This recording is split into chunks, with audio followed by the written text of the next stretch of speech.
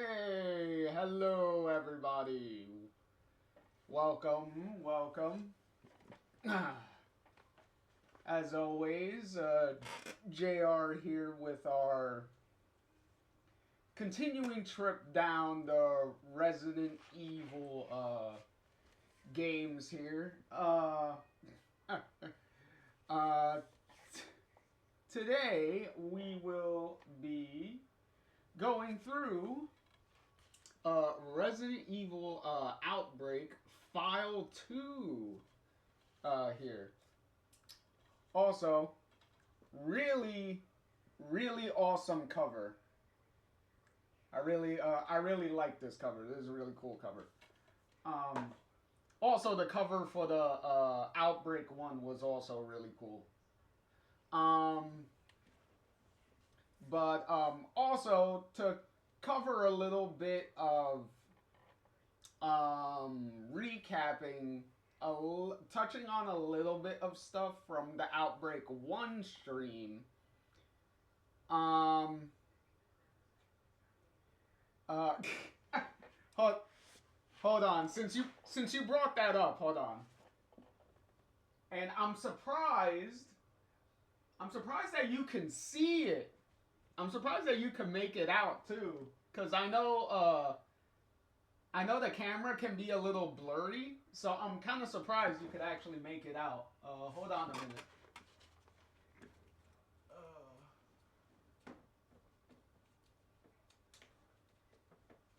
Come here. Come here. Come here. Oh. Okay. But yeah, since you brought it up, here you go, everybody. There you go. There you go.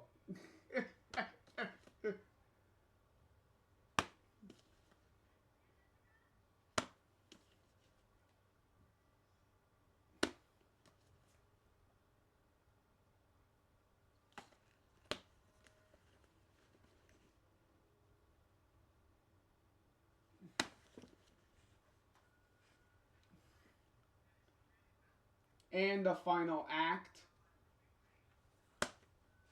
And last but not least, the remake. Not the remakes, the movies. There you go.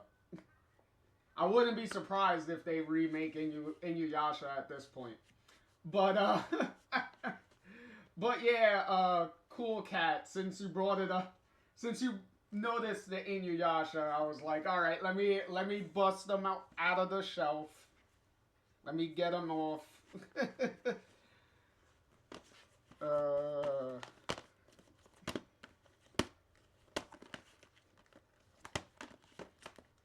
Oh, also, hold on.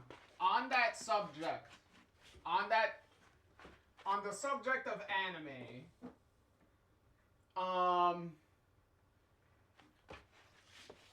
as a little bit of a wink, to Triune, as a little bit of a wink to Try, and don't worry, Try, you will know what I'm getting at as soon as I show it to you. Hold on.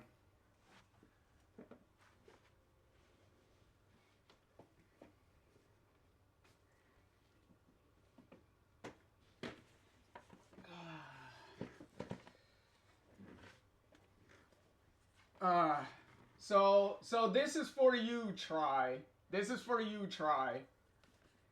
Just so you know how much, Try, how much I also love this show.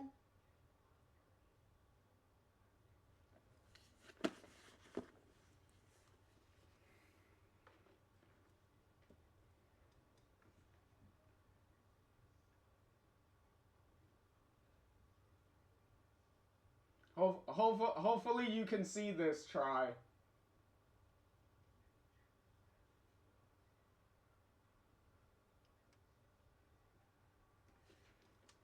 See? See, try this is for you. This is for you. All right, this is for you. Also, to be honest, try the we obviously would have the same sets because I believe these have not been re-released in a very long time. Because I believe these are out of print. So these are very rare to come by, to find. Especially complete like this. So I don't know if they're ever gonna get re-released. As you and I both know, Try, the situation revolving these is pretty complicated, so I don't know if anyone is going to re-release these in any way. Hopefully they would, but we'll see. We'll see. I hope they do re-release these.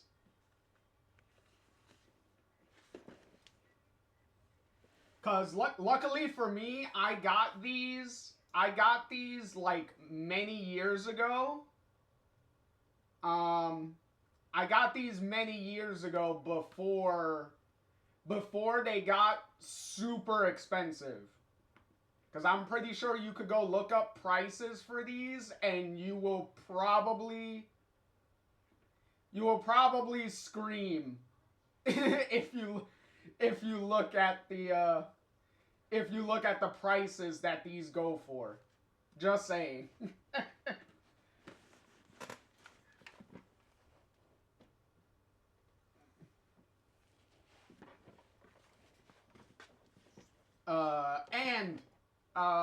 Hello, Happy. Hopefully the boy continues to be happy. But,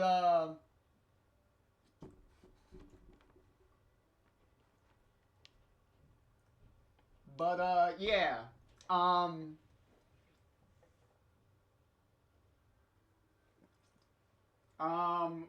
As I was saying before we all kind of nerded out over anime and stuff, uh, which I'm surprised it took this long,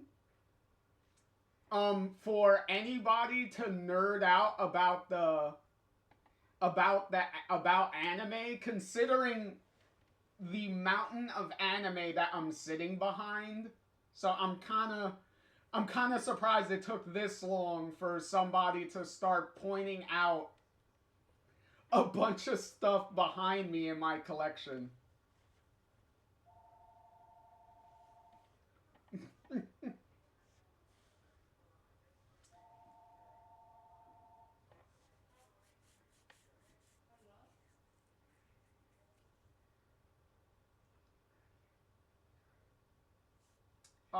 Well, that's Happy says, today started out super hard, but it's been a great day after that. Well, the important thing is at least it got better. At least your day got better as it went along. But I'm sorry to hear that it didn't necessarily start off the greatest for you. So hopefully now that you're here, we can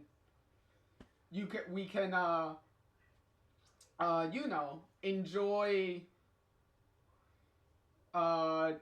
brightening up your day. So so hopefully we can do that for you.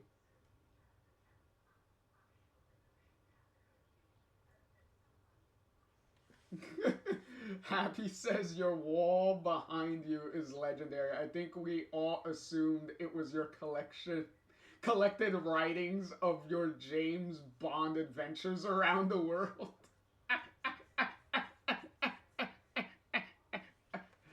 uh no pro- Hey, no problem, cool cat and happy boy with the shout outs. Like, hey, that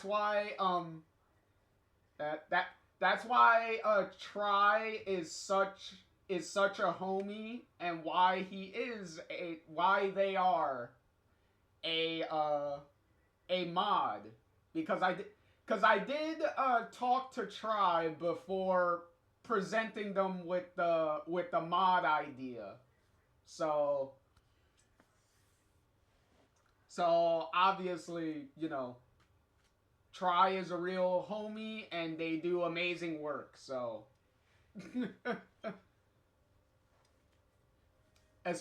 especially since I'm trying to talk and discuss and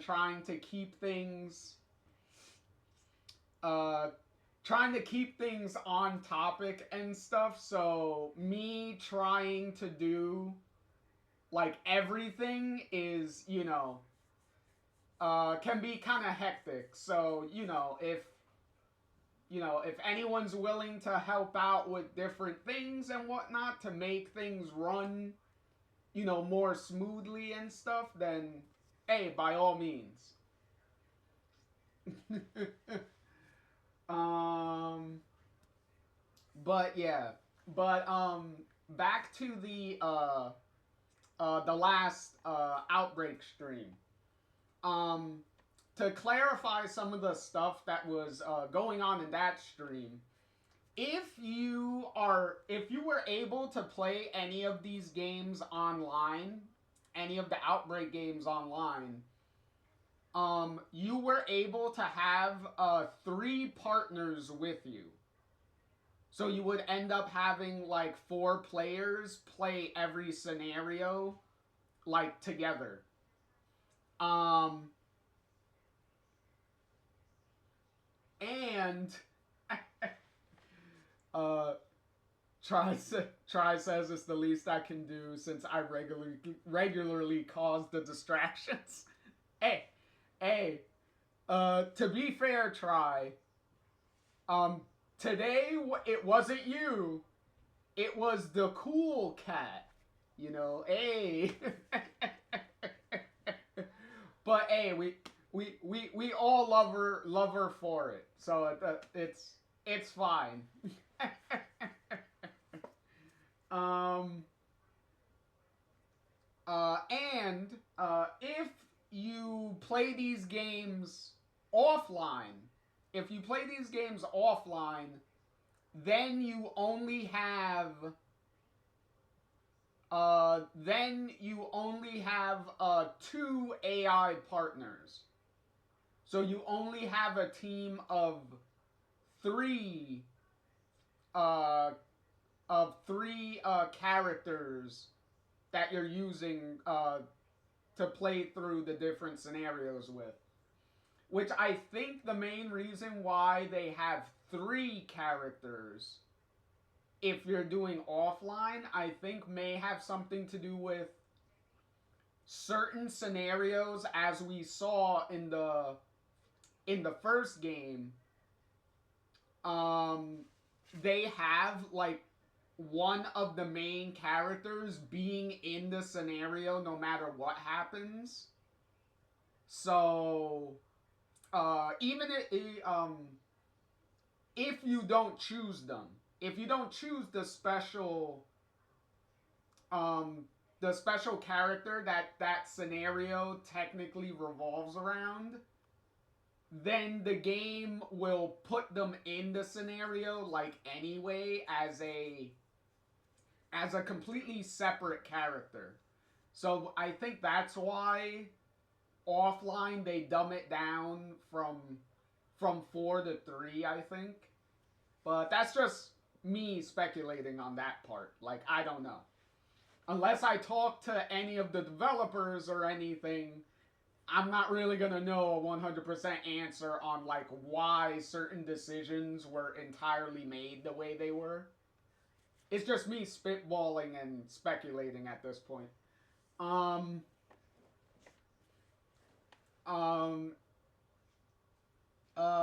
what other?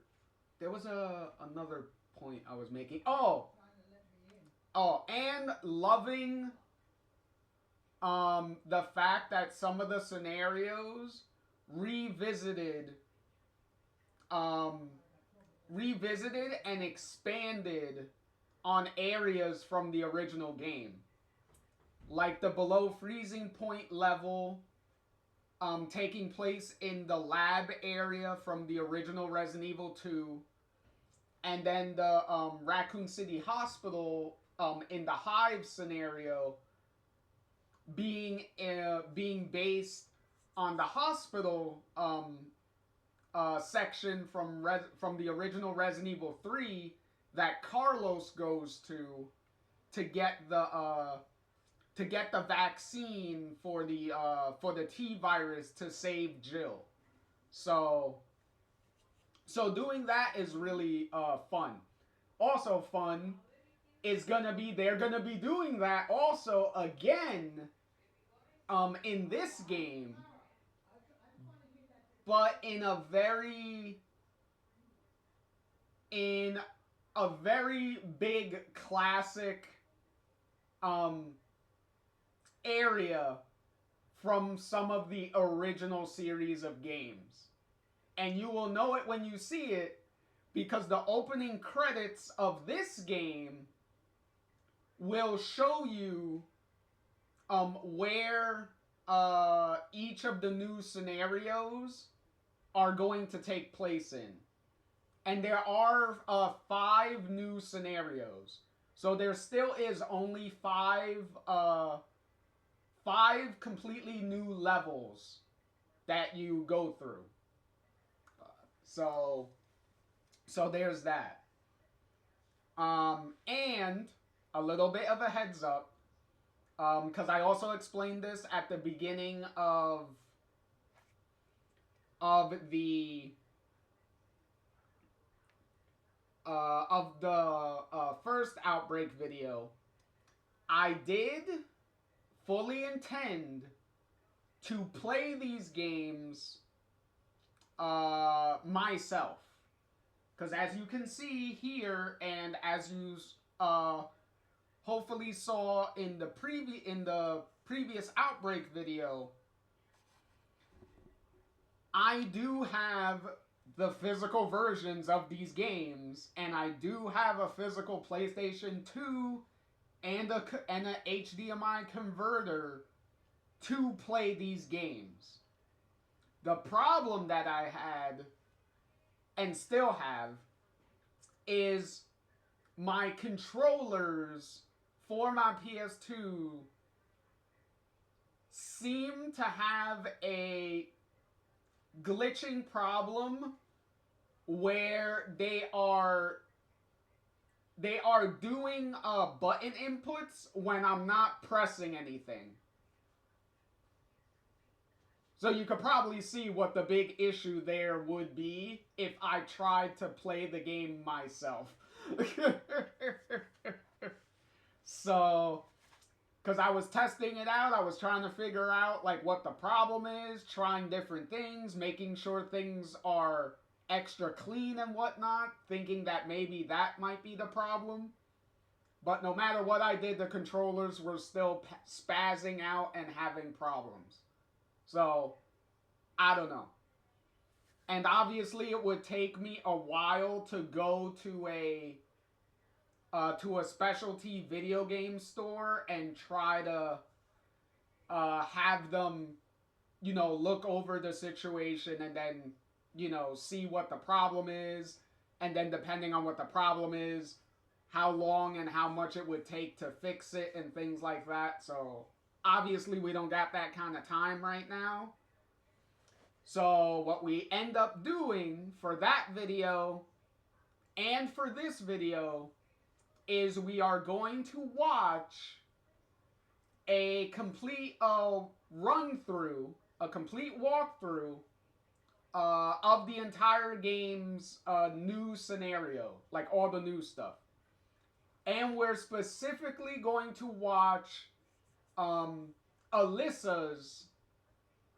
the Alyssa character, her playthrough of all the scenarios. And if you know the reason why that we're specifically choosing Alyssa for this, then you definitely have been keeping up with the latest Resident Evil news. so yeah. Um So that's pretty much what we're going to be doing. I believe the video that we're going to watch is from the same content creator that we saw Outbreak 1 video. Outbreak 1's video, I believe it's the same content creator. So lucky me that it didn't take me long to find a good video that covers all the bases that I want to cover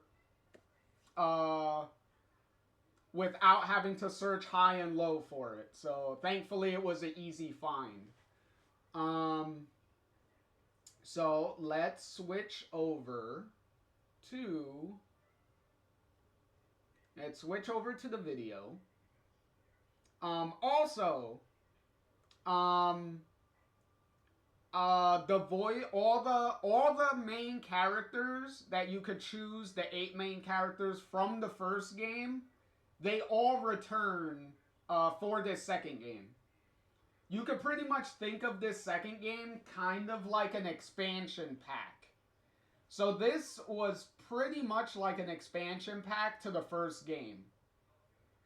So much so that there is an option in this game to carry over all of the unlockables and stuff that you get, as far as costumes and concept art and movies, I think. You can carry that over into this game.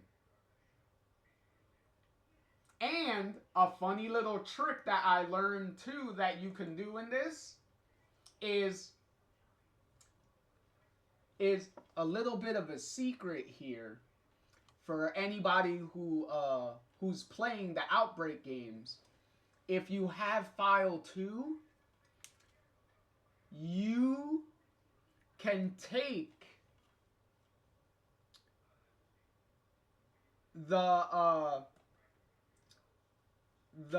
kind of link Outbreak 2 to the first game, and if you go into the first game, it will have already unlocked all of the content in the game already for you. And then all you have to do is earn the points to buy everything in the in-game shop that you want. So you don't have to go through all like the big challenges of beating the game on hard mode, very hard mode, like all that stuff in the first game. So kind of funny how that works. That you could kind of use Outbreak File 2 as a cheat for the first game to unlock everything, which is kind of funny.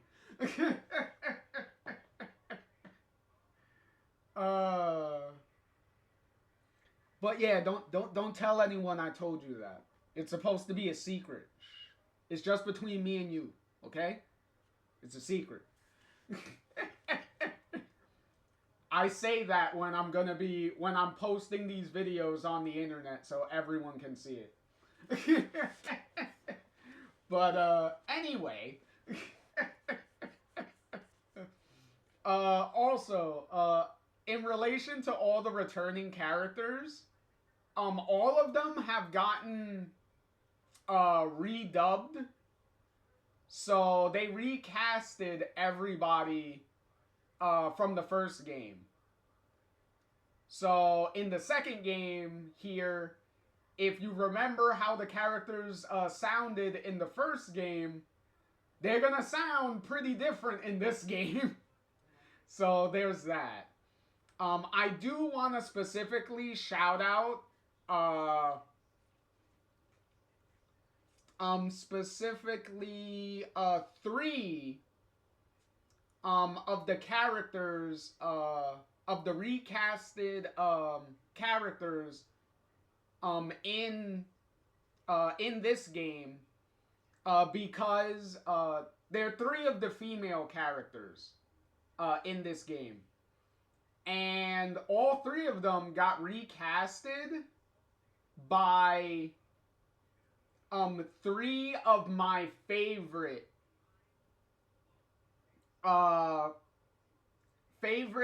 female voice actors of like all time.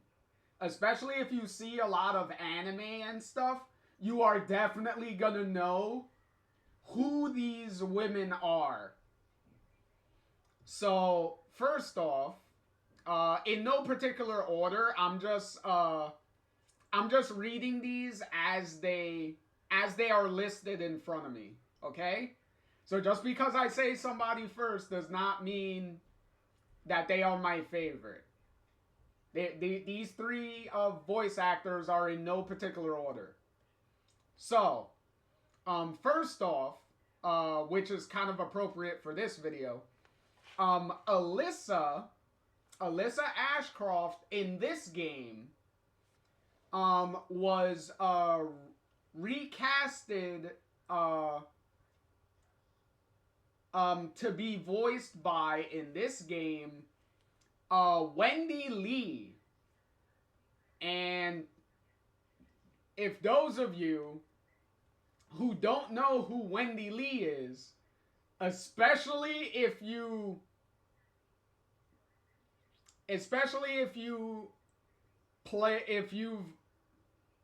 like seen a lot of anime, like, you definitely should know who Wendy Lee is.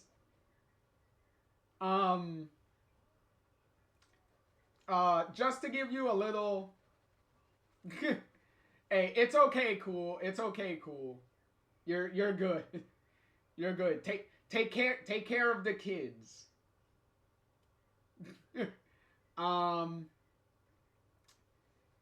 For instance, some of the biggest names that Wendy Lee has voiced in anime, we are gonna start off really hot, and that is Faye Valentine from Cowboy Bebop.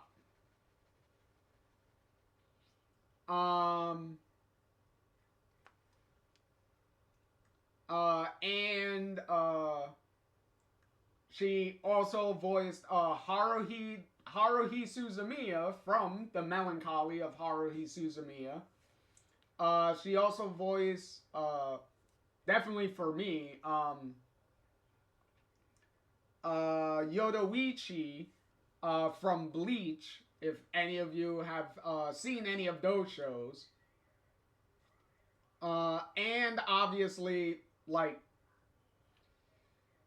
geez, countless other, like, animes and stuff on here. Like, we would be here, like, forever if I was reading off, like, a lot of the roles that some of these VAs have done. And then, for those of you who aren't familiar, Alyssa was the reporter from the first Outbreak. And then Cindy, who was the waitress at the bar in the first game, she got recasted to be voiced by Michelle Ruff in this game.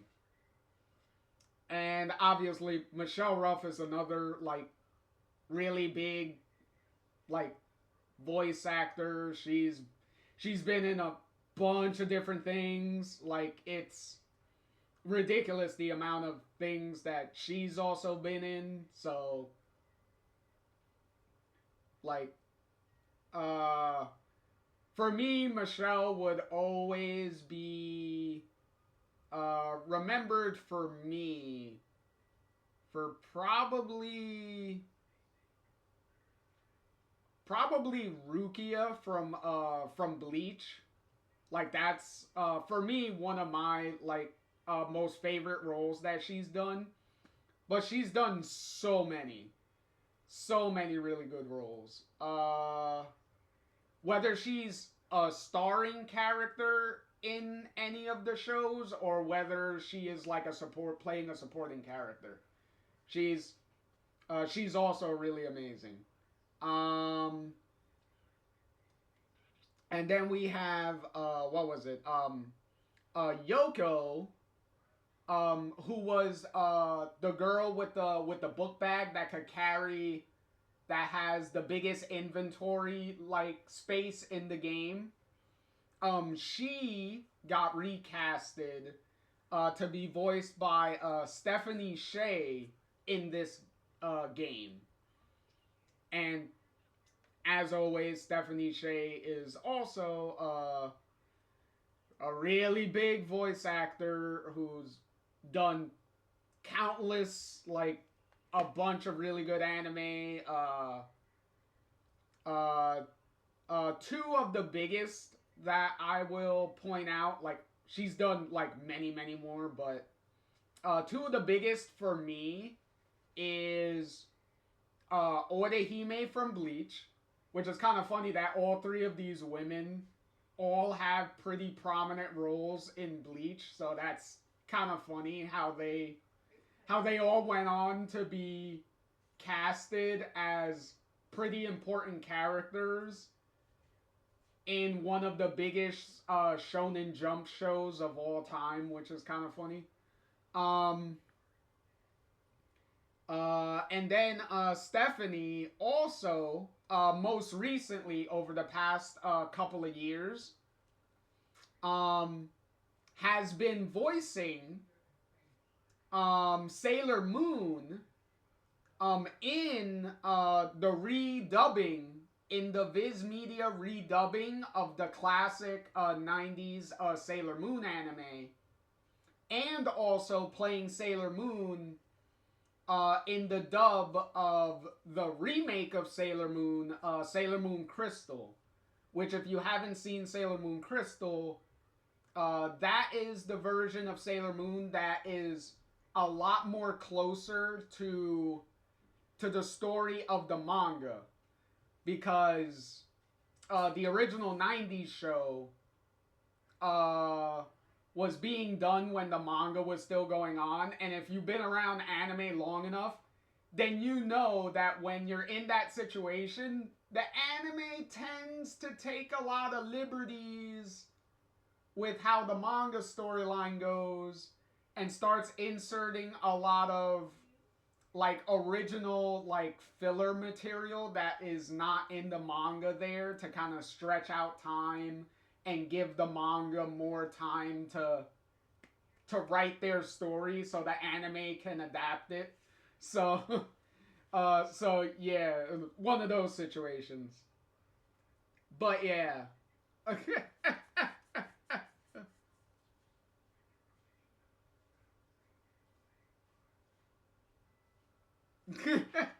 Oh, thank you so much, Try. Try, just notified me here that they are currently on a 45 stream streak. Wow, I definitely misnumbered you on Jaquette's stream earlier. Because in the chat in Jaquette's stream, I quoted you as being like still in the 30s in terms of the stream streak. Because the last time I saw the notification, I think you just hit like 30 or whatnot. So really crazy that you are already at 45. That is amazing, and as always, thank you so much for your continued support and everything. Even when we have like like every now and then, like little like disagreements and stuff like that and whatnot. Still, always thank you for the continued support and everything, and that we can always, you know,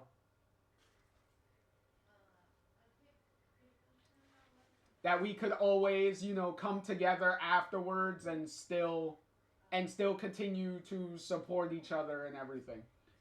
Um, uh,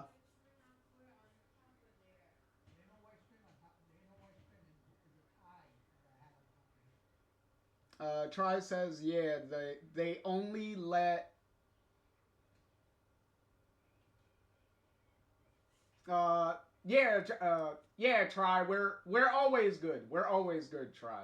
We're always good. Like I always say if that it's always good. It's always good and healthy to be around people um that have different opinions and different perspectives than you do. Obviously, as long as everyone can be respectful about it and stuff, then it's fine. Because if you always surround yourself with people that think exactly like you do, then all you're really doing is placing yourself in like an echo chamber that does nothing for you and doesn't really give you like fair perspectives on like different sides of different issues. So so that's how I see it. Like like everyone can have like disagreements about whatever, but as long as everyone can have a healthy, like respectful, like discussion about it, then why not? Um but yeah. Nice cool cat. The your daughter chose Totoro now. Well, obviously Totoro. Totoro's amazing. uh, but but yeah, as I was saying, Try said they only let you share so many milestones. The milestones get farther and farther apart the longer the streak gets. Oh, okay. Okay.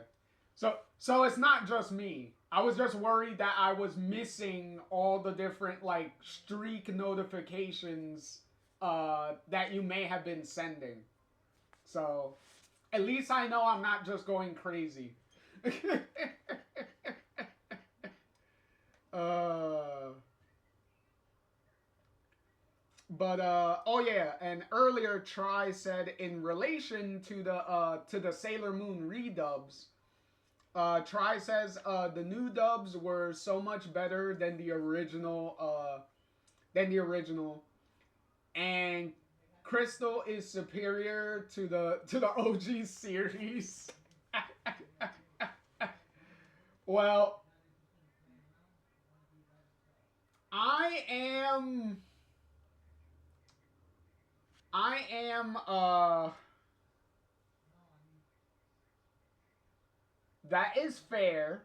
Like I do see why. Hey guy, how's it going?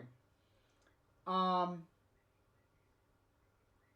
um I do see why you would say that Crystal is superior to the original anime. I will say I still love the cheesiness of the original Sailor Moon anime. And that's not counting the original English dub. The original English dub was bad. Even at the time when I saw it, I could blatantly tell, like, yeah, this is not great. But I do love that they weren't trying to take themselves seriously with that original dub, and it was rightfully very cheesy. It was pretty much just as cheesy as a dub as technically the show was. So, and plus, say what you want about the original dub, but the dub, the English dub that they gave the theme song for Sailor Moon was still a catchy ass banging song. Like how they translated the original Sailor Moon theme was amazing. Like, I will say. And actually very closely accurate to the translation of the original theme song. So I will give them credit for that. The original dub itself within the show may have been completely, like, off base, but the theme song is definitely where all the effort went into. I will say that. And Try says, yeah, the OG opening still slaps. Yes, exactly. Try also says, oh yeah, I still like the OG anime, but the manga moves quick, and I like that Crystal was following closer to the manga. But the OG Sailor Moon was pretty much Power Rangers with its Monster of the Week plots. That is technically why I watched Sailor Moon in the beginning. Is because it was for me it was pretty much Power Rangers if they were all wearing mini skirts, and they were all if they were all women, pretty much. Like if it was a team of women and they were all wearing mini skirts. That was literally what the show was for me. And I was like, okay, I like Power Rangers, so I'll probably like this show, even though it's pretty girly. Even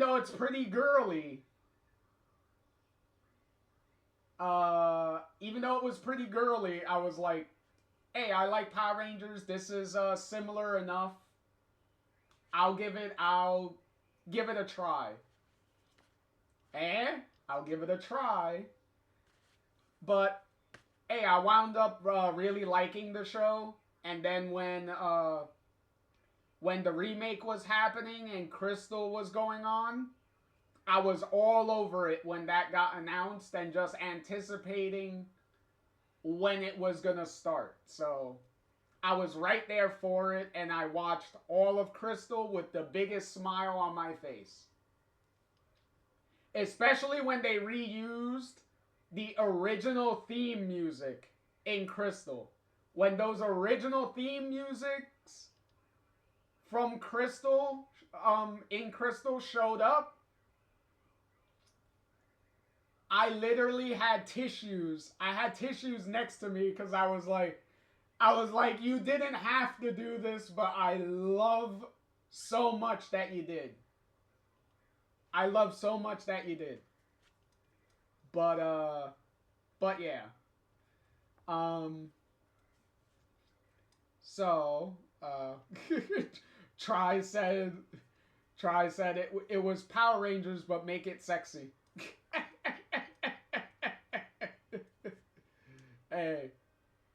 Hey, I'm not saying you're not wrong. That is a pretty accurate statement.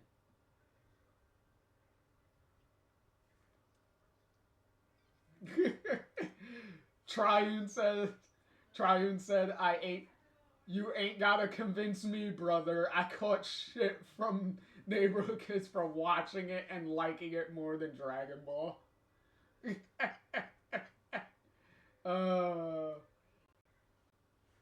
uh, ironically, ironically though, I didn't get, I didn't really get like teased or bullied really for liking Sailor Moon really, which is kind of funny. Maybe because the people, the friends and stuff that I had and the people I was around, like, probably didn't even like either watch anime, or even if they watched anime, they probably just didn't care, or they also watched it themselves, so they were like right on pretty much. But yeah, I never got teased or bullied or anything for liking Sailor Moon. Even though I thought that that would be an issue, but thankfully for me, it turned out it wasn't really an issue. So I am sorry though that you had to suffer from that type of teasing and bullying just because you liked a show that wasn't manly enough. Um,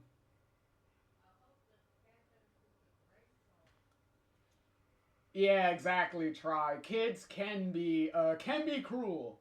Yes, not saying I never got like bullied and stuff like I have, but I'm just saying that that wasn't one of the things that they used as an excuse to bully me. It wasn't that wasn't the things that one of the things that was on their agenda. uh but yeah. Um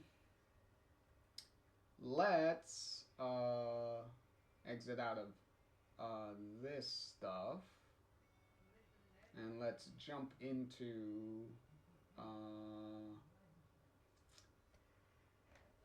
yeah, it's almost an hour in and we need to jump into the actual game. uh uh uh Try says, thank you, I'm over it now. I have cool friends who stream and like cool stuff like you, and those kids are no are now broke criminal adults, so I win in the end. Exactly. Like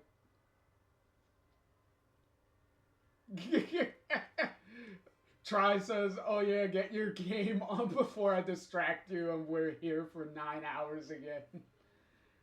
Well, thankfully we're watching a video, so there is already a predetermined amount of time that we're gonna be sitting here watching it, so that's a good thing.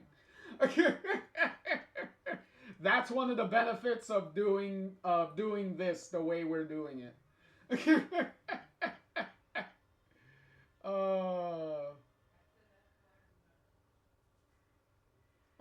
uh, but to your point earlier, Try, it is really satisfying. It is really satisfying when you know some of those like people that have bullied you or treated you like really bad throughout your life, and you hear like how much karma is coming back at them for all like the mistreatment and stuff that they have done onto others. It's a pretty satisfying like feeling where it's like hey, karma comes for everybody. It may not come right away, but at some point, karma comes for us all. At least that's what I believe. That karma's gonna come after you no matter what, at some point. Not saying I wish the most extreme ill will on anyone that has treated me awfully throughout my life, but hey, a little karma on people can hopefully be a humbling experience. And that is truly one of the best things that I could hope for people like that, is that the karma that they get will hopefully humble them to be a better person. That's the best thing that I could hope for those type of people. All right, here we go.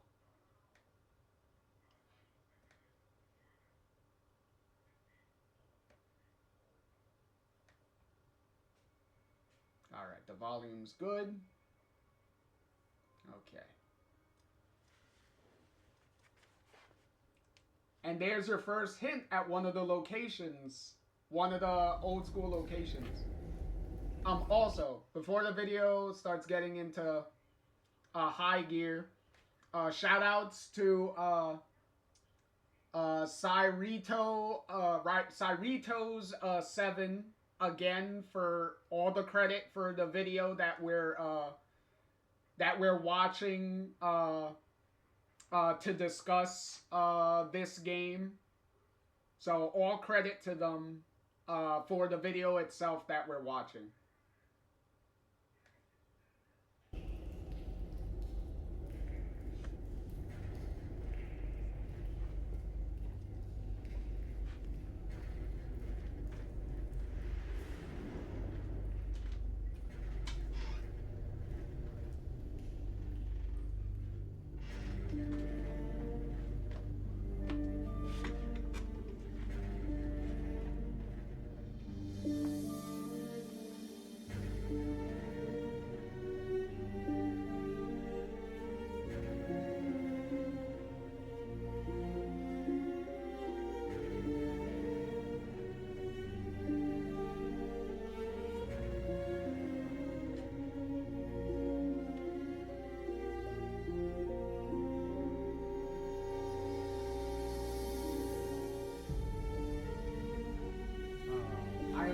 I am so glad they reused this same theme, because this theme from the first game was so good. So I'm so glad they reused it for the credits again.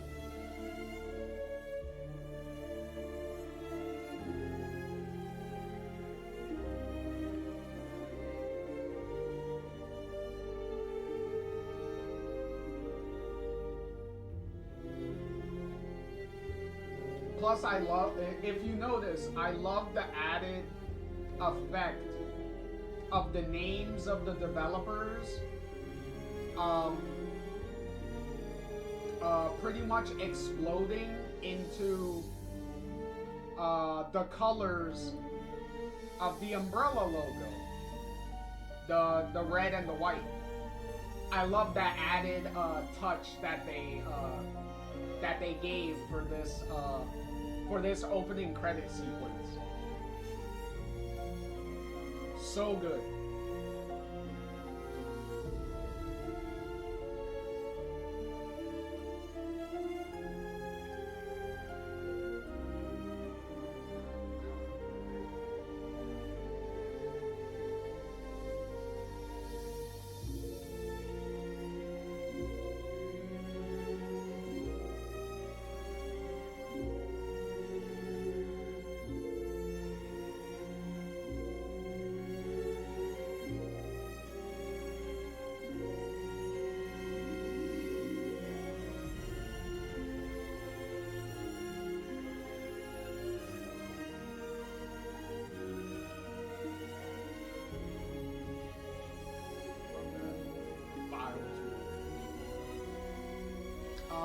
also, real quick,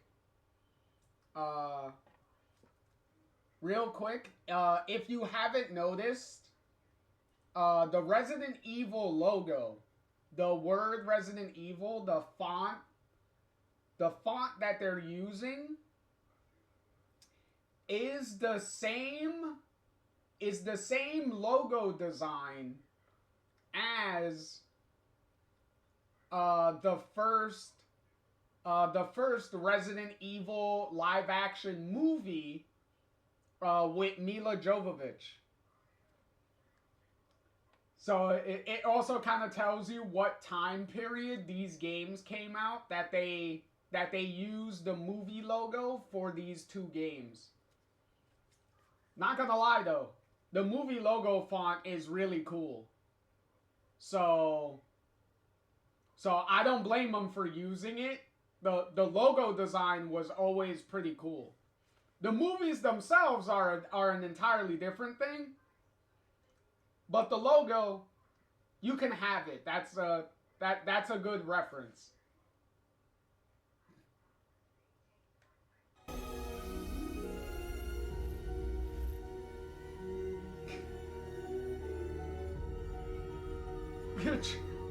Try like, oh my god, it is. Like it just dawned on. Yeah, I know. That's why I was pointing it out. Like, I was like, if nobody has figured it out by now, this is why I'm mentioning it. Try says you're all going to die down.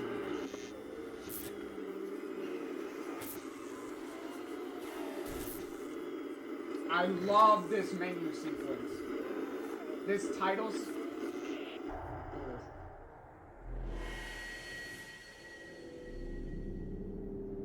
So good. So good. Resident Evil.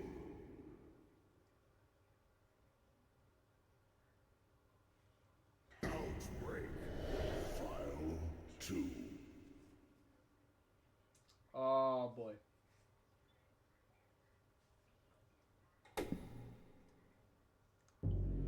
Obviously, if you can't tell, this game came out in 2004.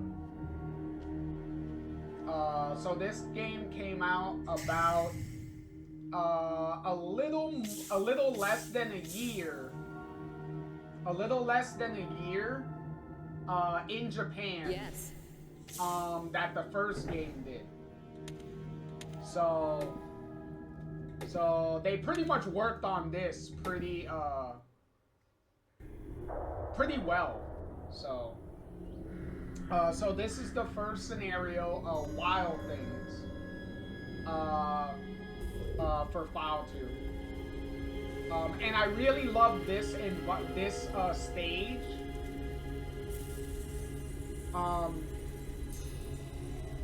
Because well, we'll see once the stage comes in. Once the stage starts, we'll like, I'll point it out if you haven't figured it out. Try says, shout out to Paul. Look at my hot wife Anderson. Hey, he should change that to his legal name. Because that's literally who he is. Like, he should actually have that on his ID. His ID should say that.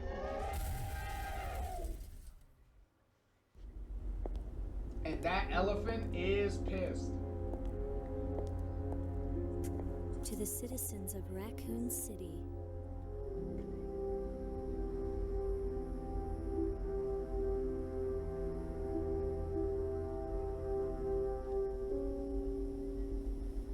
That looks like the city zoo's rear gate. If a rescue team's on the way, I'd better hurry. Hi, Michelle. I have kind of a bad feeling about this, but it looks like I should check it out. Again, shout out to Michelle Ruff there, as Sydney. Try says the WS in Paul Anderson's name stands stands for wifey sexy.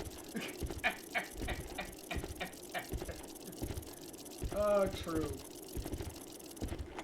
Also, yet again, the lock-picking mechanic for, for Alyssa here.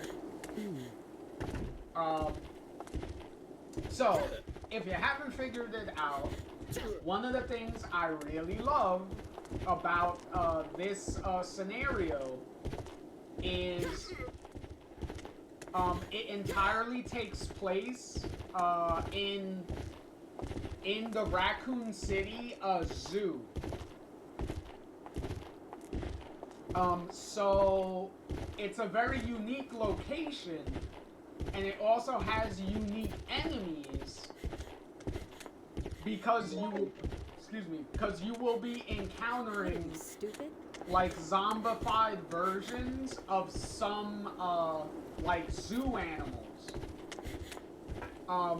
which are also like enemies that you don't see in pretty much any Resident Evil game besides this one. So it's pretty unique.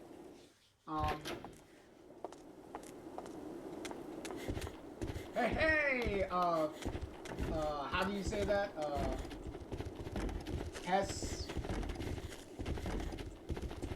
I'm just gonna say Seagull.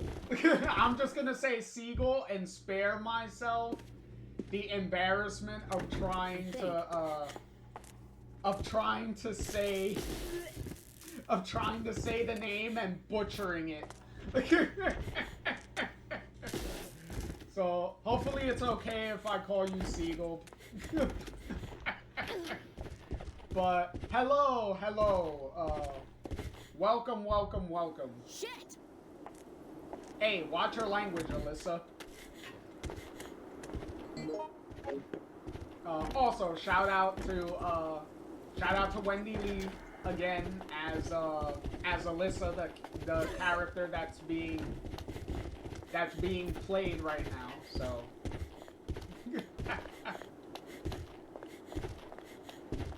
Hey, Lino, how's it going? Yeah, we kind of just started watching the video. So you didn't really miss much.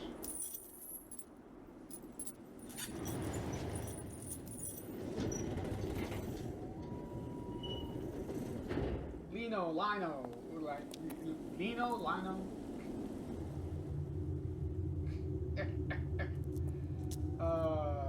I just don't want to end up zombie chow.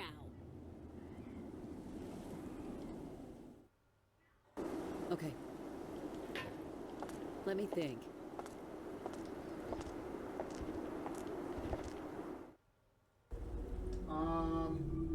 Also, a big thing to know about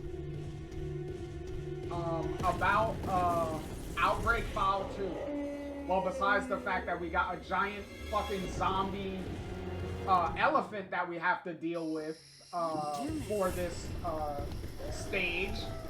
I agree. is these scenarios for File 2, there is a lot of dynamic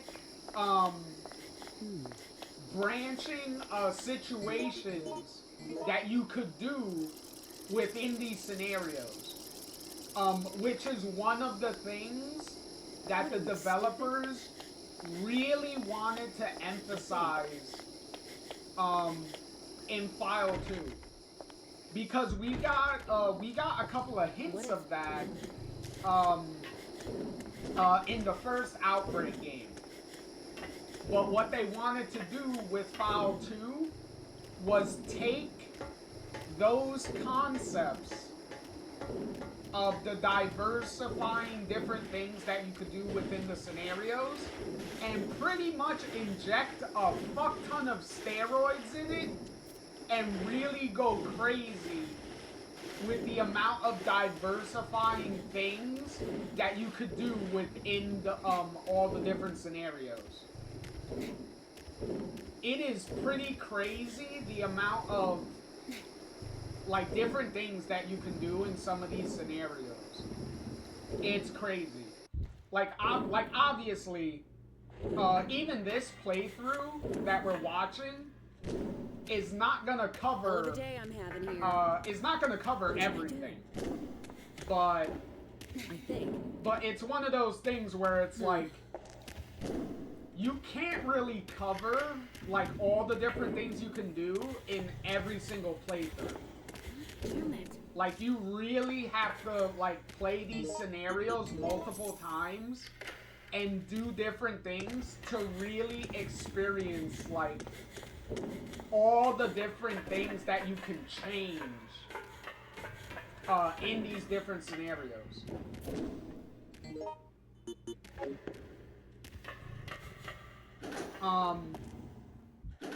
Cause we'll get to it in a we'll get to it in a couple of the different scenarios that are gonna come later in the video. But there are certain scenarios where you can entirely like fail like certain objectives, and because you failed those objectives, you have to find a different way of getting out of the situation that you're in. And the game gives you some different alternatives to finish the different scenarios if you fail at the main objective. Which is pretty crazy. That you don't like get a game over. Like the game just keeps going and is like, okay, you failed at doing this thing. So now to finish the level, to finish the scenario, Shit. you have to go and do this now. You have to do this thing now. So, which is kind of crazy because doesn't that sound like certain like choose your own adventure like type of games, like certain choice-based games that we have nowadays? Like, doesn't that sound like an Until Dawn game, or like one of the Dark Pictures games, where if you fail certain things or you get certain characters killed, the game just keeps going? It's pretty crazy that that Outbreak, especially File 2 here, was already like pioneering and like innovating on those concepts long before like a bunch of other developers and stuff started doing like things like that.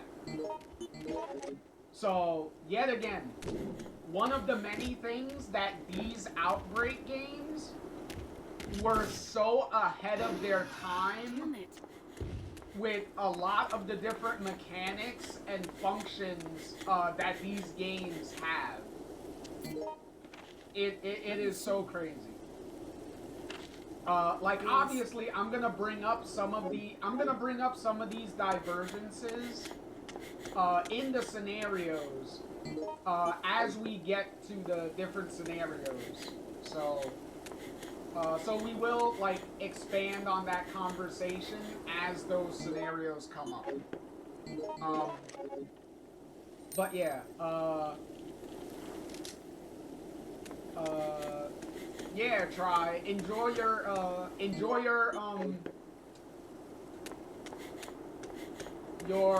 deck building on the your Horizon deck building.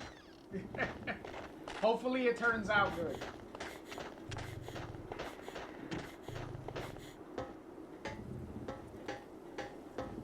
as always, Try. Thank you for the lurk and everything.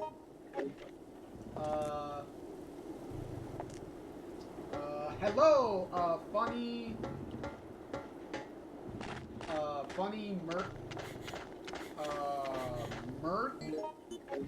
Merkava. Hopefully, I'm pronouncing that right. I do apologize. I am not really the best with names.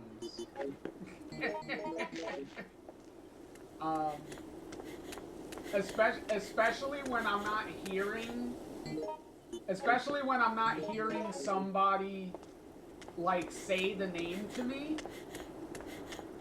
Like it's harder for me to like to say a name if I'm not hearing it being said to me, because that way it registers a lot easier on how it's to be said. But yes, I was just about to say that, Funny, that that I'll probably just call you Funny. So thank you. Wonderful. We were already on the same page and thinking the same thing. Thank you. Oh shit. But but I will but also back to the game. It's really cool because as you saw earlier, you're like fighting like zombie lions. Are you and all stuff. right? Hey. So yet again, What do you think? some of the very unique. What happened? Yeah. Some of the very unique enemies and enemy designs. Excuse me. That Outbreak File 2 has. It's really good.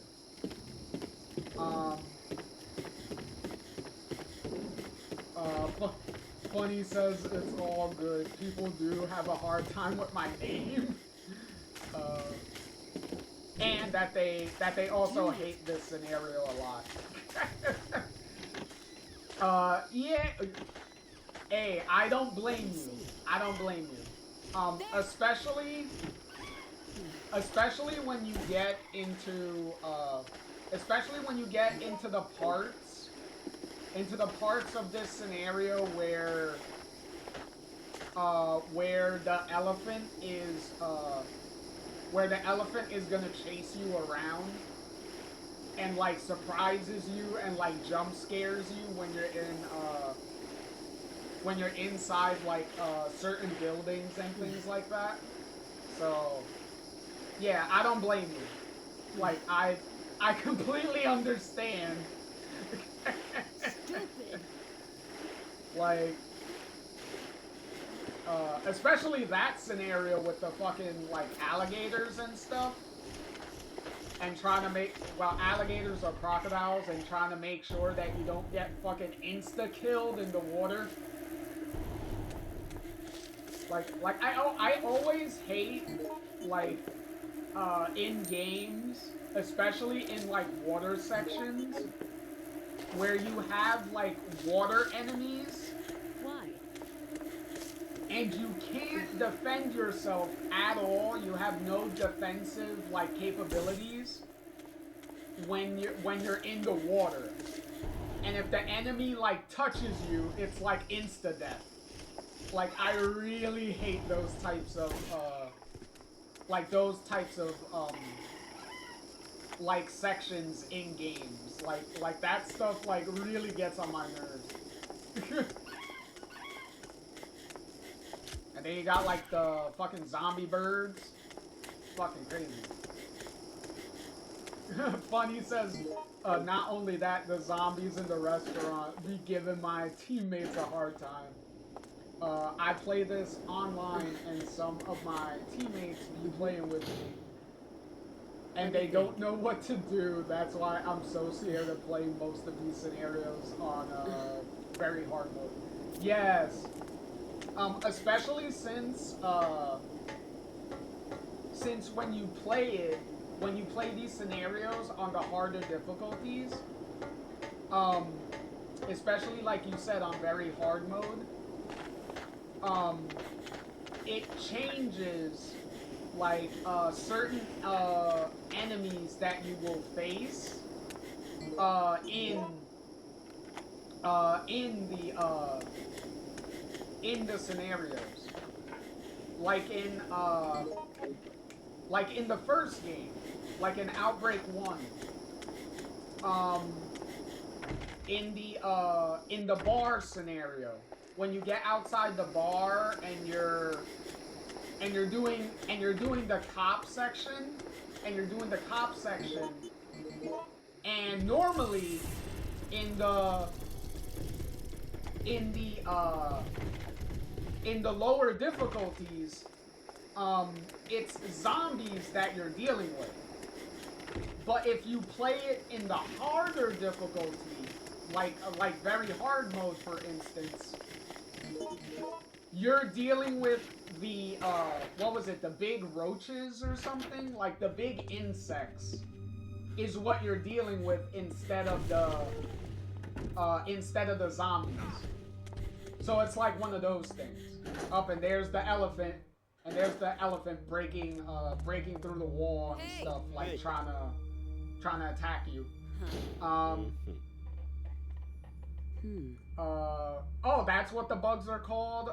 Scissor tails? Okay. I only know some of the names for some of the enemies. Like what is it? The elephant's name. Isn't the elephant's name Oscar, I think? Doesn't the elephant like actually have a name and it's Oscar, I believe?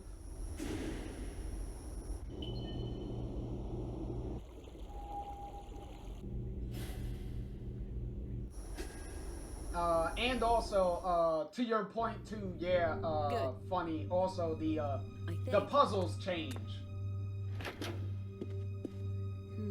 The puzzles do change, yes.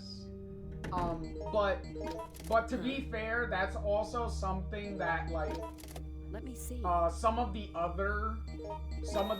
previous Resident Evil games that came out before these games, they also did. Some of the other games before this did also do that. That if you play them on harder difficulty, the puzzle solutions get shuffled around and are different depending on the different difficulty that you're playing it in.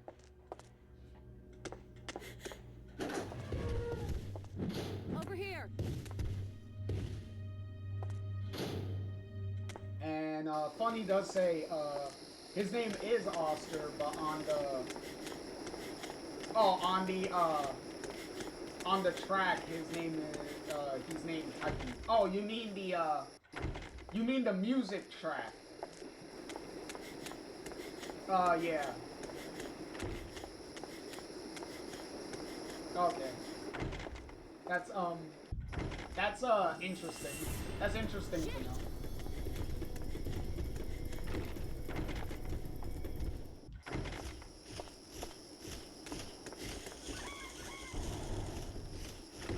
And then more zombie birds.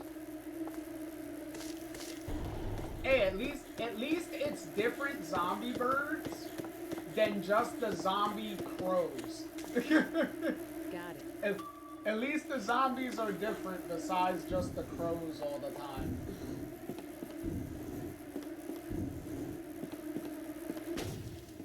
Good. No problem. Hey, little meow man. How's it going? How's it going, man?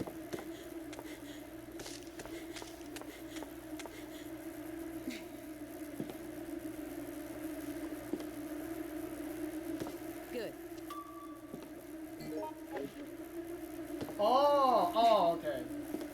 Oh, that's how, Funny says, not the music track. I meant like the actual tracker, the actual tracker that basically helps you see where everyone is, item locations, and what's in your teammates' inventory. Oh, okay, that's cool. Min, the stream's been going good. It's been going good so far. We're already probably in the middle of the Wild Things scenario, I believe.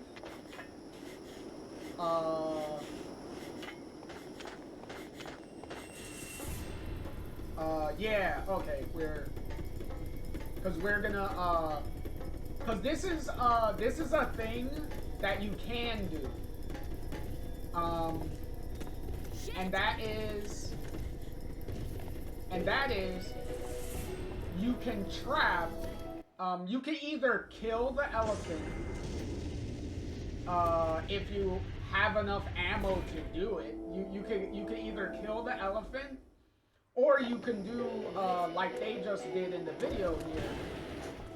You can trap the elephant, in its, cage, and then not deal with it, for the rest of the scenario. Cause if you don't deal with the elephant, then you're gonna have to deal with it at the end of the scenario, because then the elephant becomes the final boss of the scenario. So you will have to kill it to finish the scenario. Hey.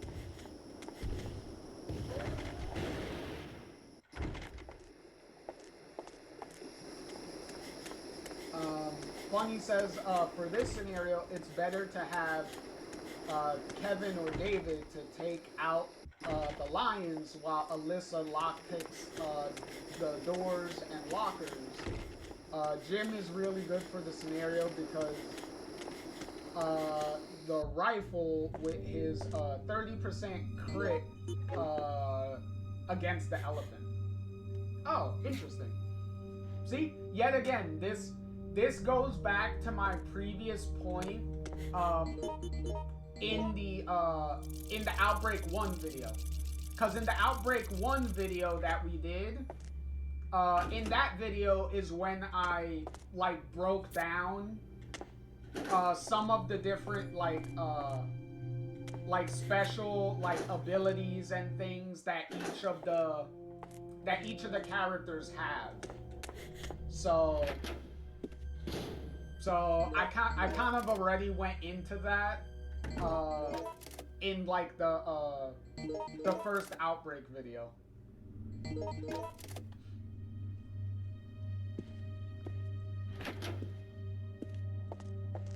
But yet again, it's one of the things that yet again they expanded on in this in File 2. Which is why earlier I referred to Outbreak 2 as a expansion pack to the first game.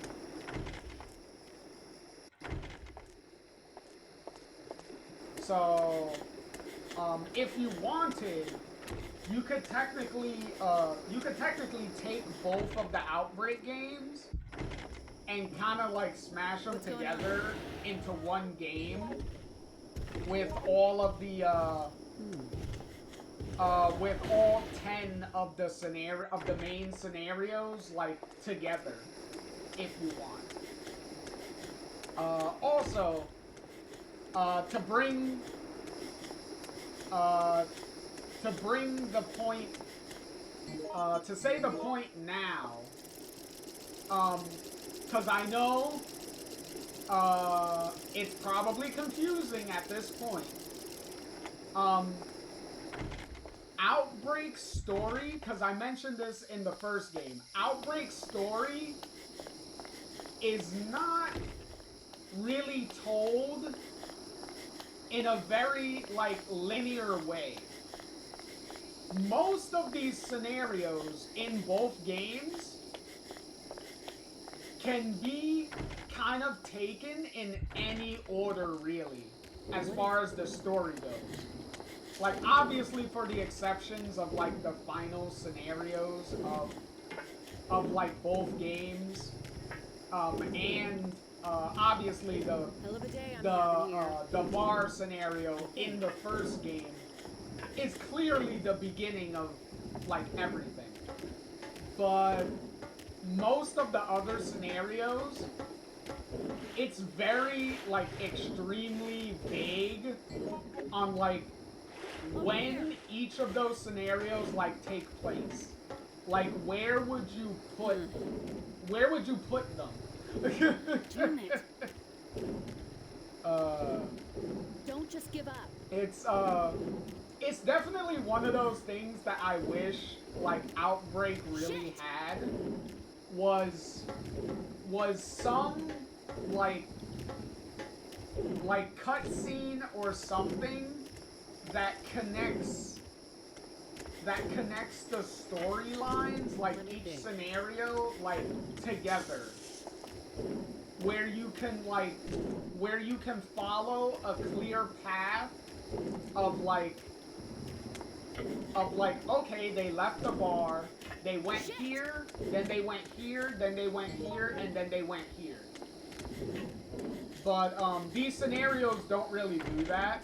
They just, like, the characters are just like, okay, they're here now. And it's like, okay, but where did they come from? Well, don't worry about that. What matters is they're just here now. And it's like, okay, I wish you had some connecting, like, threads to lead into, like, each scenario, so that way I can properly place, like, okay, they go from A to B to C, type of thing.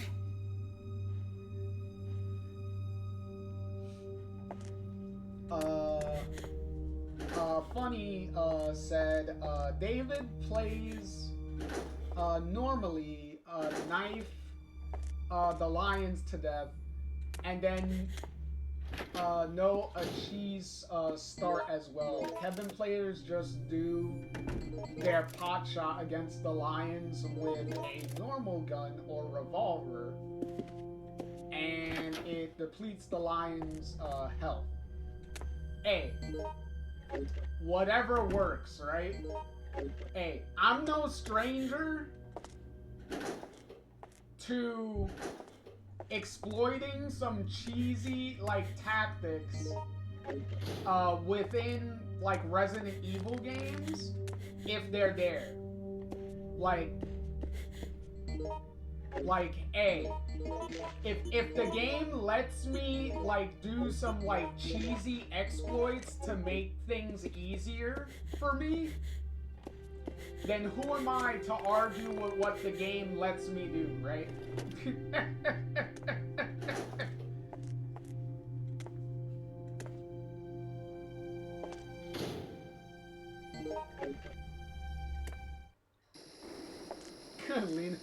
Lena said, I can't wait until we see Min's best friend, the Axeman. I don't know. I'm afraid if Min sees the Axeman, she's probably gonna, like, turn off stream and run away. The Axeman is probably gonna scare her away.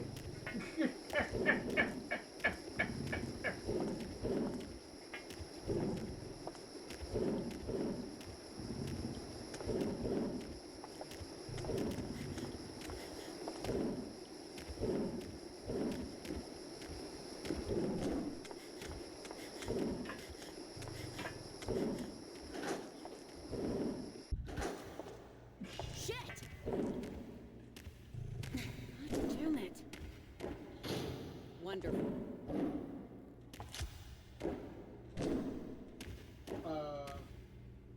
Funny says, the video here, doesn't show it, but you can actually skip the alligator part by backtracking to the elephant stage by the front and unlocking the door there. This is the safer route, but the alligator route is more quicker. Yeah, that is true. That is true. Obviously, for them when they were playing, they were probably going for like the quickest way to get through the levels. I also know that in this video, they are collecting all of the special items too. So they are going after like all of Alyssa's special items in every scenario. So they are doing that too.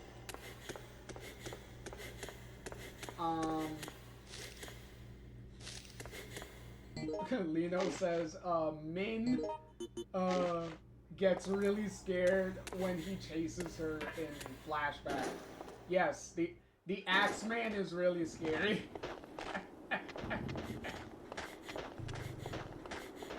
Is it? Hold on.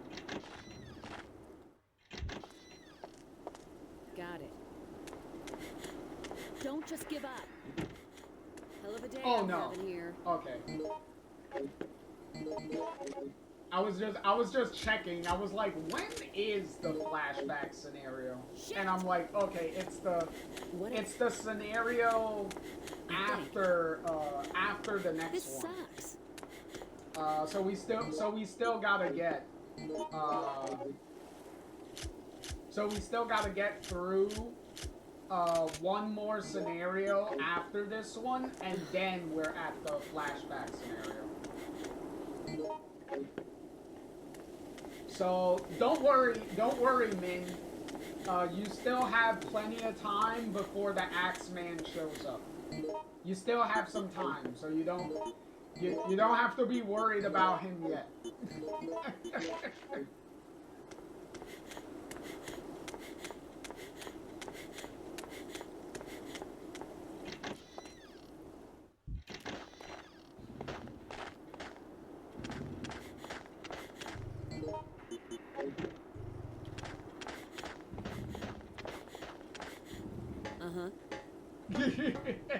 Let me see. Min says yippee because they don't have to worry about the Axeman for a while. Yeah, because the next scenario after this, I believe, is Underbelly. Right? Underbelly is the next one after this. Yeah, Underbelly is the next one after this.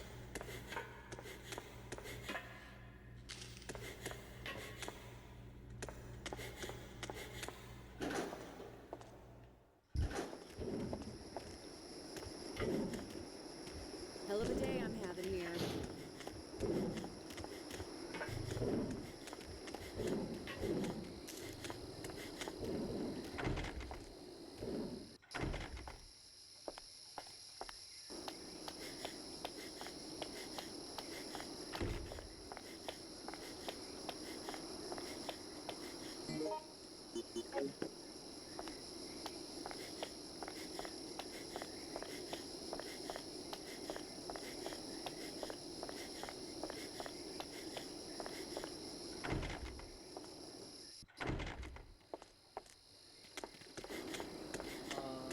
Bunny says, in flashback, all you need is a gym that's really good with the swings, and David so he can make weapons. If not a gym, then a mark, and pray they know the charge attack glitch, and a George so you can, so he can shoot you with pills.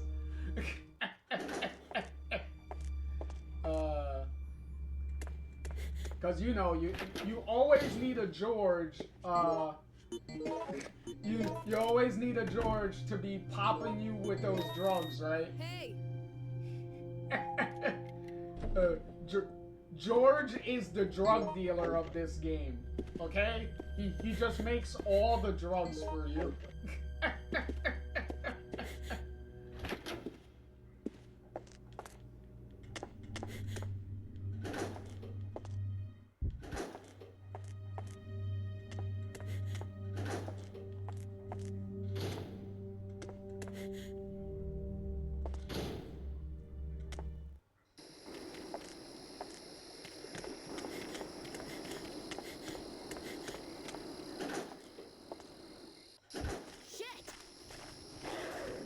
Oh, Jesus, that zombie hyena almost got like a fucking cheap hit out on him. See, I know I said this before in the Outbreak, video, but I really hate when games purposely put enemies in a spot Hell of a day I'm having here. that pretty much forces you to take a hit, to take damage in a very cheap way. Let me Like, think. I really hate when games do poor, like, enemy placement like that. Like it's just so not fair when they do This things sucks. like that.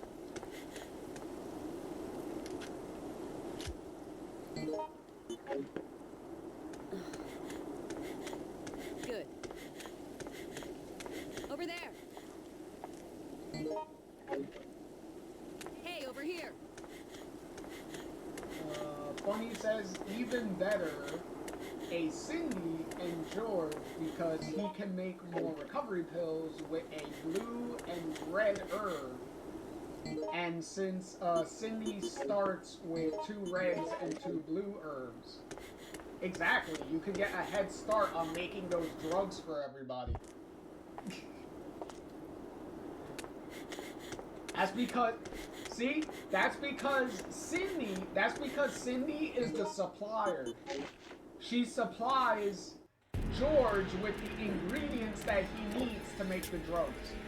That's how that works. Up. Now it's final boss time, right? Yep. Because if you already killed the elephant,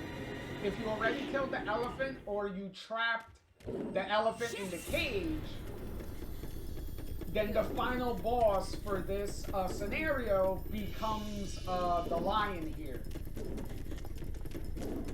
So you have to kill.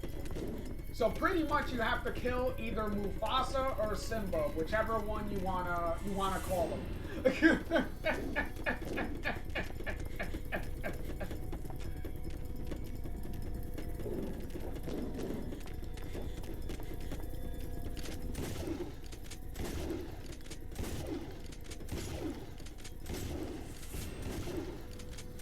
Dang, that was a nice stun locking that they had going there. Like, obviously it's not gonna be an infinite stun lock because you have to reload the gun eventually. But it's still a nice trick to do.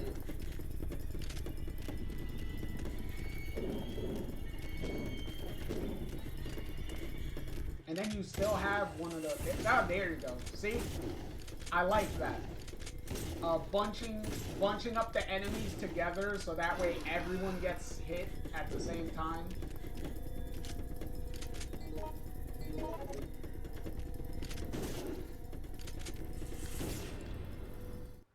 Oh, there you go. He's dead.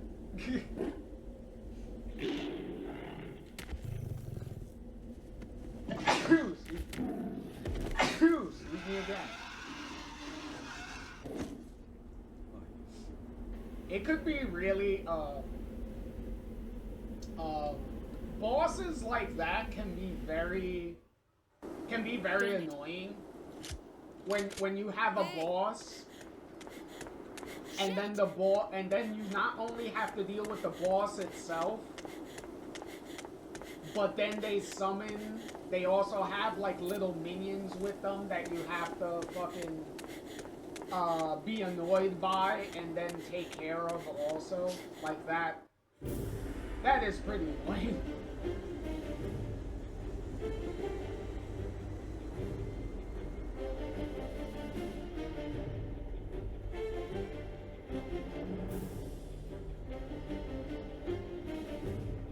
I must have said this sucks about 1 million times that day. And that was close about 1 million more.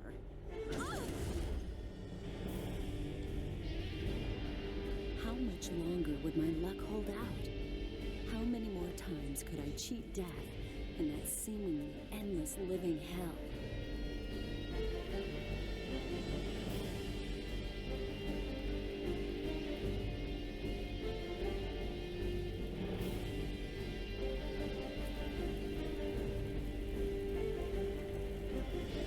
Oh, and that's a lot of helicopter crashed right on me with a lot of zombies.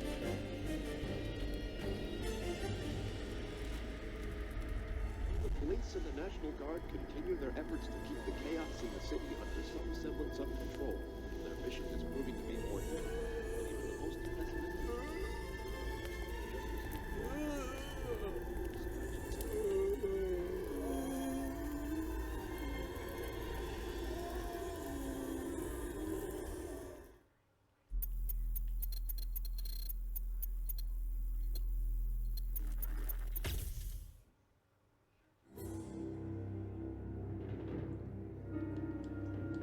Well, there you go. GG's to them for completing that scenario.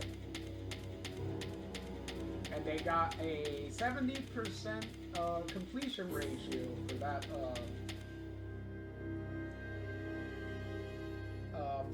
run through. And a fuck ton of points. Look at that. 42,000 points. And an S rank. Wow, that took a little over, almost like, what, 43 minutes? It said? Or, like 37, 38 minutes? Not bad. Yes. And then now we got Underbelly here. That is also a... because they're also not playing with AI partners.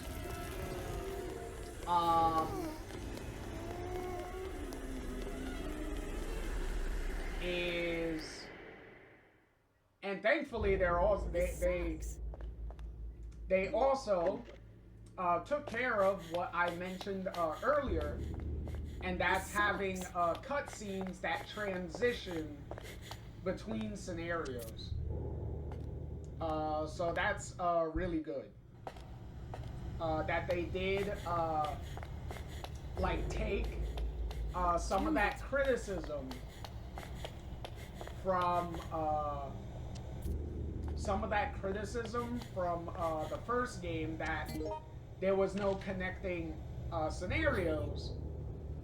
There was no connecting like cutscenes to each scenario, and then they fixed it for this game, because they clearly had a transition from one scenario to the next scenario. So,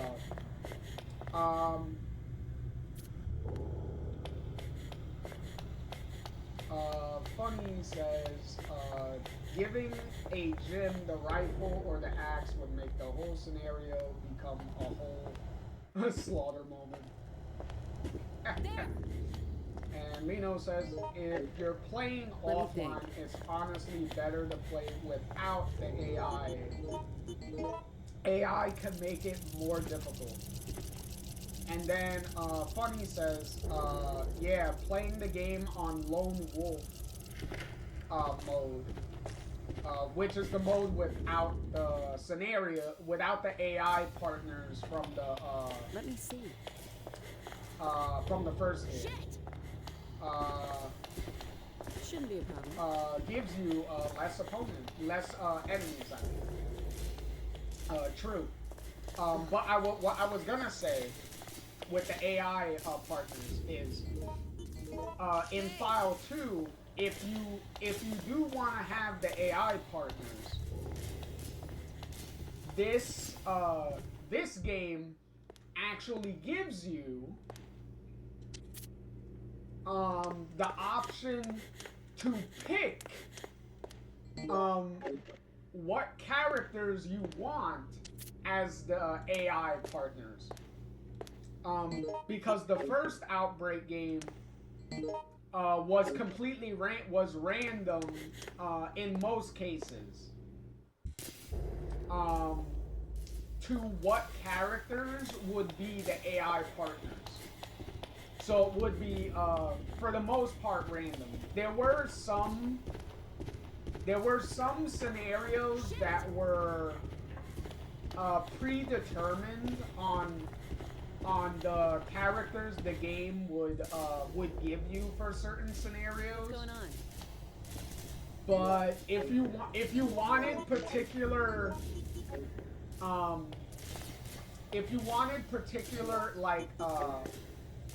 like pair endings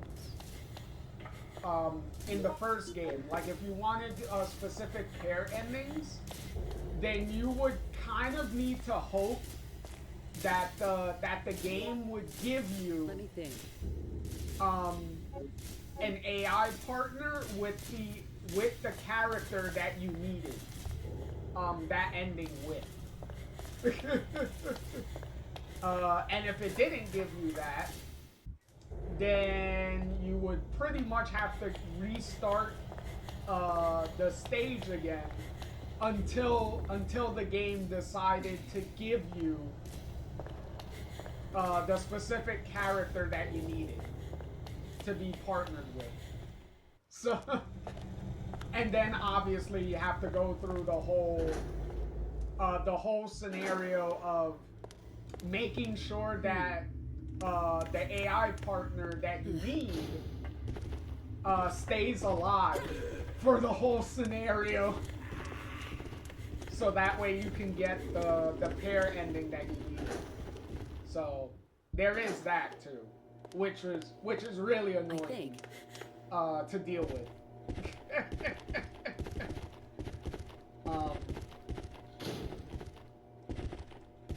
Especially since Let me think. especially since Let me think.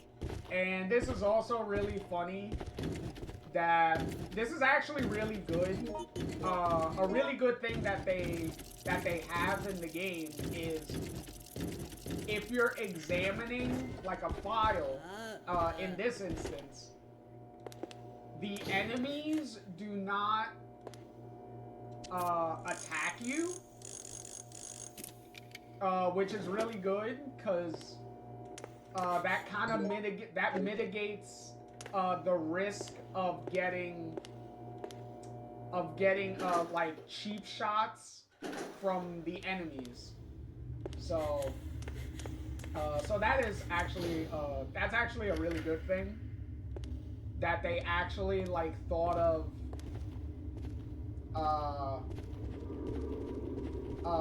certain scenarios to make the enemies a little more fair to deal with. So that's pretty cool. That's pretty good. That they thought of that.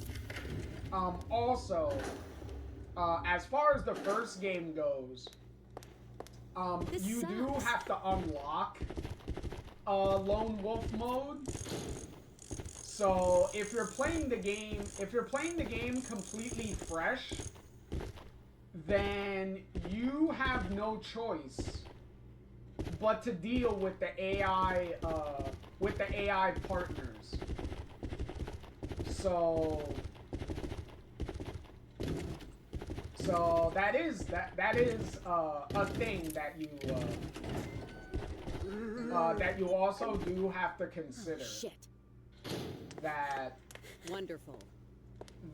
you don't have access to lone wolf mode like right out of the gate. You need to unlock it. There. And there are like unlock conditions that you have to meet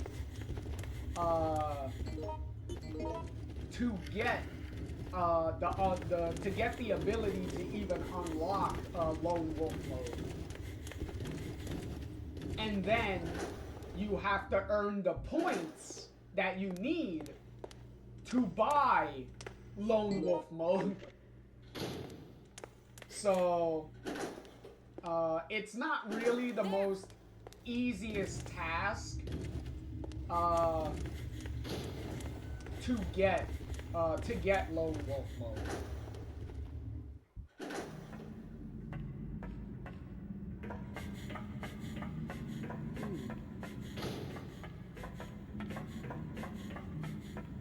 This sucks.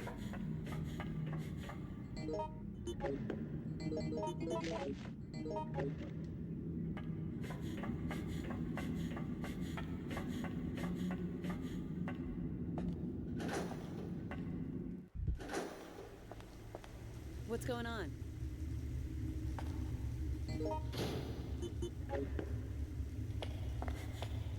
Don't. What are you, stupid? Don't mind me. I'm also multitasking here by looking through Oh, shit. some of my video game library on my TV that's next to me, and just going through the library and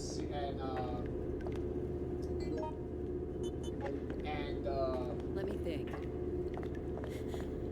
organizing certain games and stuff in my library.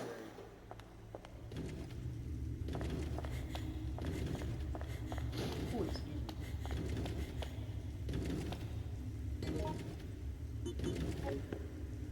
So I'm over here like drastically multitasking right now.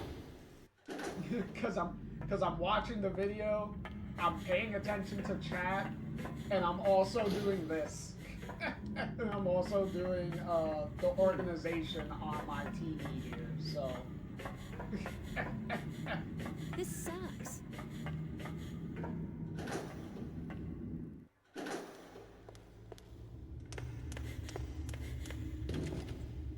Oh.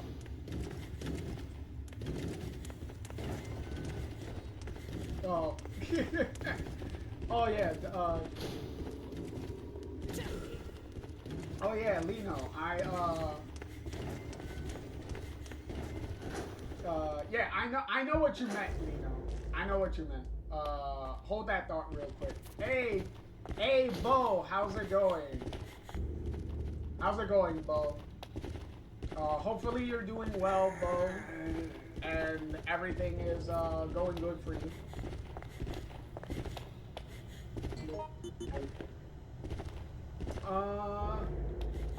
No problem, Lino. No problem. Yes, I do have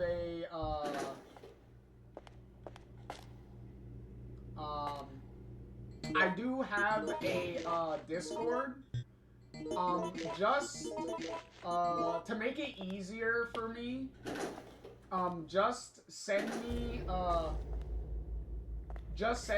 your like your Discord like information in a whisper. So send it to me in a whisper, and then I'll check it out and everything after stream.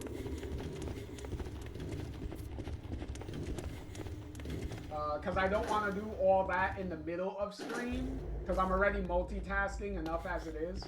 So just send me your info on a whisper, and then I'll check it out after.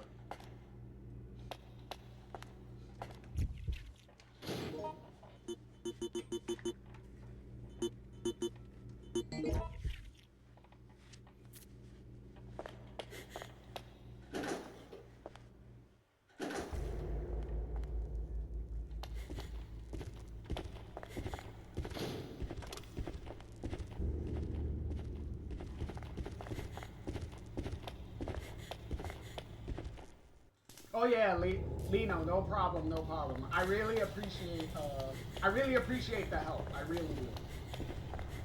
Cause I've said this before.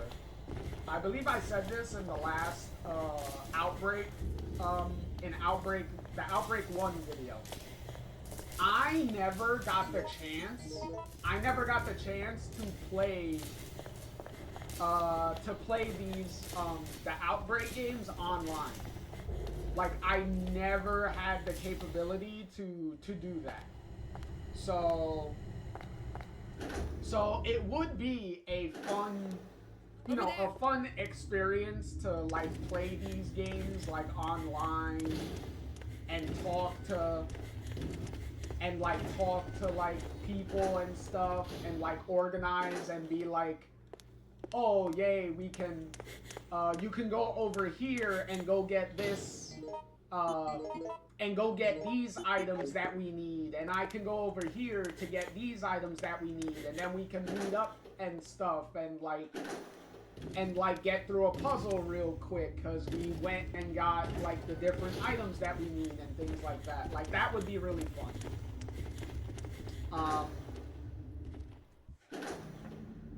Yes, funny. That's exactly what Lino is talking about.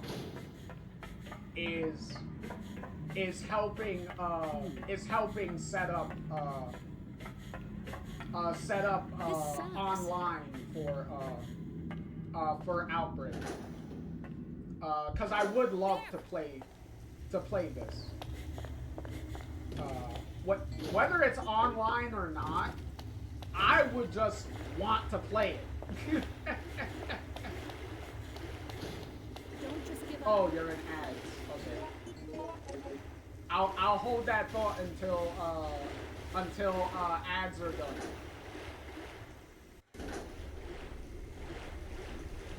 Damn it.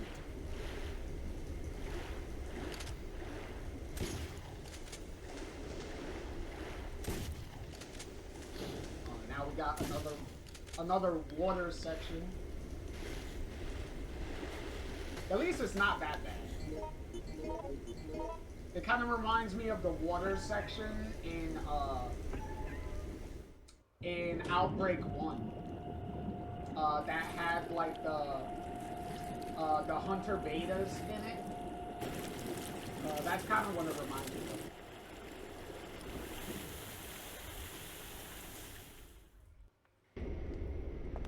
Except at least in this one, you could actually drain the water. So that's pretty helpful.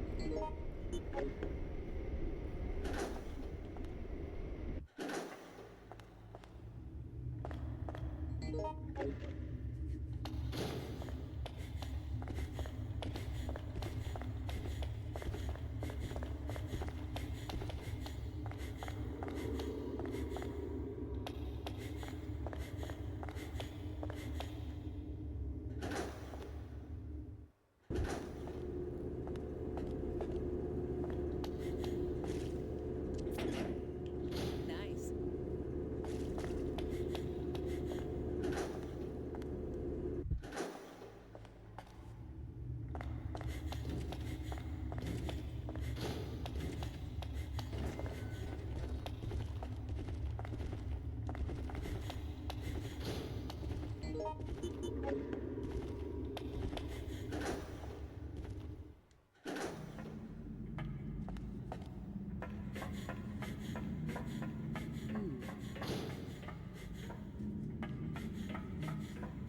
This sucks.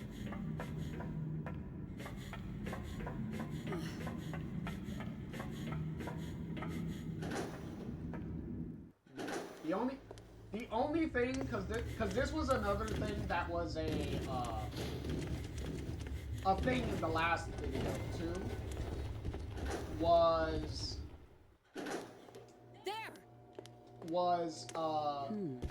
this version of the game that is being played. Hey, welcome back, Lino. That was 6 ads. Wow, they gave you 6 ads. Well, thankfully, all of them are short because I don't have ads set up to be like really long or anything or really frequent. So I try to keep ads to like the bare minimum, pretty much. And by bare minimum, I mean the minimum amount of time, so that way, you know, I get a fair cut of the ad revenue, pretty much.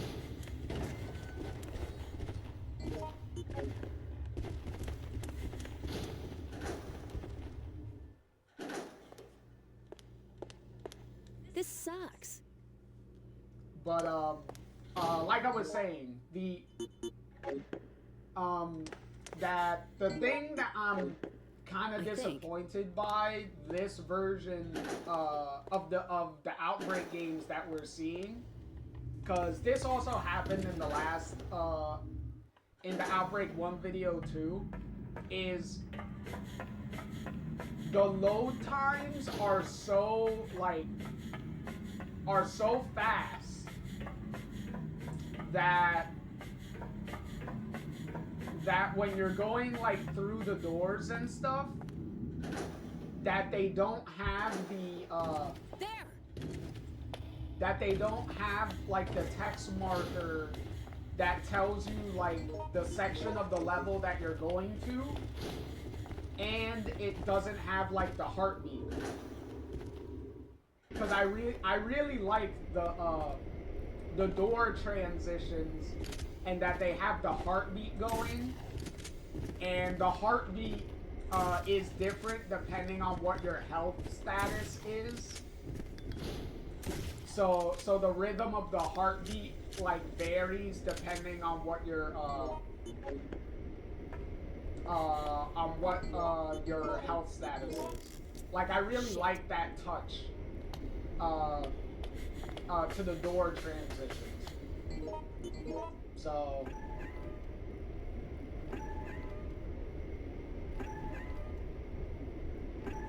yeah, that is probably true, Lino, too, that whoever edited the video probably took out like all the heartbeat parts to make the video shorter. Like, I get it, because certain door transitions, when you're going through them, some of those load times can be pretty long. Like, I get it. Like I get why it's done, but I do love like the touch that they added, that the developers put into the door transitions, where they were like, okay, we have to have these because of, you know, load times and loading in the next sections of the level and all that stuff. Like, I get it, but at the very least, they were like, let's be creative with the loading screen and give it some personality. Like, I do appreciate that they did that. Like, I really like that.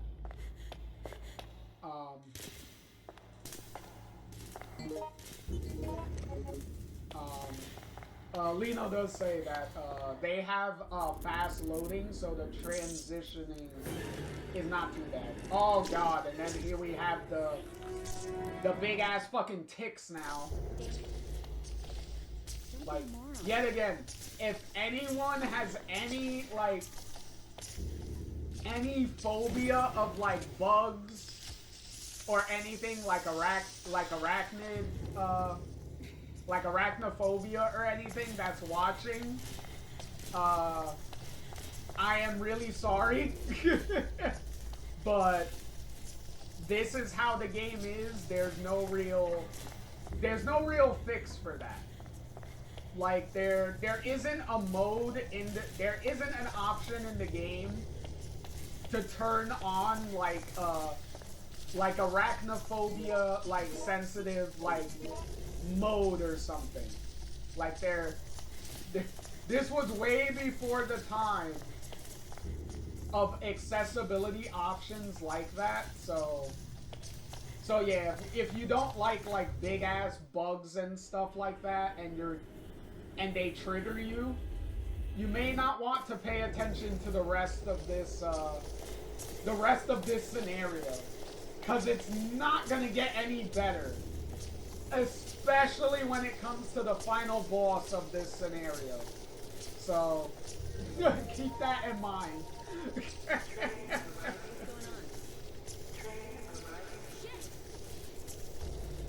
And yes, funny. I do know that the big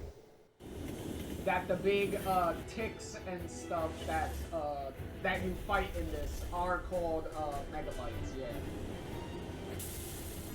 And I believe, if I'm not mistaken, the boss of this scenario is called the Gigabyte, I believe. Funny also says the best solution to these guys is pesticide sprays. Works real good against them, which makes sense because they're big ass bugs.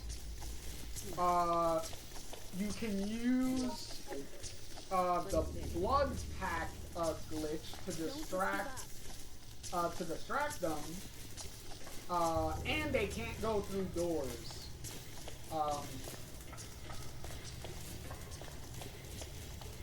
If you're getting grabbed. Oh, okay. Well, the blood pack stuff makes sense because they're ticks. And what are ticks? They get on you and they suck your blood. So it makes sense that, you know, if you put blood on the floor, it would distract them to get away from you, because they would be attracted by the blood that you put down. And Funny does say that yes, the boss is called the Gigabyte. Yeah. Okay. See.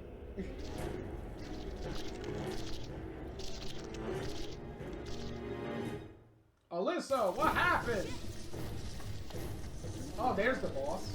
You got. Oh, you like how the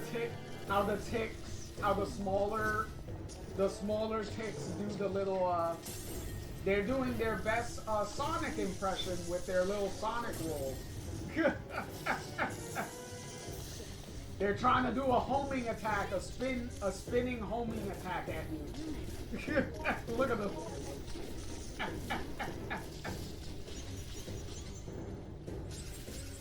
Look at that. Just spray him with the pesticide. Hey, it makes sense. And he's stun locked, so the boss can't do nothing to you. And the position that you're in, the smaller ticks also can't do anything to you when they're doing their little Sonic roll.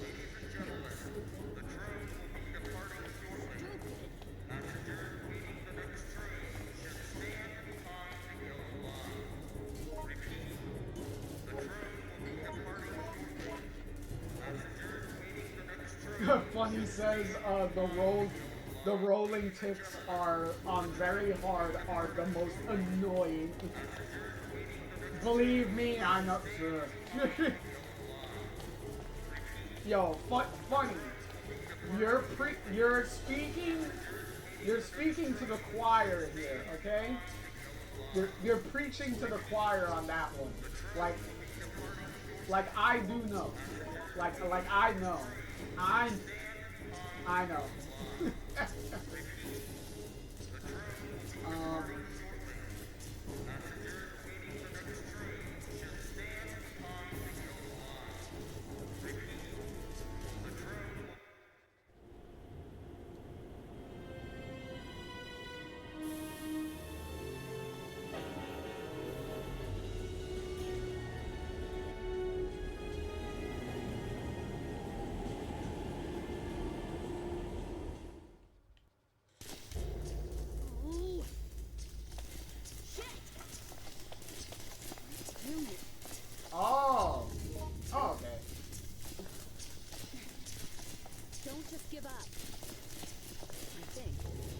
so she went with, well, I say she because they're playing as Alyssa,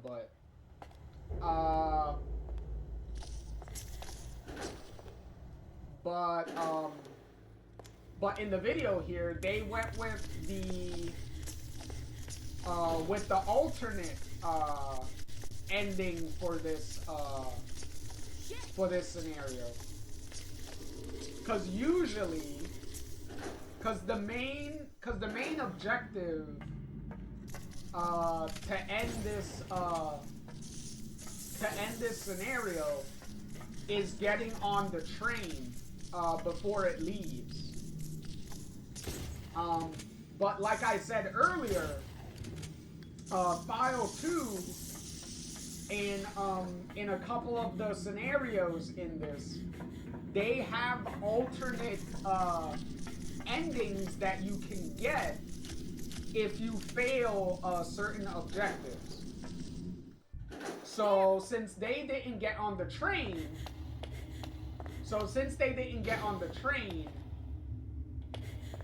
then now their only way of ending the scenario is to find a ventilation, a special ventilation shaft that they can get out of the subway area here. So that's pretty it's pretty cool, as I said, that the developers came up with these alternate like ways of ending scenarios if you fail certain objectives. So that's pretty that's really cool that they do that. Because then it would be like, okay, I went through all that trouble of like beating this annoying boss, and then I missed the train, and because I missed the train, I get a game over. Like I instantly fail the scenario after all the time I spent in it to try to finish it. So that's really, it's really cool that the developers like added like that type of stuff in the game.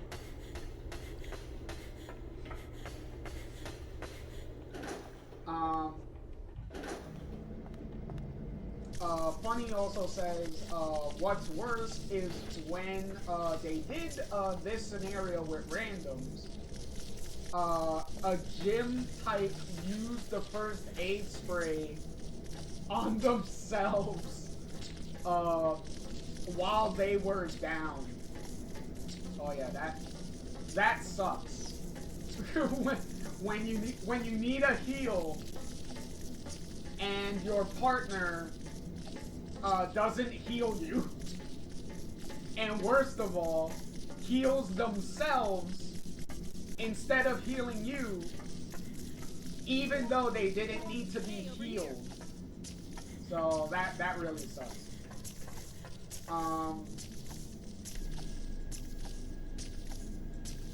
And I believe they just used the blood pack glitch that you mentioned earlier. I believe they just used it. They put the blood pack thing down, and then now the ticks up there are just jumping in a corner, trying to get to the blood, and they're just totally distracted.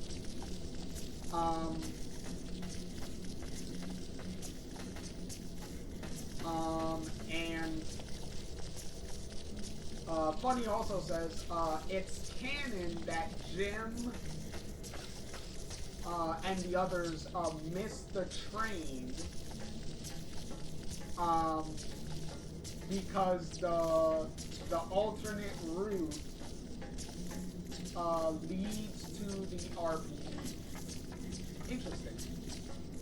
Funny also says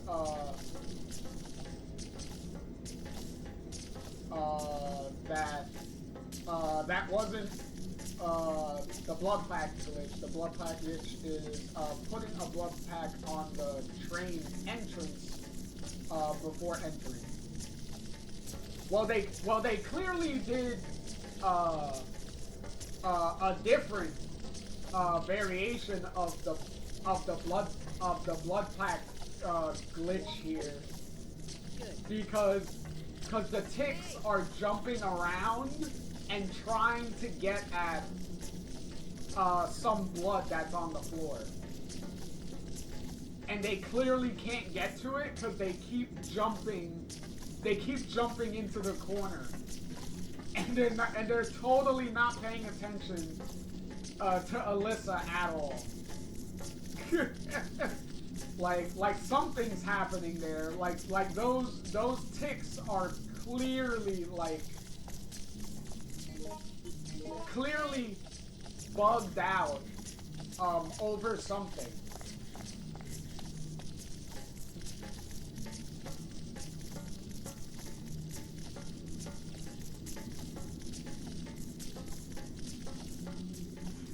Let me see something real quick.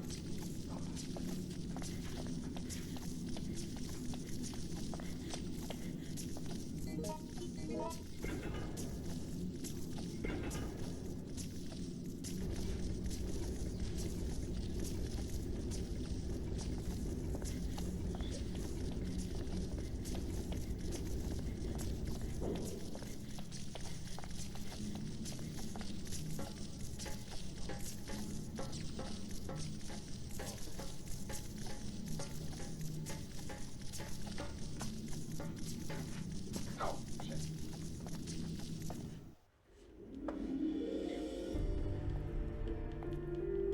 Be the first on the scene. That's the cardinal rule of journalism. Oh, there we go. We done. Or to put it another way, scoop or be scooped. Thinking about your own bad luck takes a backseat to that.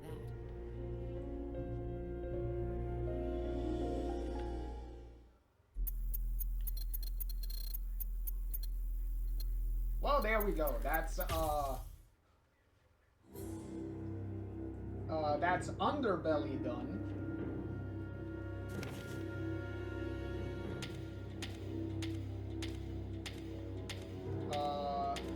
So what did they get? They got a 83% completion rate.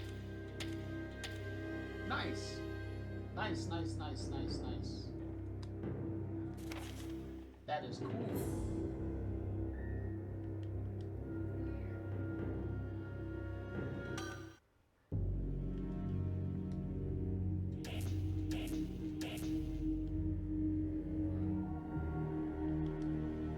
Okay, now we're getting into flashback now.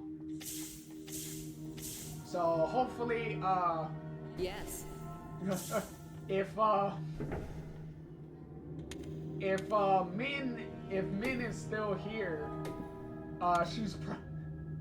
she's probably gonna start freaking out during this scenario. Cause now the Axeman will cometh.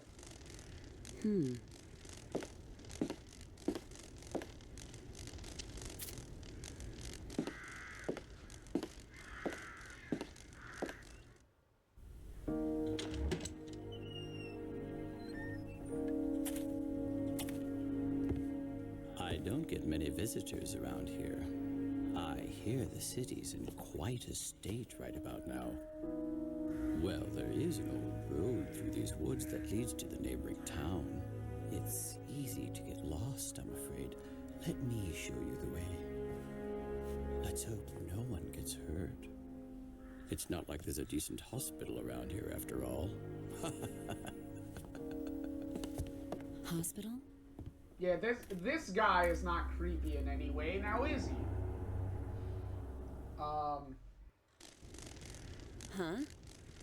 Funny. Let me think. Funny says, in Underbelly, David can use his own tape to repair the water pipe in the pump room. Excuse me. However, it uses all of his tape, and this'll skip the whole part of gathering the tape in the storage room, Jim can also skip the memo to put the emblems in the middle of the train since he knows how to work it since he works there. Exactly. Yeah, it does make sense because David is a handyman. He's a repairman, so the pump thing makes sense. And obviously, like you said, the Jimmy thing makes sense because it's like he's a subway worker. So clearly he would already know what to do in the subway.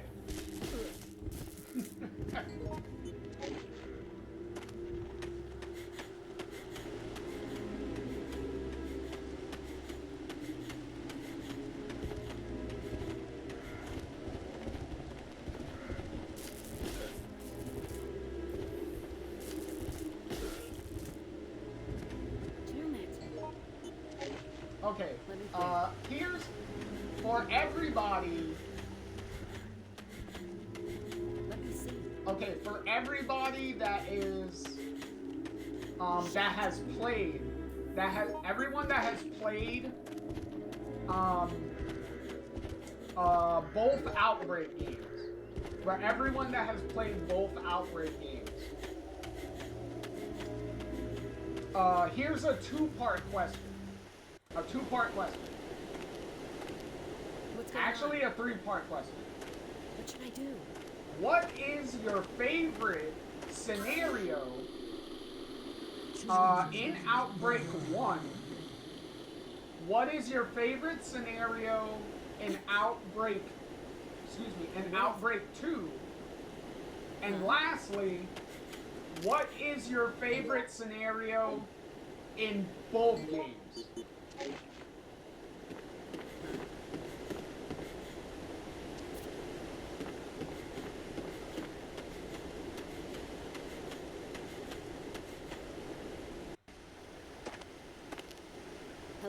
That might be a tough question for all of my fellow Outbreak players. All of my favorite Outbreak players to I don't know. to answer. Let me think.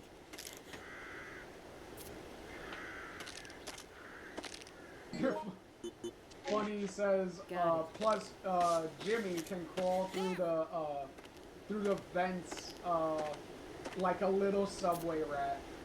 Yeah, that he can definitely do. What should I do?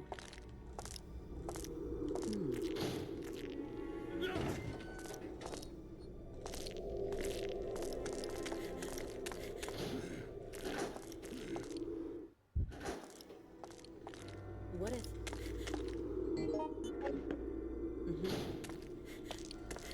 Got it.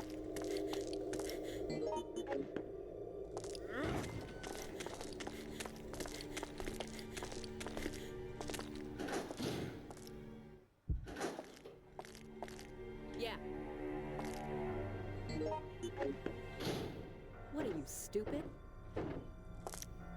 No, Alyssa, you are fine. You are smart and you are great.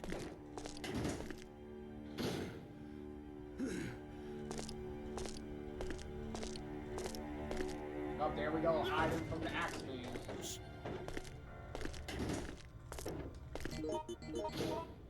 Now we got the fun part here. We got the fun part.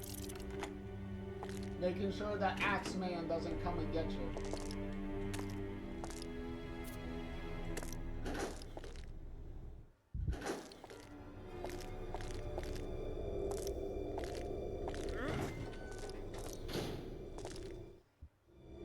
Now that's funny. He's going out and you're coming in.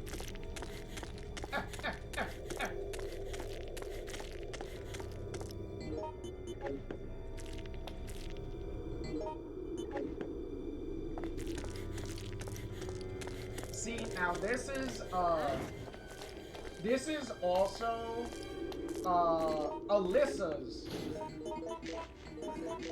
This is specifically Alyssa's special scenario for herself. Because as you can see, as you saw earlier, she's getting some flashbacks to certain like memories that she's starting to remember about this abandoned hospital here. So, and obviously you would only be getting these like flashback scenes if you're playing as Alyssa.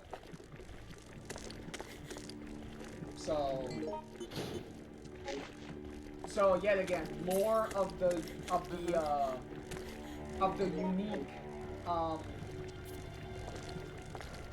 unique aspects of the Outbreak games, where if you play as certain characters in certain scenarios, you will get like additional like, well, in the case of this scenario, backstory. Just like that. Hey, you!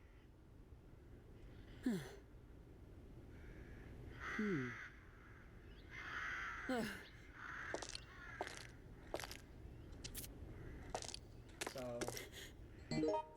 I also appreciate that in the video here that they let Alyssa's dialogue, like her unique like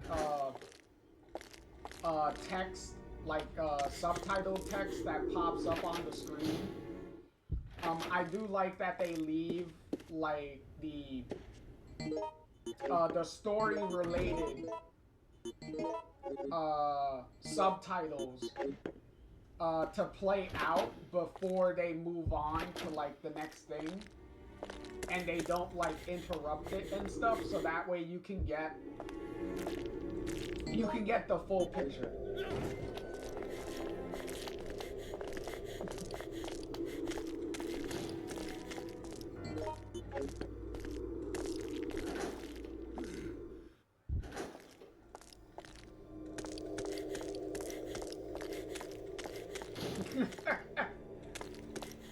Funny, you're not having the best time,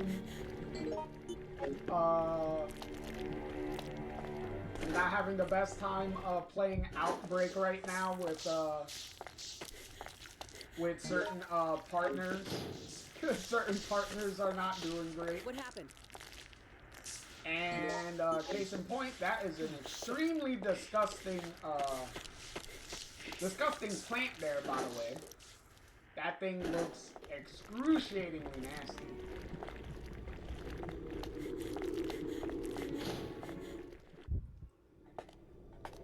Are we gonna get another plant vagina?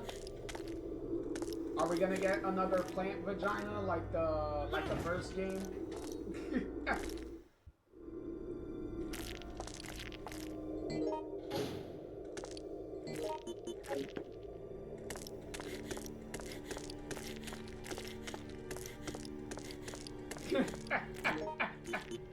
That's funny.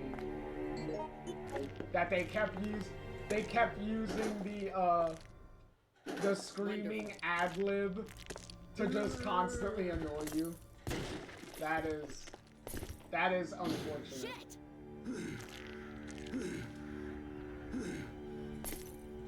What are you, stupid? See, and then he goes away.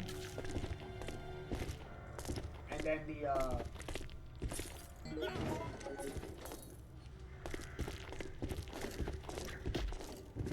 that's funny.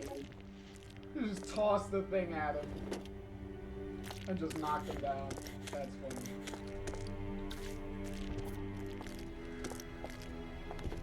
The little plant zombies over here.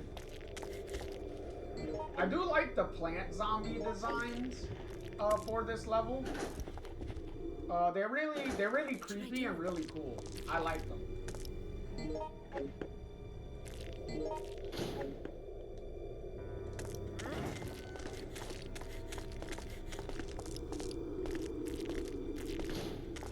Like I said, this game has a lot of really unique, a lot of unique enemies and like enemy designs for them. And like we saw during the like the zoo level, Don't just give up. the Wild Thing zoo level, and then the subway underbelly level. It's they got some pretty cool, unique designs. Shit! Over there. And then obviously that the trend continues here in the abandoned hospital with the flashback level here. I think.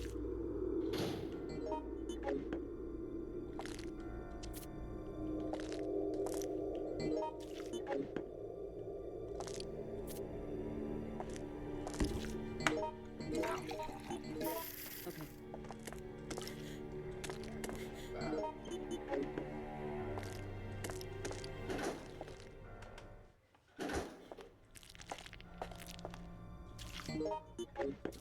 Shit!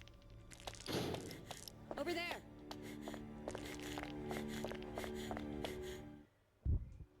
Let me think.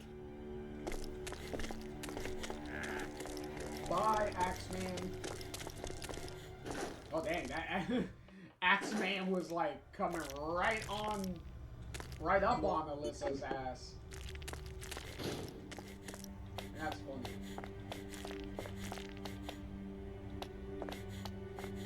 I tell him bye, and then at almost the last minute, right when they get to the door, the Axeman is almost already like right behind her, ready to bring down the axe on her.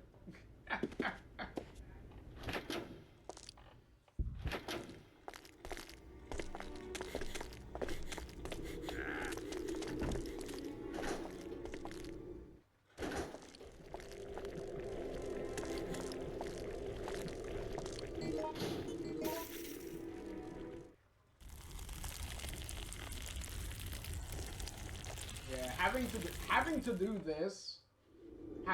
this while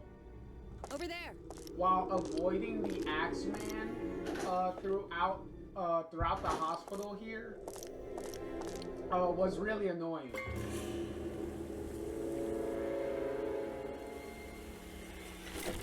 Up and there goes the bridge. So the bridge is out. Which that's the bridge that that you cross to get to the hospital.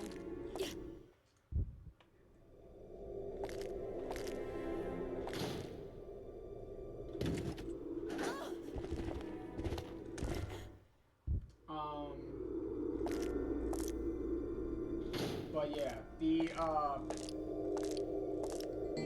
but having to go through this level and hell of a time having here. And destroy and like kill all the different like plants. Excuse me. So that way you can access different areas of the hospital and stuff like that. Having to do all that while avoiding like the Axeman and then dealing with like the normal enemies and stuff. Not gonna lie, very annoying. Especially when the areas in this hospital are pretty narrow. Like they're pretty you don't really have like the most like spacious areas to maneuver around. So for me, This hospital has never evolved without practice. so for me, like when I played through this scenario, that was mostly like some of the things that like really Why? like annoyed me. Let me see. Was dealing with all that. Also, This sucks. like big ass beast. But also the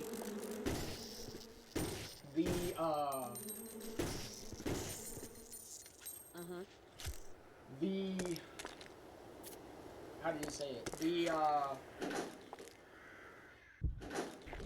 Wonderful. The bridge.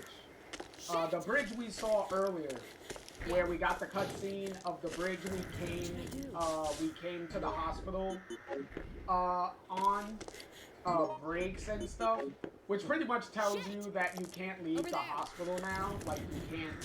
This sucks. You can't go out the same way you came in, pretty much. Like the game is cutting off access to like leaving. That's pretty much what that is. But also, a little fun fact is, if you don't cross the bridge, if you're on the starting side of the bridge, and the bridge collapses, right? What should I do? You still have to play through the scenario, but you're not doing the hospital section of the scenario at all. Because since you pretty much waited until the bridge falls, then obviously you didn't cross it, so you never got to the hospital to begin with. So you pretty much entirely like don't have to do the entire hospital stuff. And you don't have to deal with the Axeman. But what you do instead is you find, I believe you find like this parent. I forget if it's a woman or like a guy. Wonderful. But you find this parent and they're trying to look for their like their missing kid, right? So pretty much you just I don't have any idea. you spend the rest of the scenario pretty much helping them like find their missing kid. Over there.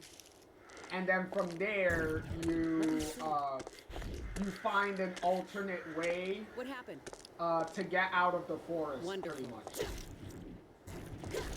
So yet again, another example of the game giving you alternate ways to finish the scenario if you fail at some of the main objectives off the bat. Now granted, the bridge scenario, oh, there's the Axeman climbing his ass up. Wonderful. Now, granted, the bridge scenario, to do the bridge part, you really have to go out of your way to make that happen. Because the bridge falling is on a timer.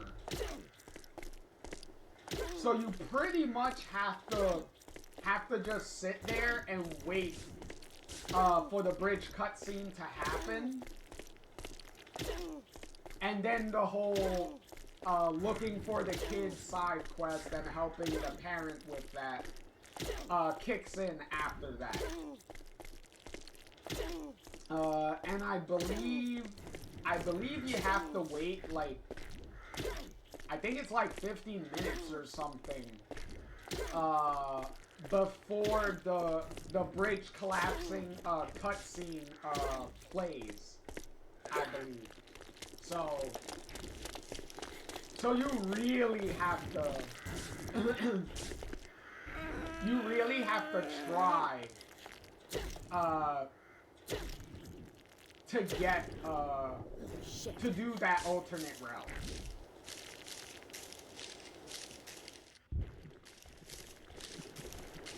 But yeah. It's also, technically, it's also a funny,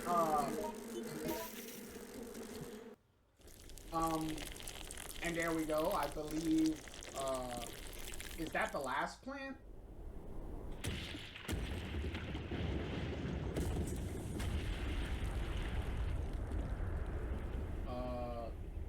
That was the last plant, right? Yeah, I believe that's the last plant. And then that will lead to the final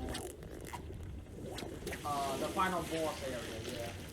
Oh, well, there you go. There's your plant vagina. What are you, stupid? But yeah, the whole bridge, the whole finding the kid alternate path is a funny cheeky way of I guess kind of punishing players who I guess AFK for some reason at the beginning of this scenario, I guess. So there's that. Which yet again, I don't know necessarily if it's really a punishment considering you're completely avoiding the whole hospital part and the whole Axeman stuff. So you could kind of make the argument that it may be a little easier to do the alternate route with finding the kid. So that's pretty funny.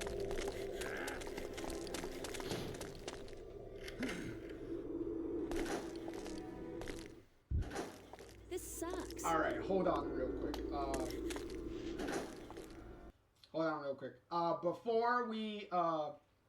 Before we continue this and get to the final boss there with the plant, I will be right back. I gotta go take a quick bathroom break. Be right back.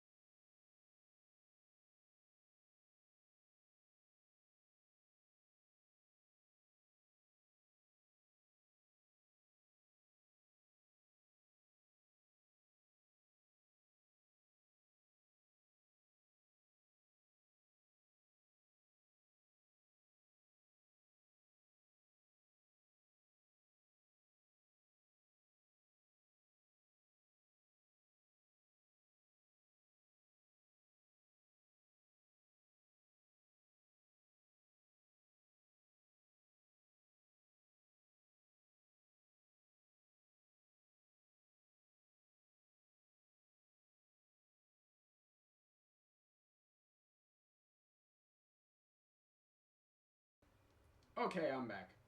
Alright, let's finish out the flashback scenario here.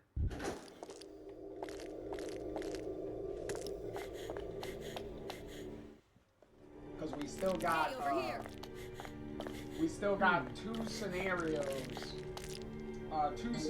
that we have to get through here.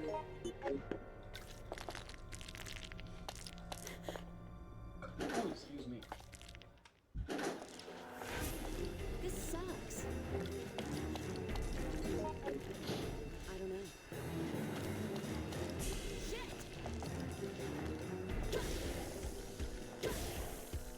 Wow. Alyssa is really beating that pussy, isn't she?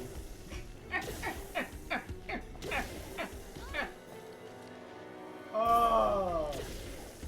Hey. I'm sorry yet not sorry because, hey, I'm not the one that designed every Resident Evil, well, almost every Resident Evil like plant enemy for some reason to look like a pussy.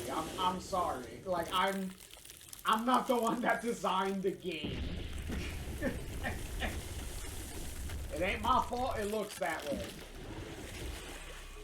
And then look, it just gave birth to a mummified corpse. What's going on? Let me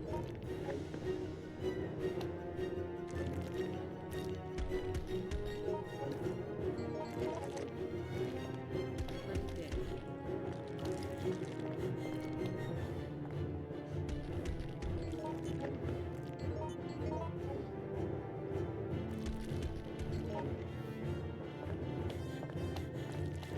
Yeah, now we gotta hurry up and escape the crumbling.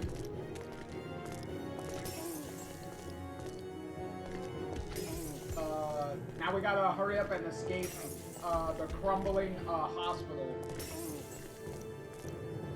before the whole building collapses. Hey, cool, welcome back. Welcome back, cool cat.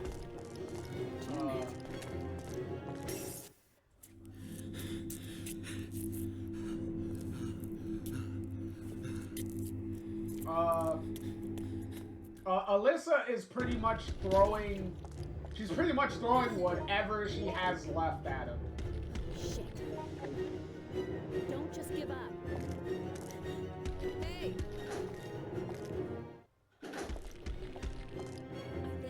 I think that might be whatever. Hey! I think whatever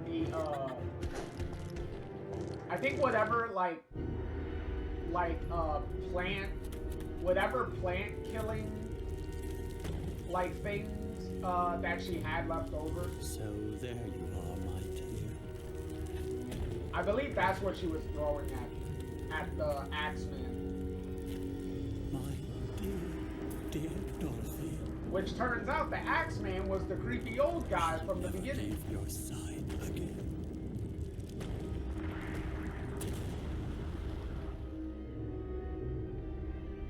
And the mummified remains of his wife.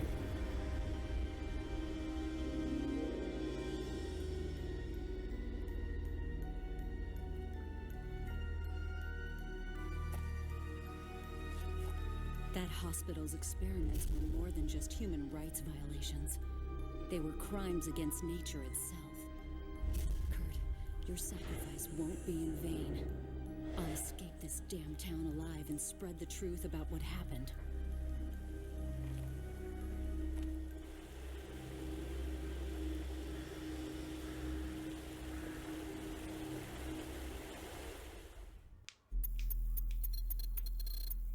So that's the flashback scenario with that is a pretty interesting scenario, especially if you're playing as Alyssa, because as I said, as you saw, you're getting you're getting all that additional like backstory, personal backstory that she has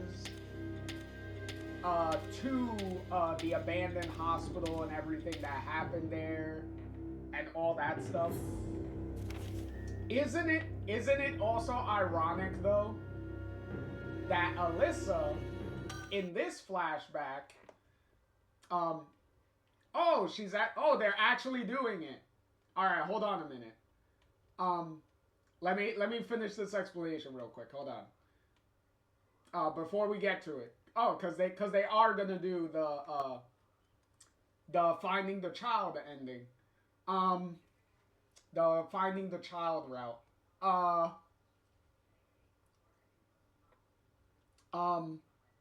If that Alyssa is kind of avenging the death of, I guess the guy was like her partner, like her reporting partner or something, or either her like contact or something, like whistleblower for the for what was going on in the hospital. But once she regains like her memory of what happened there, now she's on like a thing of like she said. Yeah, exact. Oh, thank you, funny. Yes, exactly. The guy was her like reporting partner. Nice. But yeah, once she gets her memory back from what happened, she now wants to pretty much like avenge like his sacrifice, like his death and stuff in a way. Kind of sounds familiar to kind of what's gonna potentially be happening in Resident Evil 9 with Grace, doesn't it? Kind of funny how things are kind of mirroring each other, isn't it? Haha. Sorry, I just wanted to point out that that funny little connection that that Capcom is trying to be sneaky with there.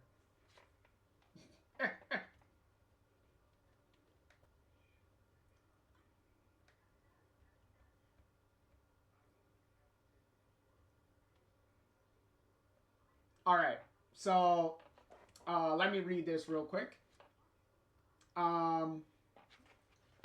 The alternate path. To get this path, like I said, you must not cross the suspension bridge. And after 20 minutes, not 20 minutes, 15 minutes, like I said earlier, 15 minutes has passed in network play. In network play, you must wait 2 minutes after a player uses the syringe on one of the plant's weak points. The little pus balls that were on certain plants. You have to do that.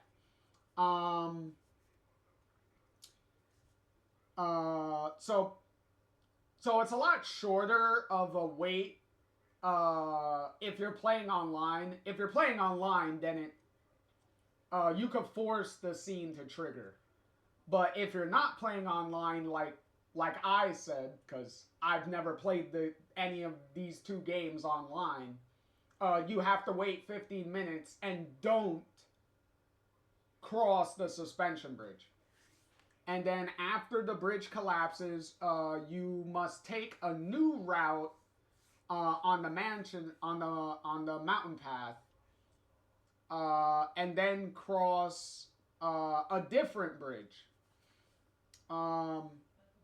And it also says you do not need to complete the family reunion quest.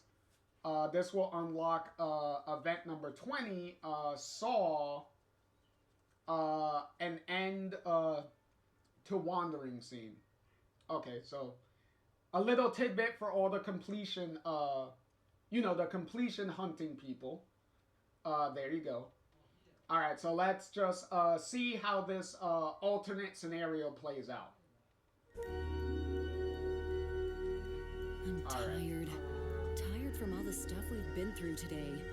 And what a waste of my time. I've had enough trees to last me a lifetime. Well, I guess I'm a nature girl now. Hell, could probably lead someone on a safari.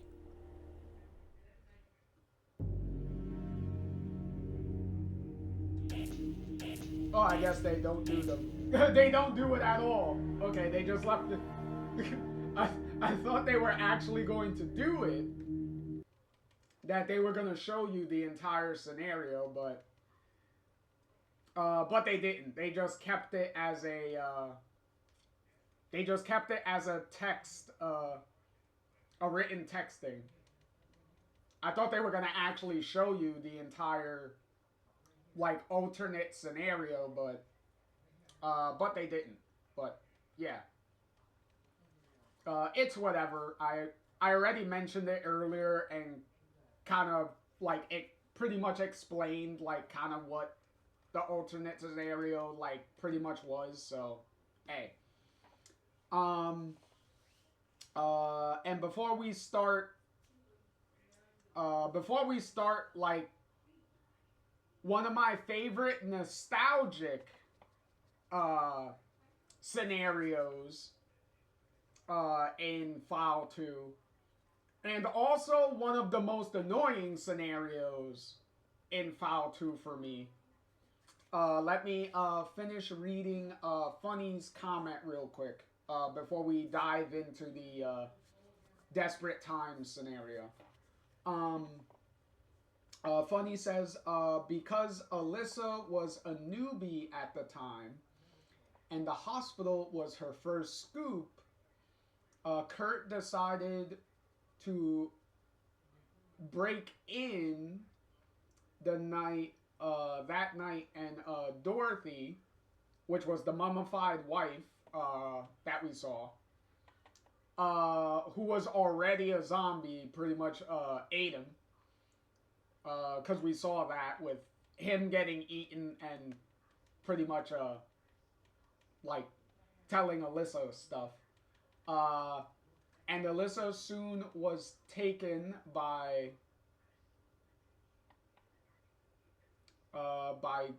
Greg, and then she regained her memories. Yeah, like as I said, going through the scenario, going through it, like she's getting her memories back, like it's jogging back her memories of what happened there. Yeah. So let's dive into Desperate Times. And as you can see, as you saw with the little Yes. title card for this scenario is going to be taking place in the Raccoon Police Department headquarters. Take a look at this. And also, to be clear, this is the original Raccoon City Police Department from the original Resident Evil 2 and Resident Evil 3. So it's the original RPD. The layout is pretty much the same like it was in those games. Obviously, they're gonna expand on different things, but if you're familiar with the RPD from the original Resident Evil 2 and the original Resident Evil 3, there are several locations that they're going to run through that are going to be very familiar to you. So, so this is a very nostalgic scenario to run through. Especially also since this is the first time. This is the first time, like, just like in the original, no, that's actually wrong. Cause the laboratory in Resident Evil, in the first Outbreak, that was also the same scenario, the same lab from the original Resident Evil 2. Kind of. The key word there is kind of.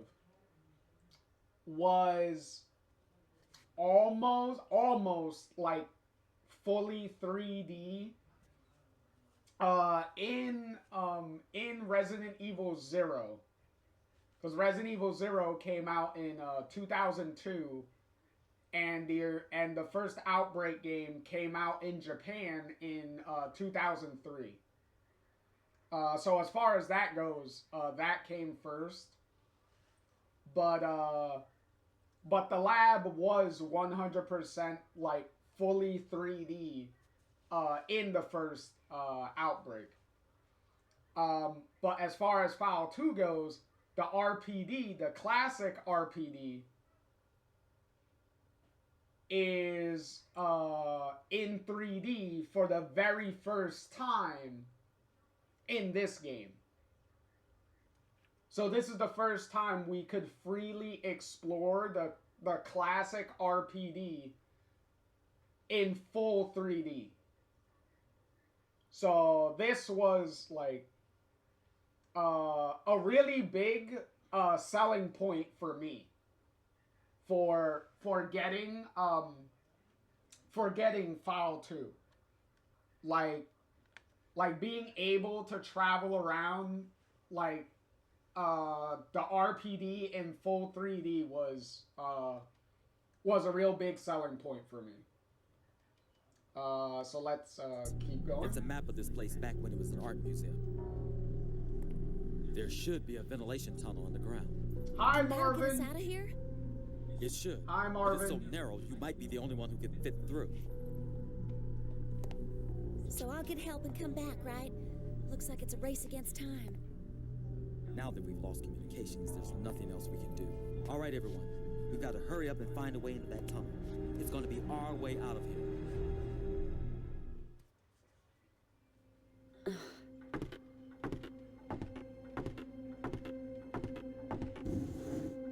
Ah, that's funny.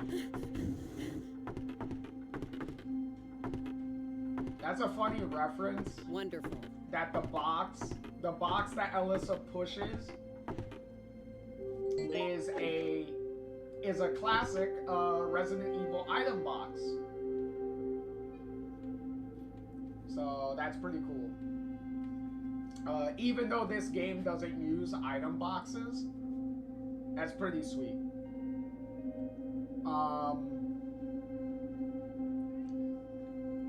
Cause also the game doesn't, this game doesn't use typewriters, but technically it does use typewriters if you're playing offline by yourself. Cause this goes for the first game also. If you're playing by yourself, Hell of a day I'm having here. it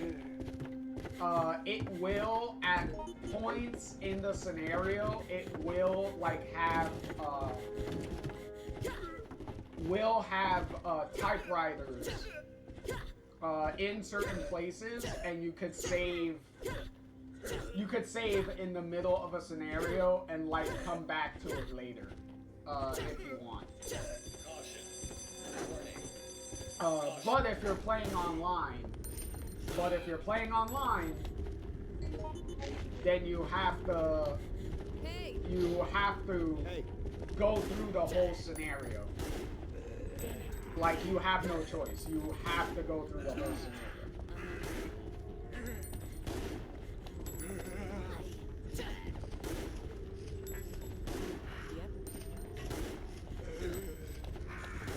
Because that's the, in online mode, that's the only way you could save.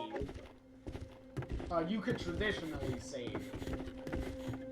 Is you have to finish the scenario. Hell of a day I'm So I guess you could say there's kind of a benefit to play the game offline. If you want to use if you want to use like the typewriter. Also to be clear,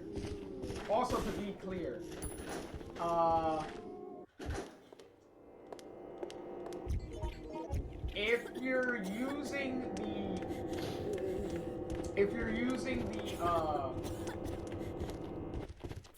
the typewriter when you're doing single play, like single play by yourself offline, you don't need ink ribbons to save. So that's another thing to be clear of. Also, when you as you saw when Alyssa came into the main office here of the RPD here. This sucks. Stupid. There was like gas that was in there. That's one of the most annoying things about this stage is certain areas of the RPD will fill up with gas. And it will kill you if you stay in those areas for too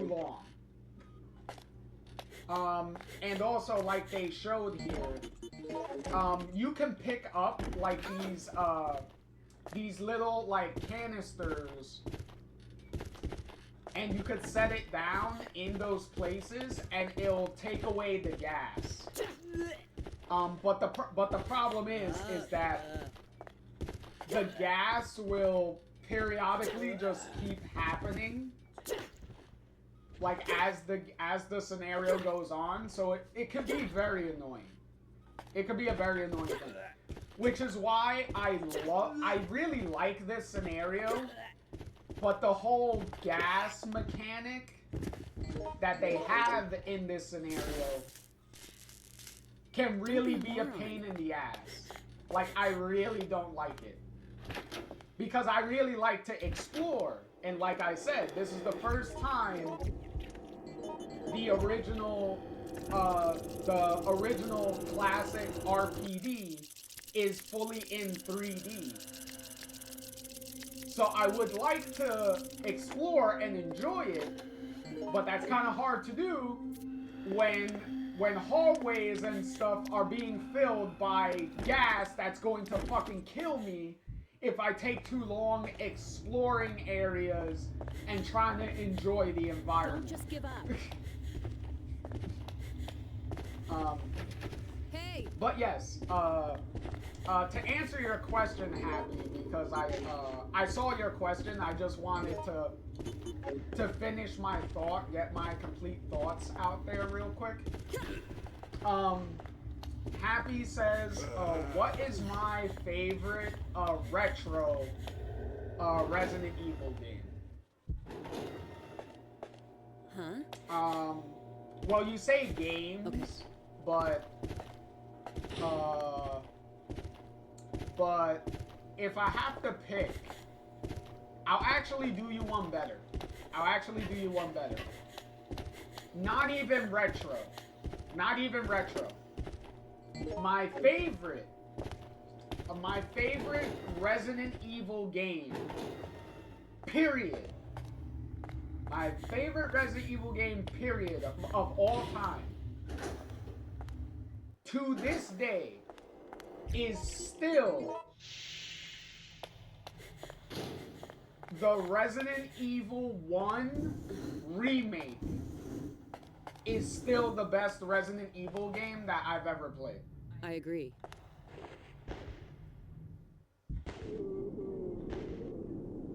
I guess so. Hey, no problem, Cool Cat. Y'all all, you get your, you both get your sleep, and I hope you all have sweet dreams, okay? Sweet dreams to the both of you. And we'll catch you next time, Cool Cat.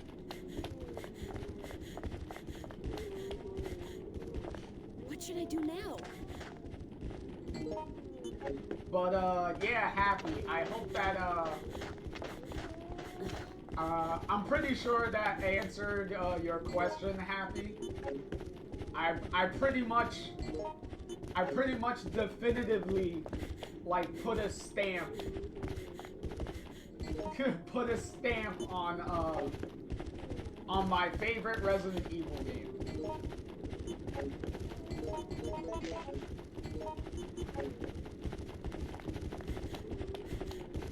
What happened? Look at that, the classic, the front door, the classic hallway. Look at this. The desk, the computer. Well, you have a typewriter that you can't use.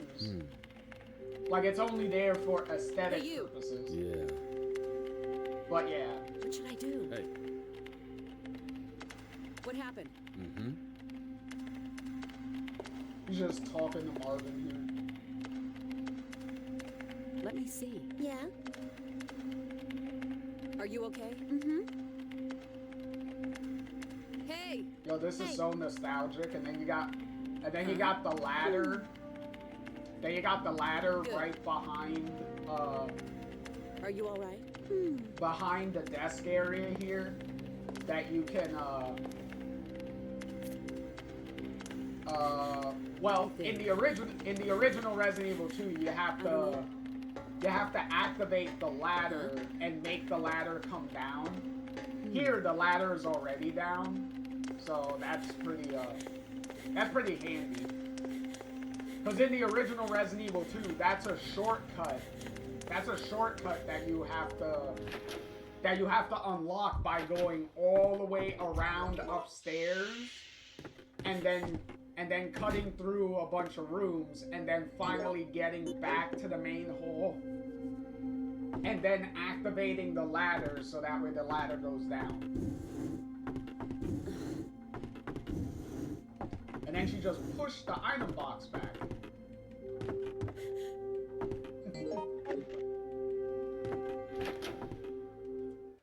Yet again, I do love that they put the item box there as a funny little reference to the older Resident Evil games, even though this game, yet again, doesn't use an item box mechanic. So that's pretty sweet. Hey, you!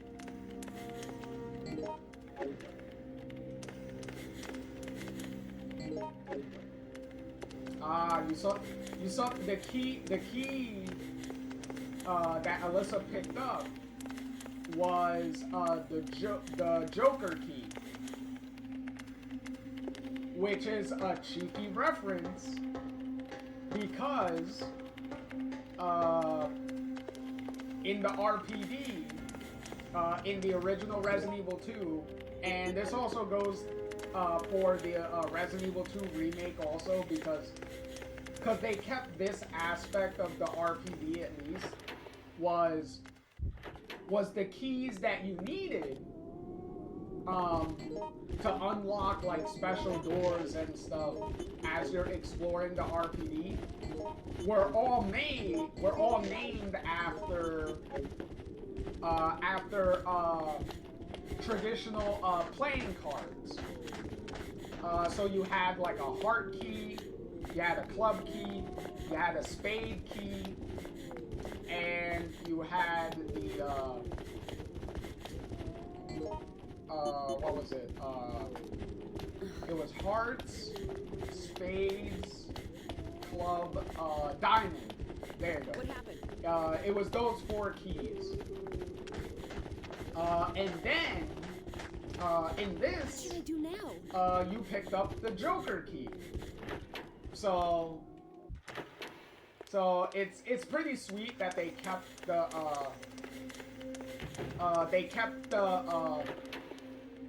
card keys, the card key theme, going for the RPD scenario here, which is pretty cool. And then all you need, hey, look, the Star's office. And then all you need is the king, a king key, a queen key, and a jack key.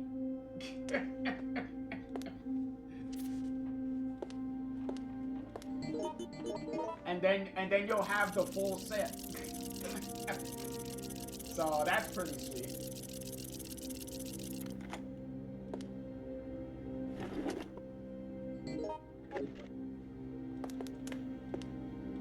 Plus, you're welcome, Happy. Always happy to answer a question if I can. Also, a nice little reference there with the liquor climbing up the window. Because in the original Resident Evil 2, that is the same exact spot that you see that you could see the very first liquor that you encounter in the original Resident Evil 2, because the liquor goes across the same window. Like, it kind of like runs across, like scurries across the same exact window. So, Are you okay? so that's pretty cool that they put in a reference to that by having another liquor go across the same window, but instead of running across side to side, the liquor is climbing up the window. So that's pretty cool. Pretty cheeky little reference that they put in there. And then we got the zombie crows. You gotta love the zombie crows, am I right? No. We don't have to love the zombie crows. At least I don't love the zombie crows. I don't know about all of y'all, but I don't like the zombie crows. They could be some really annoying fucking enemies. Sometimes. Let me think.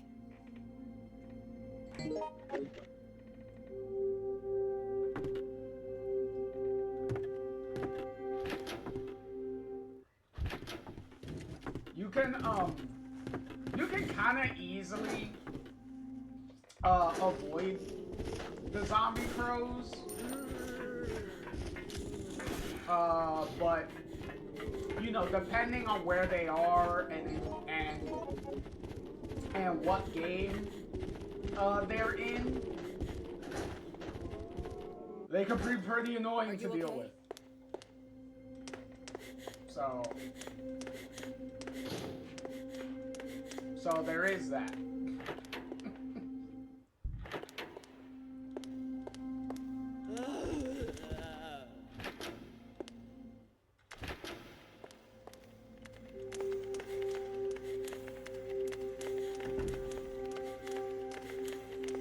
I don't have any idea. What are you, stupid?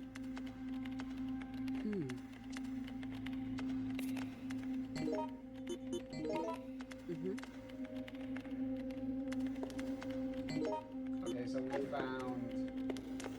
Oh look, it's the unicorn medal. Because that's the same unicorn medal that that you have to use on the same statue in the original Resident Evil 2. So that is fun. Damn it.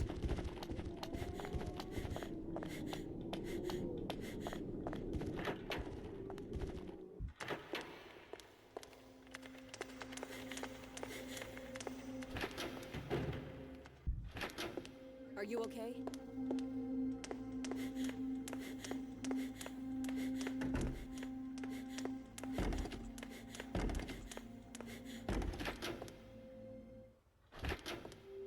Are you okay?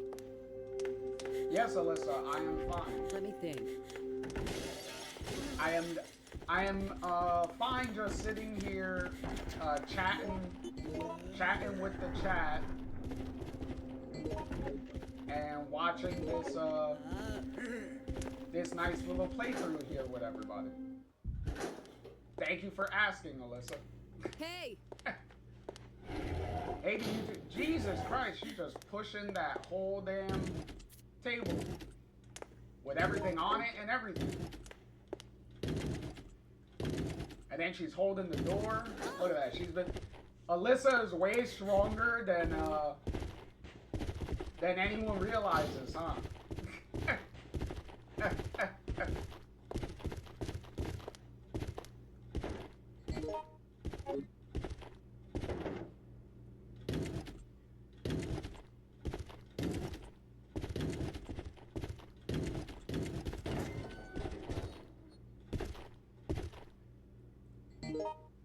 Okay, so they're all leaving the room.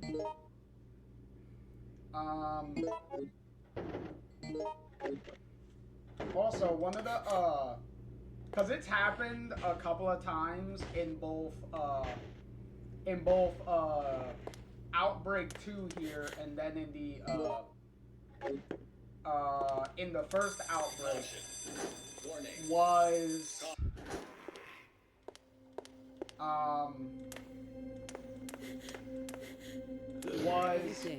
if you notice, when enemies and stuff like go through the doors, when they go through the doors,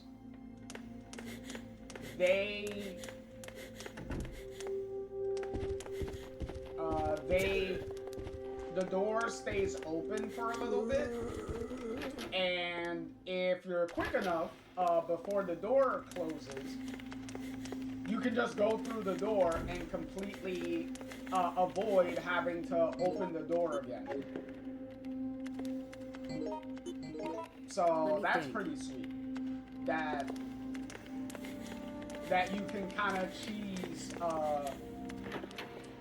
door opening animations in a sense by just letting the enemies kind of open the door for you and then just quickly go right through the door while the enemies are still in their animations of coming through the door. So they can't do anything to you when they're doing that animation. So if you're quick enough, you can just go right through them and just go right through the door. So, because they've been using that trick like several times throughout both of these videos, so.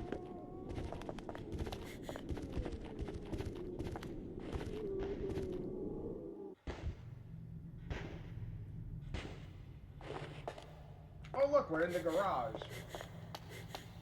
Hey, where's Ada at? Where's Ada to shoot a zombie dog for us?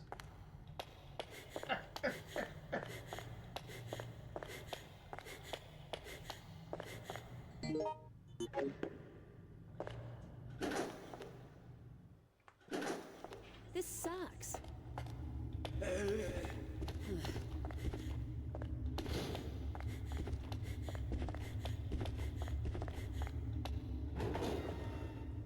Jeez, all these areas, man. Hell of a day I'm having here.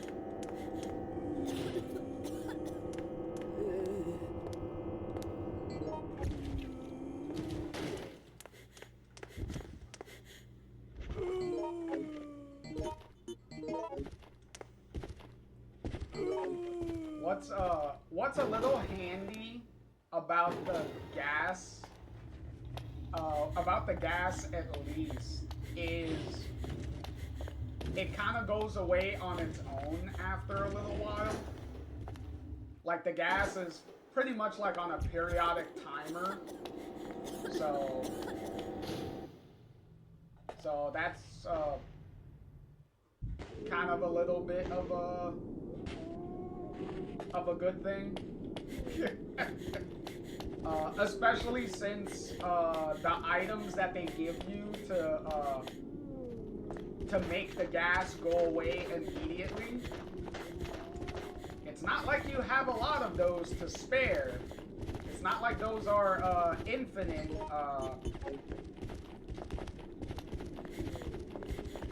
Well, traditionally infinite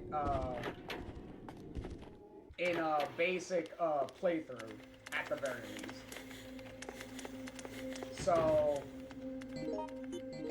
that would definitely take a while.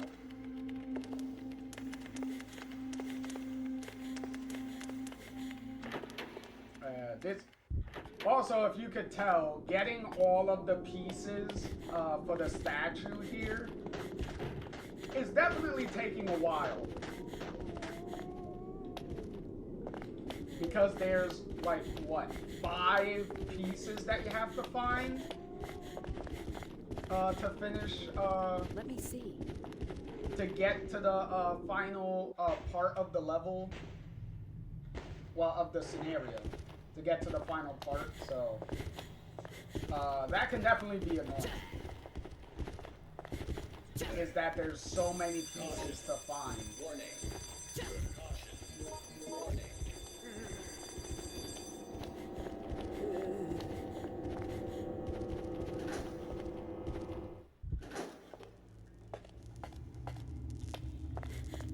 Because this level definitely,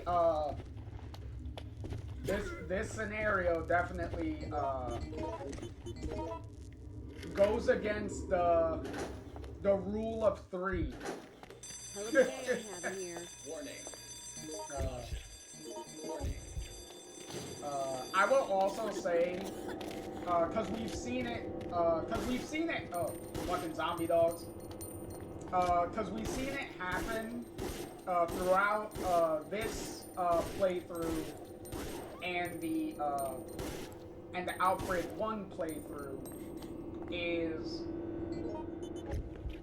I hate that to use like keys, you have to not only obviously be in front of the door that you have the key for, but Hell of a day I'm having here. you have to go into your inventory and select the key to unlock the door. I hate that. I hate that. Especially since the Resident Evil games before this game, before these 2 games, when you had a key on your inventory, all you had to do was go to interact with the door, and the game automatically unlocked the door for you because you had the key in your inventory. You didn't have to open the inventory and manually select the key. It's just a very annoying pet peeve that's like, why did you add a very unnecessary step to just unlocking a simple door? Like why was that needed?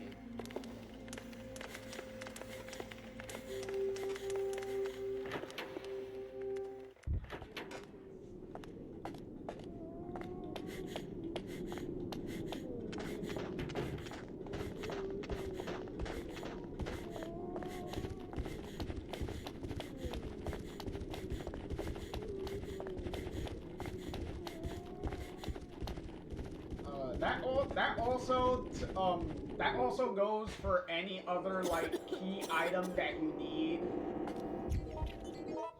That you need for like certain puzzles and stuff. Is that like, why do I have to select the item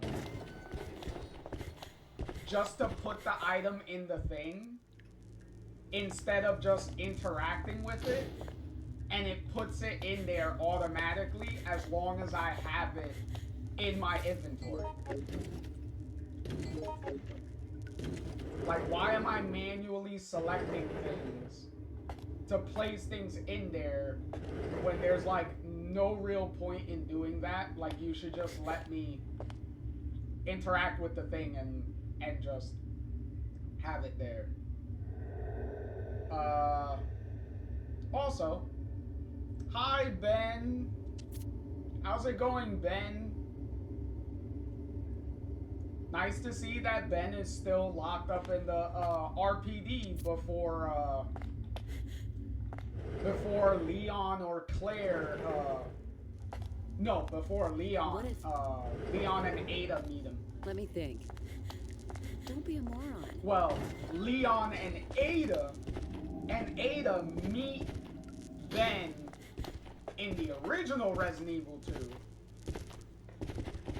In the remake, only Leon meets Ben. This sucks.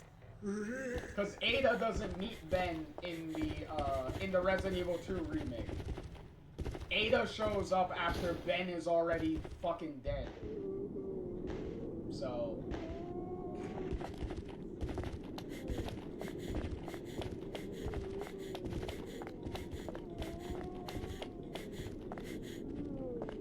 Kalino says too bad. Mr. X turns Ben's head into mush. Yeah, well, in the remake he does that. In the remake, yeah, Mr. X is the one that pops Ben's head like a fucking watermelon. Yeah. As far as the remake goes, I mean, as far as the original goes, it's not Mr. X. It's I believe in the OG version it's hold on. It'll take at least Let me pause this real quick while I answer your question, Lino, because Lino says what happens to Ben in the original game. In the original game, I believe it's William. I believe it's William Birkin who kills Ben by giving him one of the G slugs, like giving him one of the G slugs down his throat, I believe. I believe that's what happens to Ben in the original version.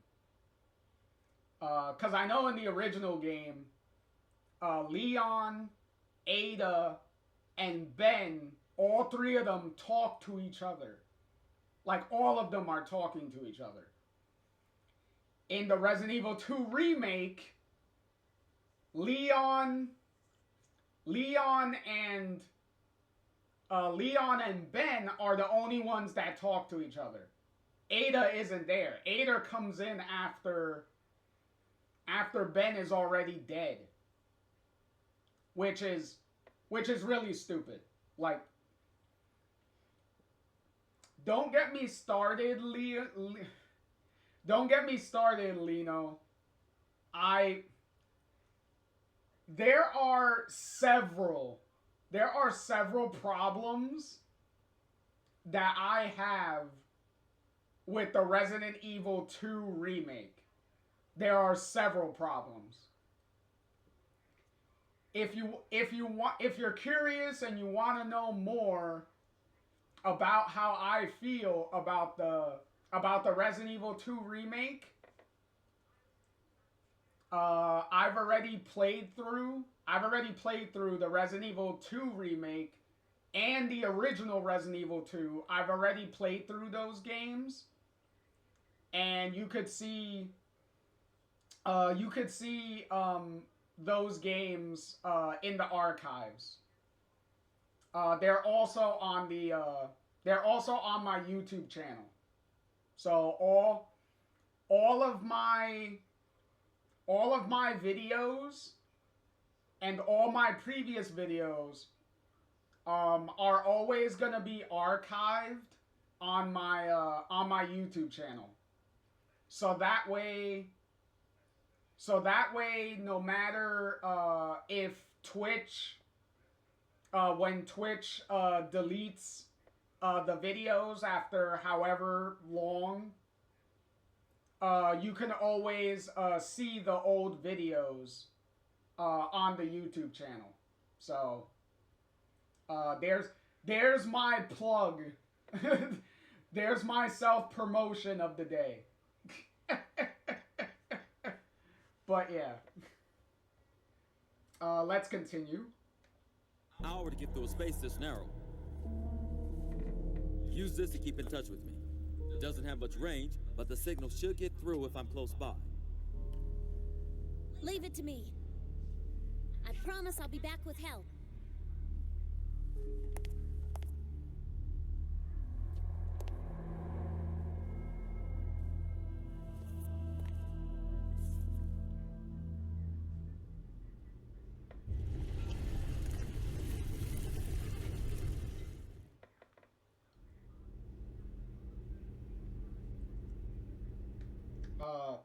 Also, real quick, before we keep going with the wrap up of this scenario, I will give credit to the Resident Evil 2 remake for including this Outbreak reference to the statue, to the angel statue having, not the angel statue, the woman statue.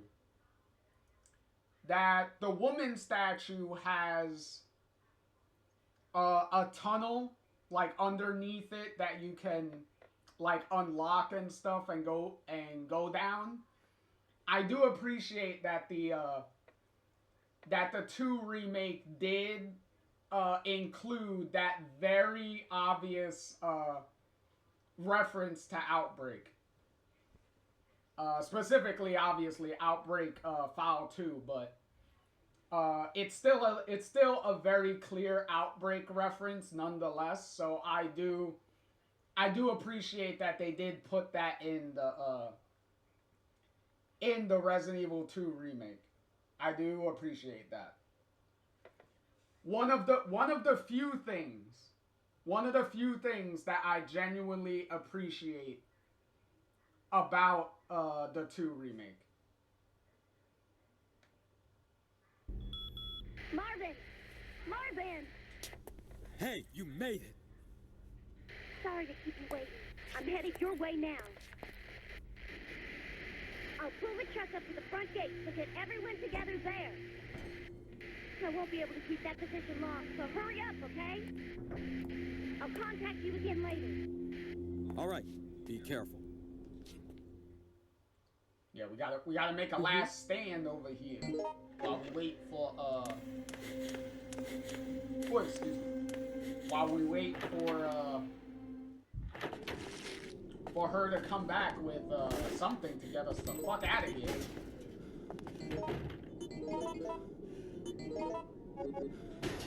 Hey Marvin, you're already injured? That can't be good. I hope nothing bad happens to Marvin in the future because he's injured. Oh no!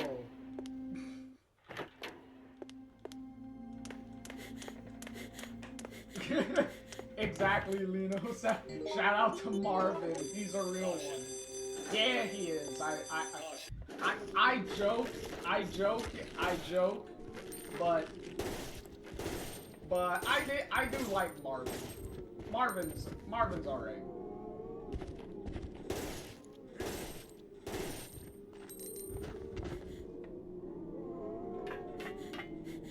And that does go for whichever version of Marvin, whether it's the original version of Marvin or whether it's remake Marvin.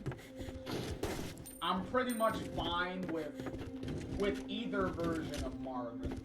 Like I'm alright with either one.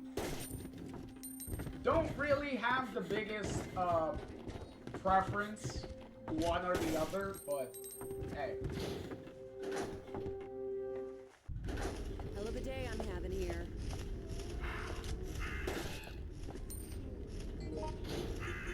Yo, still with the crows, man.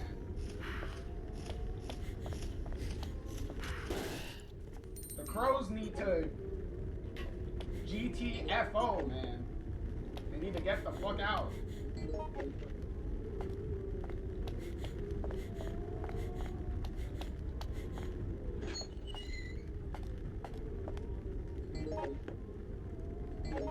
Isn't it nice? Isn't it nice that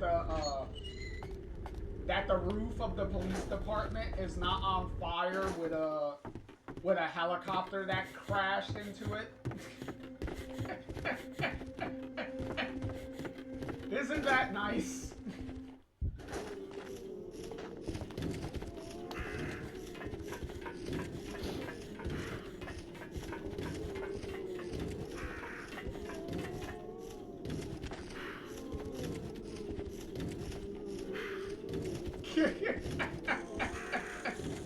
Lino says they need to fly in the big vagina plant.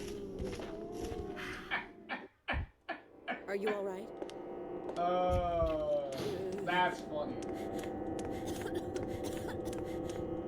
Hey, you can't go wrong with the big vagina plant, right? Hell of a day I'm having here.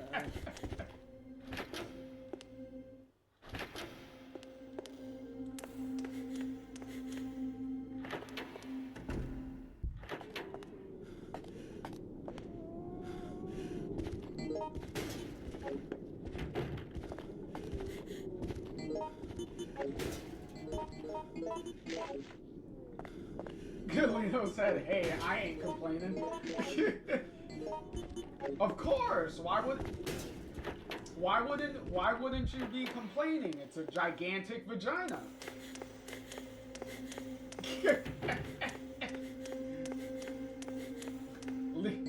Lino said, "I love the low freezing point. It's such an awesome scenario." So do I. So do I. Except for me, my love for freezing point is that, like I said before, it's the lab. It's a fully 3D version of the original Resident Evil 2 laboratory. And that's pretty much why I love that scenario so much. Because it's just going through those classic areas, but also having those areas expanded on. Like, they have all of the stuff that you know and that you remember, but they also add a bunch of new stuff on top of it. Like that's what I love. Just like this scenario. This is the same exact RPD that we know from the original Resident Evil 2 and the original Resident Evil 3, but they just expanded on it. It has the same exact rooms and stuff in the same exact spots that you remember them all being. and they just added a bunch of like some new areas and new spins on those same exact areas. Lino says that is true. It's beautiful. Yeah, it is. It's also one of the main problems that I have with the Resident Evil 2 remake, and especially the Resident Evil 3 remake, is that a lot of the classic locations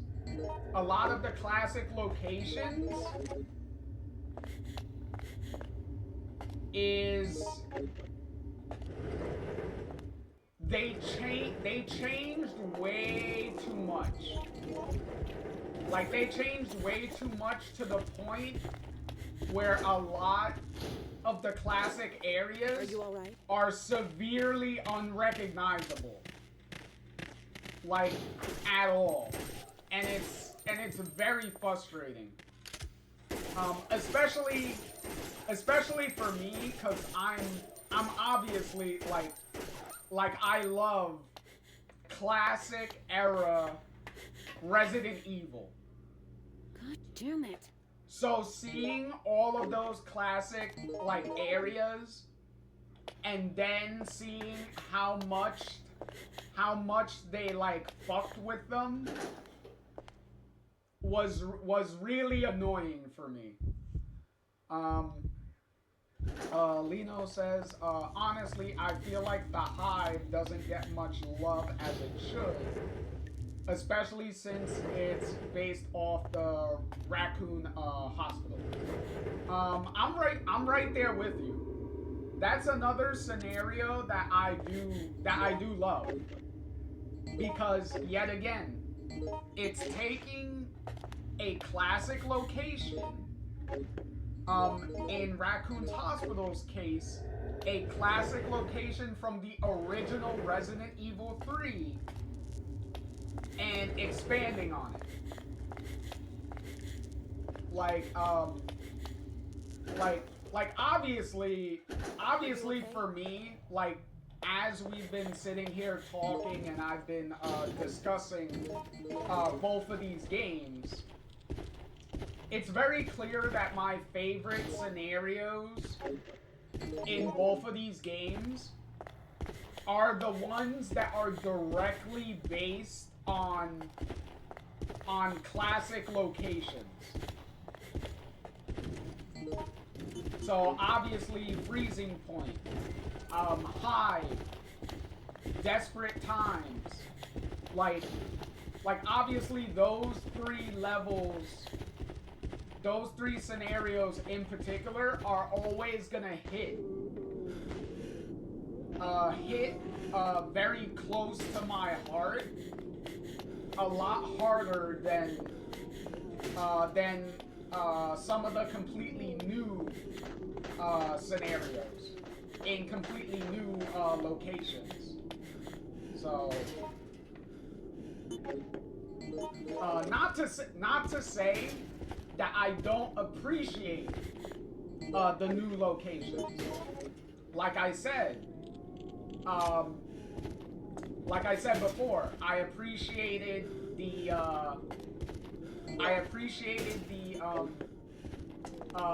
bar scenario, the Outbreak scenario with the bar.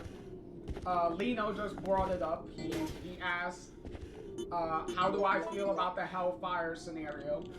I appreciated that scenario too, with the burning hotel, the inn, the Apple Inn.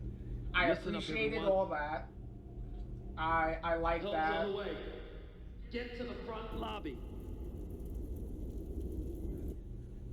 Hi, Marvin. Again. God damn it. What was it? Decisions. That was that was the university level, right? I appreciated that. I like that location.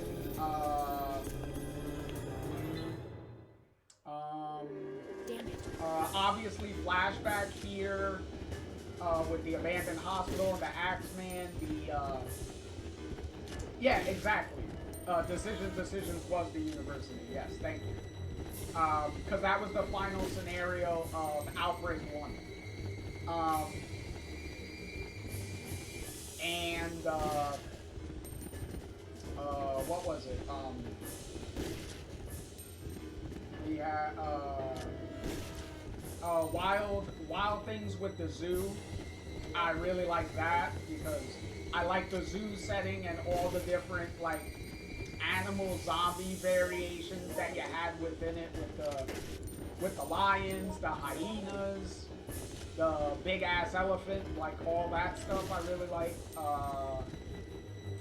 The subway. I like the subway theming. I like that.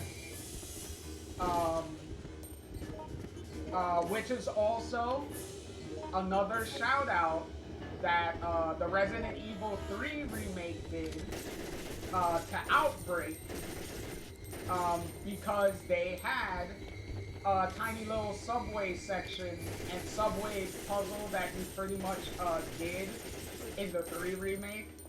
So that's a nice little reference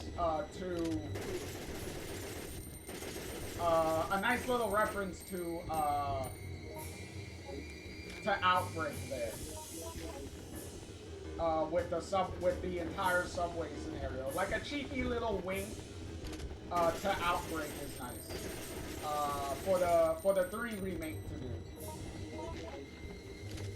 which also makes sense considering that the 2 remake did their Outbreak shout out with the statue tunnel, so pretty sweet all around. As far as the Outbreak references in the 2 and 3 remake though. What were the other scenarios? I'm kind of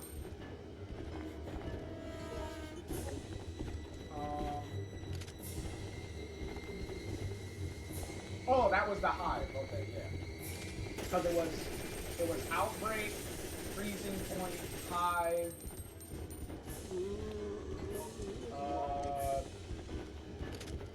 decisions, and what was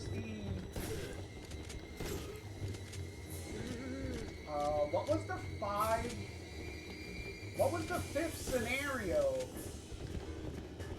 for Outbreak 1 again? Because Outbreak, Freezing Point, Hive, oh, Hellfire, there you go. I mentioned it earlier. Hellfire and Decision. And then in here we have it was Hellfire I was kind of drawing a blank on. But yeah, thank you, Lino. Yeah, thank you. Get in. Is this everyone? And then now, Marvin? oh, zombie, kick him. Oh no, Marvin with the save with the headshot. Go! Marvin! Don't worry about me. Just get going. No way! I'm not leaving you behind. Whoa! Oh my God!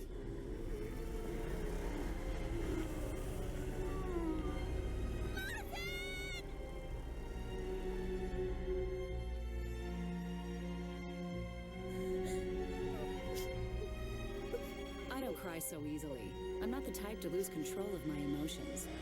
Letting your feelings take control doesn't solve anything. All I can do is push those memories as deep inside myself as I can and wait for them to die.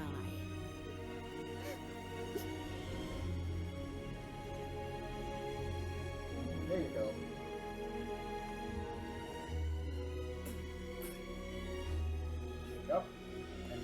Marvin.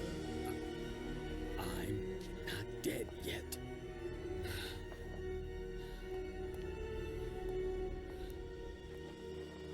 And then Marvin goes to lock himself in the room, and then later Leon or Claire, depending on who you're playing as in the A scenario, will come across Marvin in the room.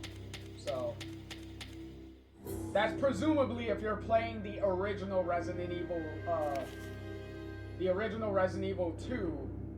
If you're playing the A scenario, either, you know, Claire or Leon will find him. There. Up and then now we have the final scenario, end of the road. So this should be sweet. And yes, Lino, Alyssa was kind of an asshole at the end of that. At the end of Decision, at the end of Desperate Times, yeah, she was an asshole at the end there. That wasn't great. Also,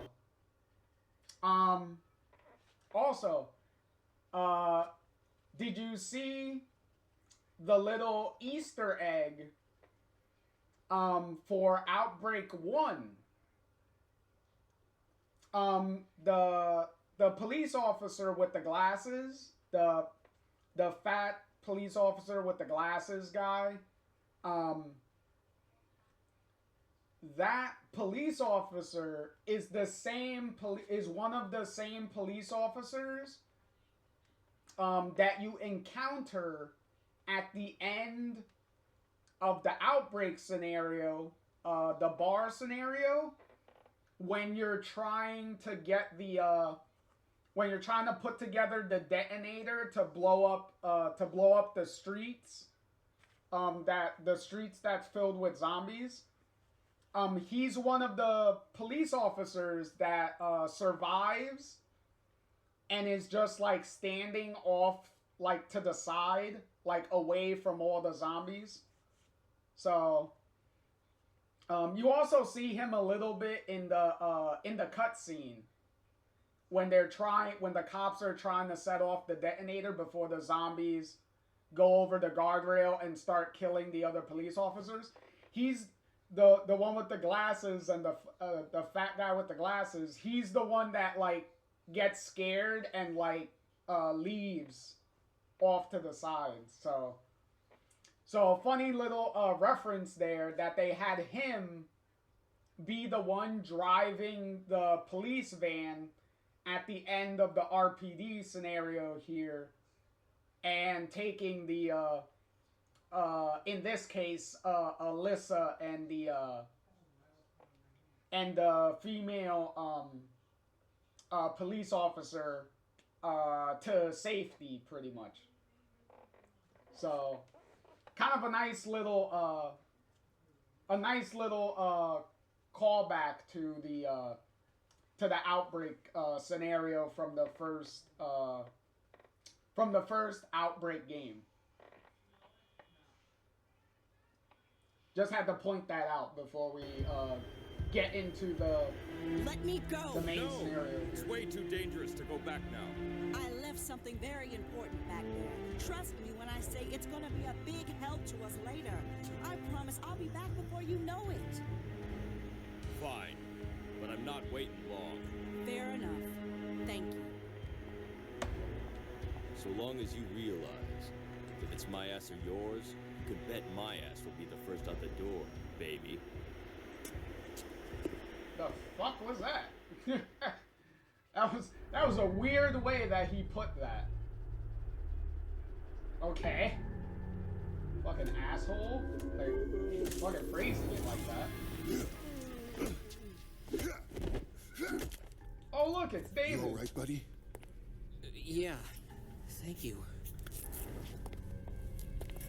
Wait a second, she's human. Carter. No, I mean that's literally David that was saving the guy from getting eaten by the zombie. Yeah, look, that's literally David. You're here for the sample too, right, Linda? Yeah, now let's take that and get the hell out of here.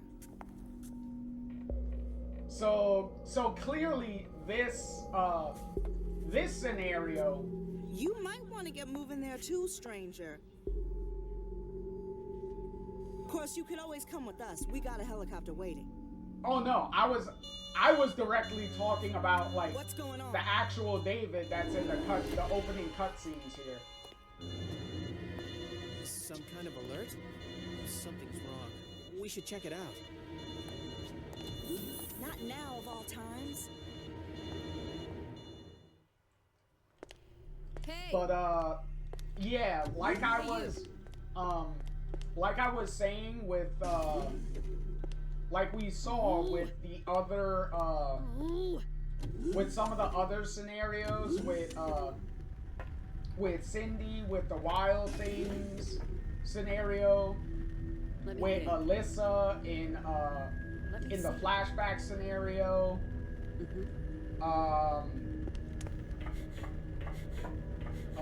What was it? George in the in decisions. Like some of these scenarios, like I said, if you're playing as specific characters, this sucks. Then certain scenarios are more like tailor-made for those characters to be the main character of this like specific scenario. Cause even Yoko was the same thing with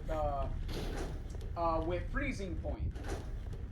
Like if you're playing as Yoko, then you're gonna get a little bit like more out of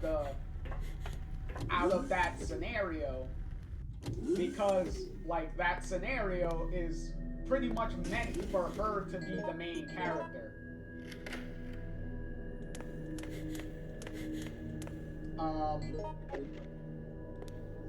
Which is why the opening cutscenes of those scenarios that I mentioned, those cutscenes specifically have those specific characters in them, no matter what character you choose. So that's the game telling you that this scenario that you're picking is kind of meant to be played with this specific character, because you'll get a little more out of the story if you're playing as them. That's pretty much what the game is like, you know, telling you, without putting like a giant like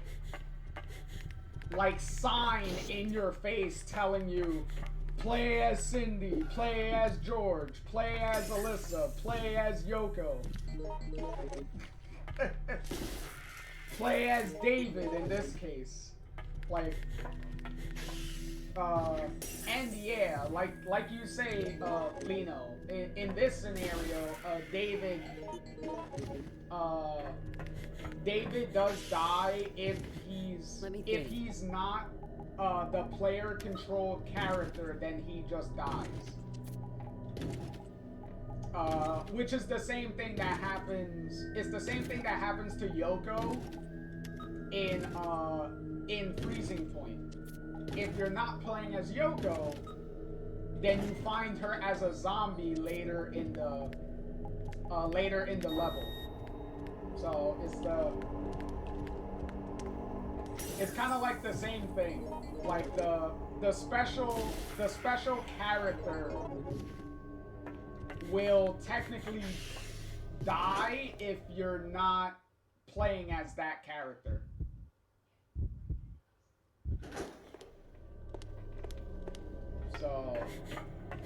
So that is pretty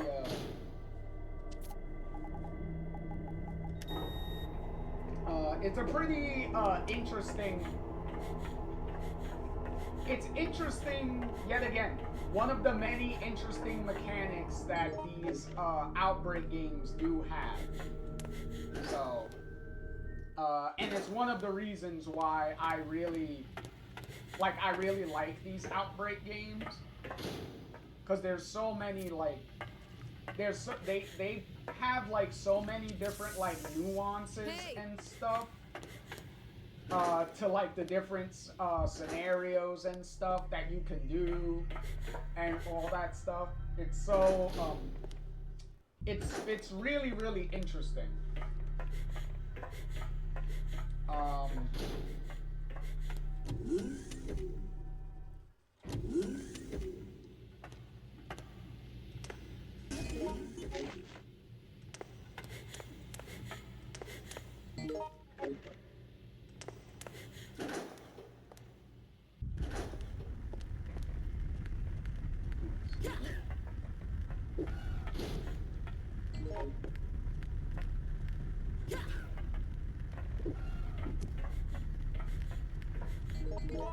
Are you okay?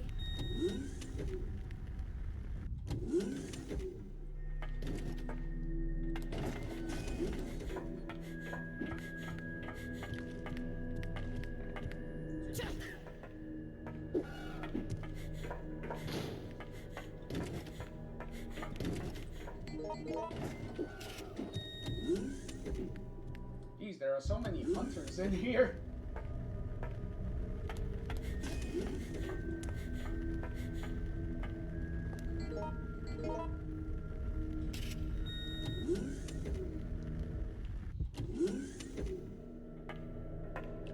Hell of a day I'm having here. What should I do? Let me think. Hell of a day I'm having here. Yeah, you say... you say that again, Alyssa. It is a hell of a day we're having here, isn't it? Hell of a day I'm having here. This sucks. Alyssa, baby. Listen. When I said you can say that again, I didn't mean to literally say it again. Hey. No problem. Yeah. Lino does say, like, yeah, on very hard, this scenario is infested with hunters. Yeah, that is pretty obvious already. Like, right out the gate. Hey! Hey, look, there's the typewriter.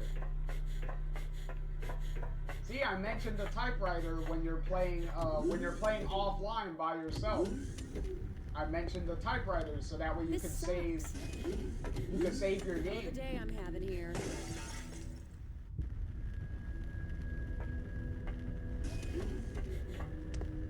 Galino says also the hunters have an insta-kill attack as well.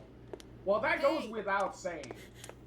Like, the hunters have always had that very annoying insta-kill attack. The key point, though, is the key thing with the insta-kill attack that you have to remember is it's only an insta-kill depending on where your health is. If your health is too low, if your health is low enough, then it's an insta-kill. It's immediately an insta-kill when they do it.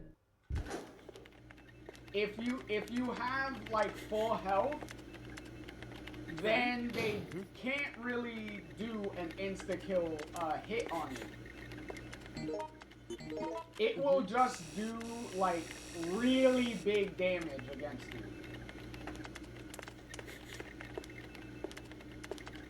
Hey, you. Yeah. So that's one of the tricks with the hunters, especially in like the classic like Resident Evil games and stuff, is that if you're dealing with hunters, you have to be cautious of where your health is.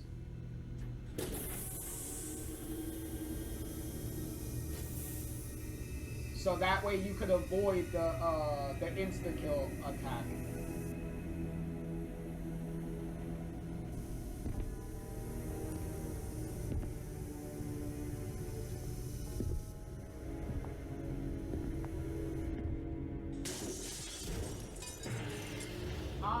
Mr. X.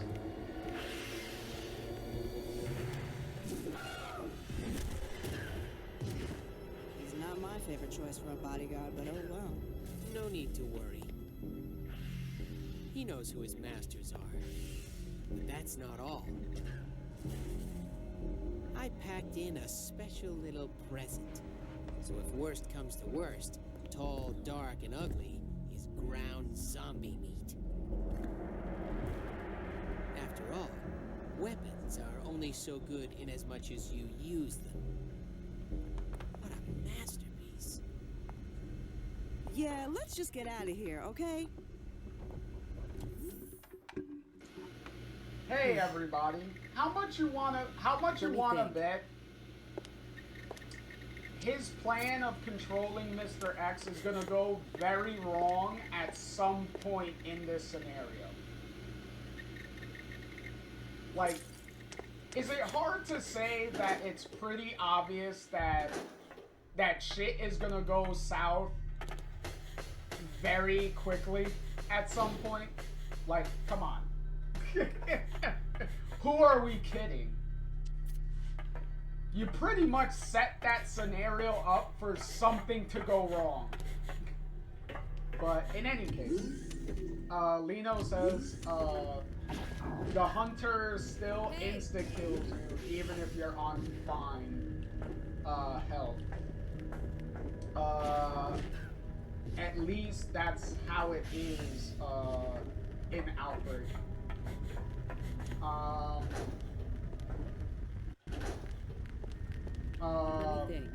I don't know. Maybe? Hey. I guess.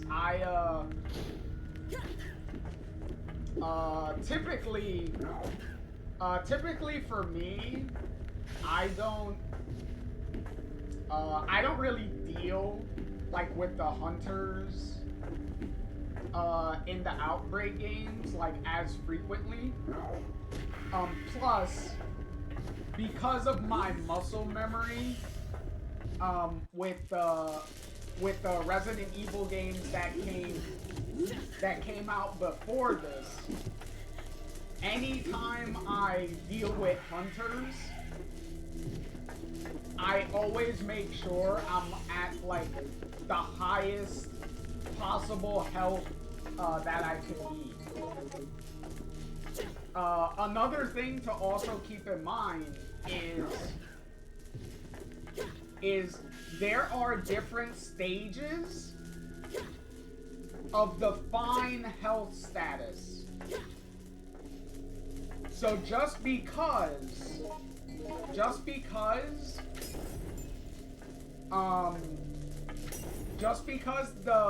the health status tells you that you're fine, it doesn't necessarily mean that you're at 100% health.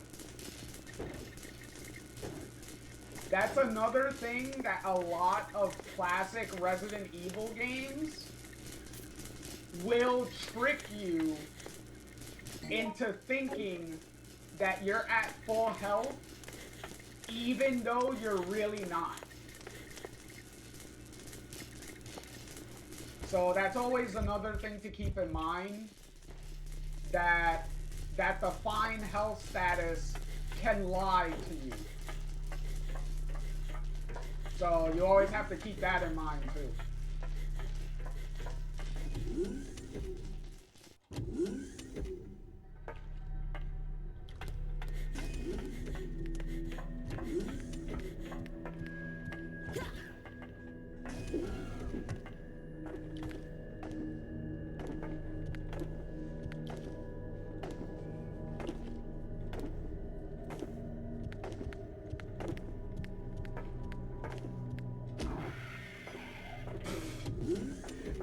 I like how Mr. X just kicked the hunter one time and it just instantly died. He just gave it a light kick and it just instantly died. That was so funny.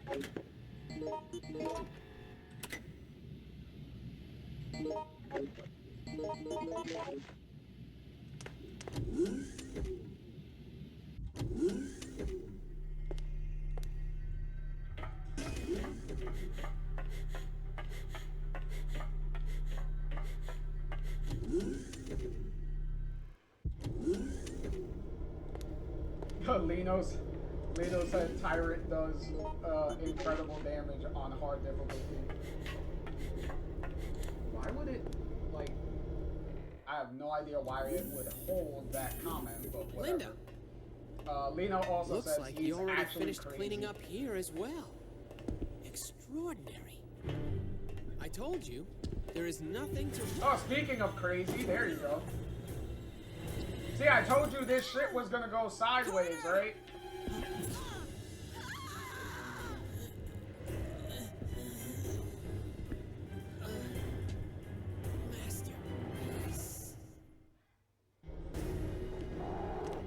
Well, there you go. Let me think. See, he was helping us for like 2 seconds, and then now he's just gonna go on a rampage and kill everything. See, Lino? Now Mr. X is crazy. Yeah, exactly, Lino. He thought the little remote was going to hold down Mr. X. Hey! Nah. Mr. X don't roll that way. Remember what the old saying is about Mr. X. X is always gonna give it to you. Whether you like it or not, X is always gonna give it to you.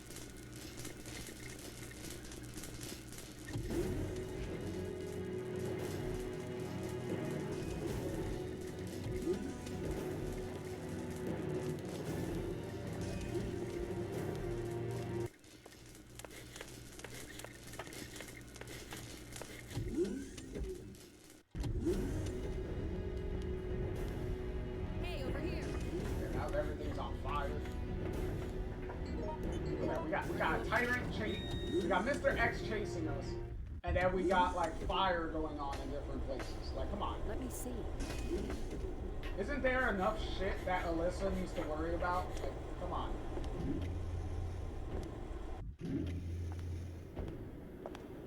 There.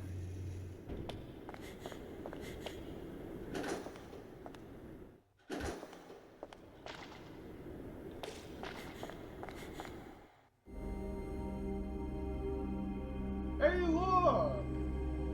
Hey, this is where you fell. Hey! Let me see. There! Yeah, exactly, Alyssa. Like, why don't you go check if she's alive? Oh, well, maybe that's why we don't check.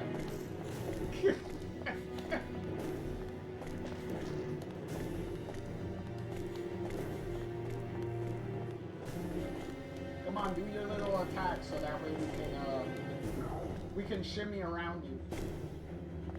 There you go. Mr. X just got baited. He just got baited and he ain't gonna give anything to nobody.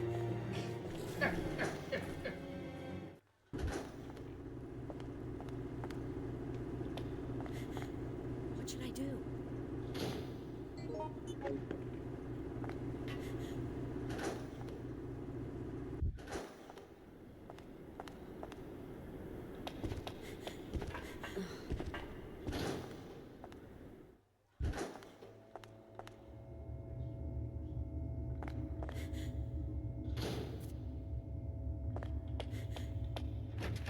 Hey! Damn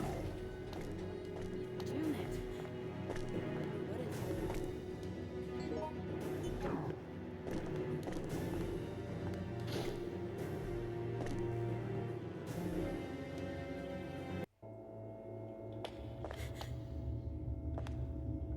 I always love that trick.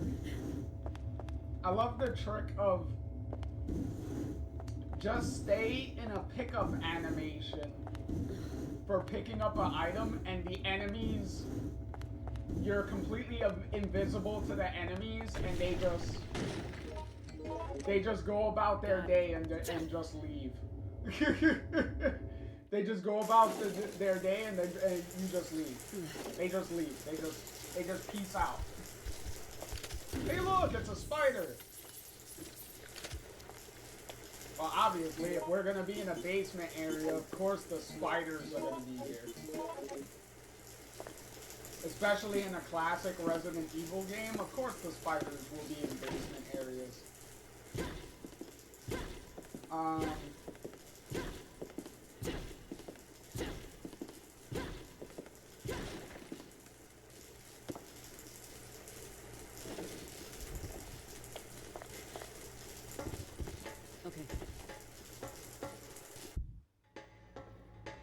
Well, too bad the zombies may be able to get through doors in these games, but they still can't climb a fucking ladder.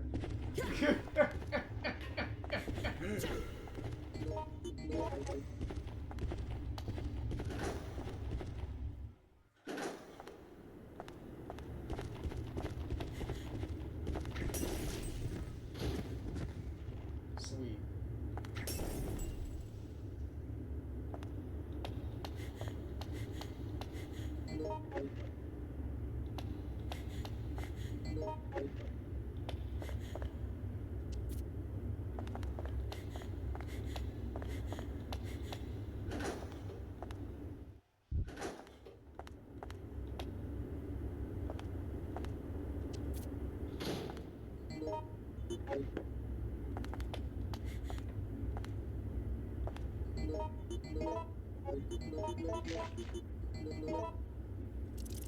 Oh my god,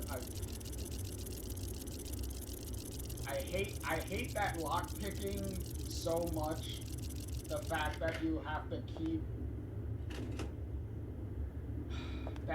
to pick between the 4 different like lock picks to be able to unlock like certain like doors and lockers and like things that you can use. Like, bruh. Like, why couldn't it just be a regular lockpick? And just let me unlock everything without having this... Well, everything that I can unlock with the lockpick. Without going through this needless step of picking between 4 different ones. Like, come on. See? It's situations like that as why Alyssa is not the master of unlocking, but Jill is. That's why Jill's the master of unlocking, because she don't need to have a bunch of different, like, lock-picking types. Day I'm having here. She just needs one type and it unlocks everything.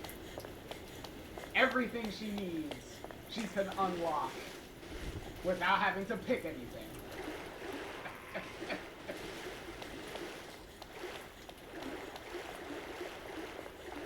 That's why Alyssa will forever be the apprentice of unlocking, but never the master.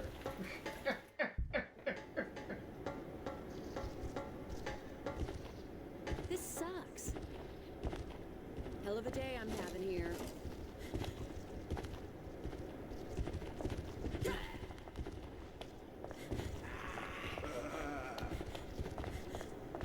What should I do now?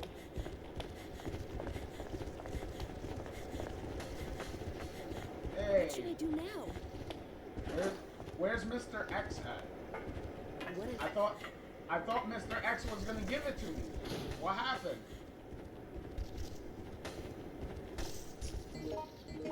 He doesn't want to give it to me down here?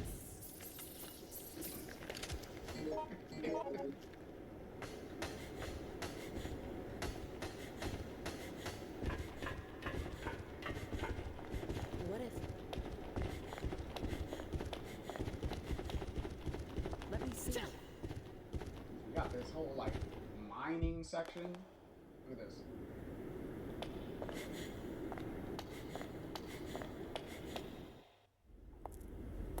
Say something. All that just to check to see if she's alive.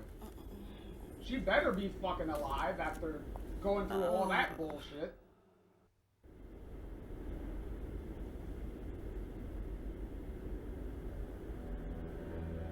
Thanks. I must have passed out or something. Wait, Carter. He didn't make it. My intuition was screaming at me to stop him from using that thing as some kind of a toy. Even the damn capsule got broken as well. Curious, what was in it?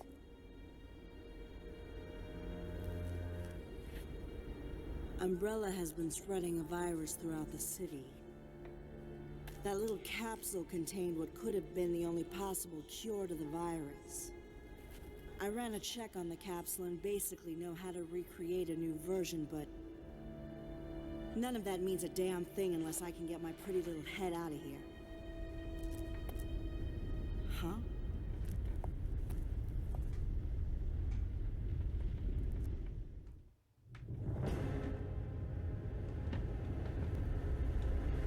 Uh-oh. Oh, look, now we got a flood to worry about.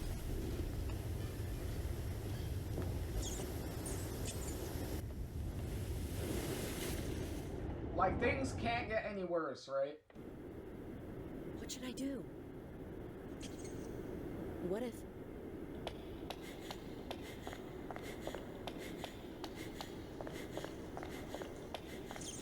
Fucking getting swept up by all that fucking water. Look at this shit.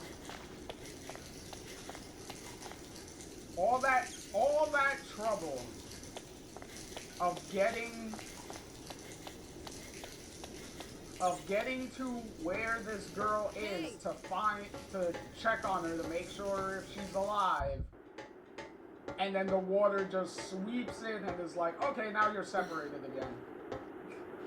This sucks. The game's literally like, hey, fuck you.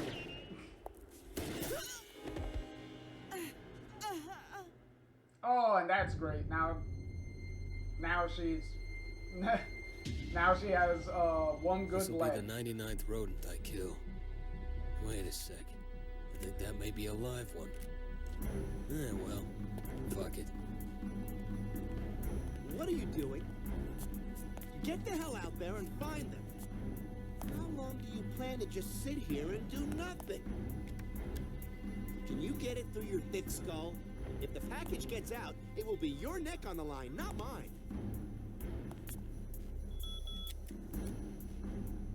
Sir, landmine placement complete. Okay. That seals off any ground exit. What? Did you forget I'm the one that gives the orders here? Wait! Think of the position I'm in.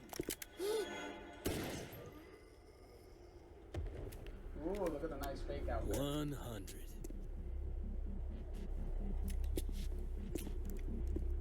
Gee, you thought you were gonna shoot him in the head.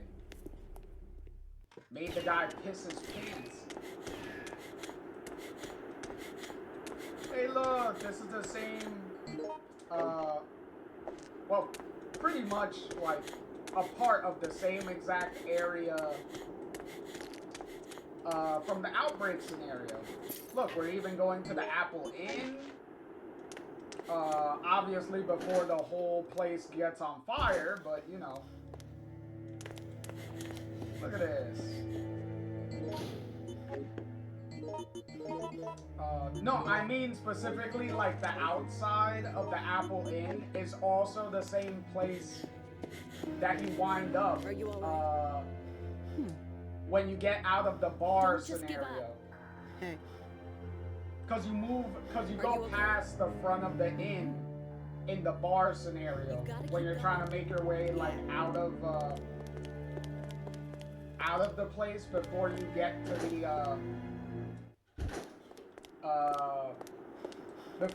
to the street that's like overrun with zombies and you have to figure out the detonator part.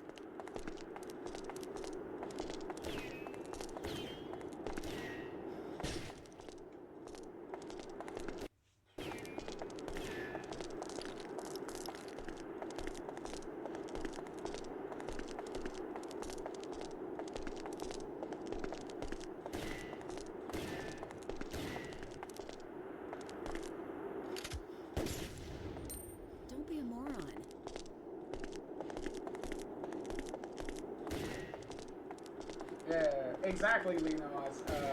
That's what I said earlier. The apple in from Hellfire before it's actually on fire. I think. Damn it. Hey!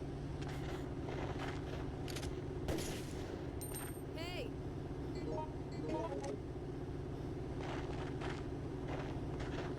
Which, yet again, some of these scenarios, like, really contradict some of the scenarios in the first, in the original Outbreak, because it's kind of like, okay, where do you place some of these, like, scenarios?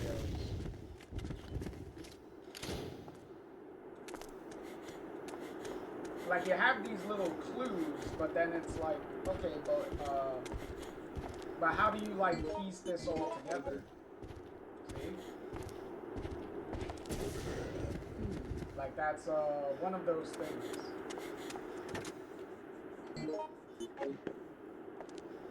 You just casually have a rocket launcher in the back of that car?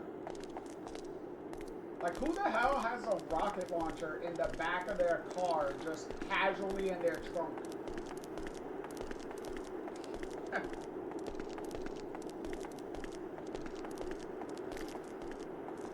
And it's not even like a military like car or like an umbrella car. It's just a random regular car. And it just so happens to have a rocket launcher in the back of it. So funny.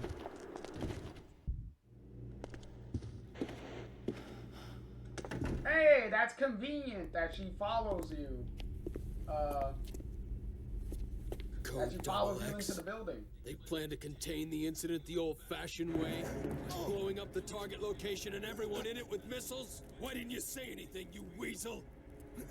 I kept telling you to hurry. Damn. Oh. Well, where are you going? You need to find that capsule. You do it. I'm not gonna go up in flames with the rest of the town. This job is turning out to be a lot hotter than I had expected. Hey! Wait!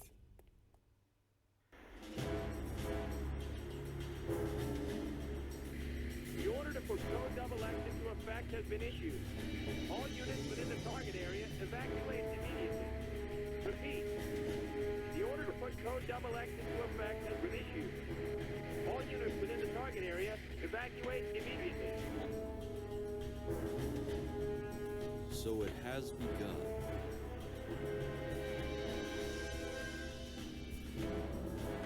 Guess I don't have much of a choice.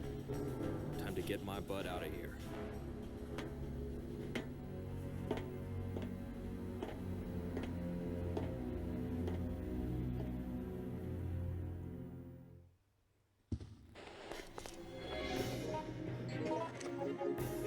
Oh, there we go. Now we got our less than 3-minute timer to get the fuck to where we need to go.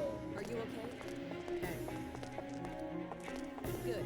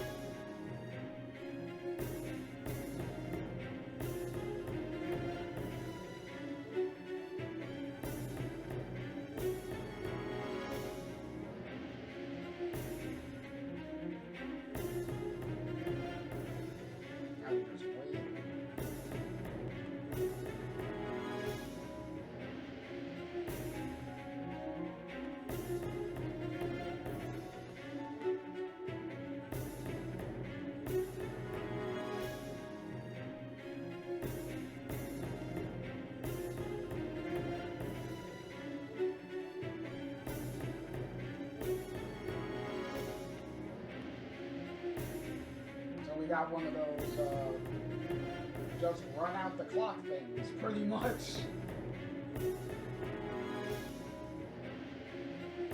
Oh, is it kind of like, decisions,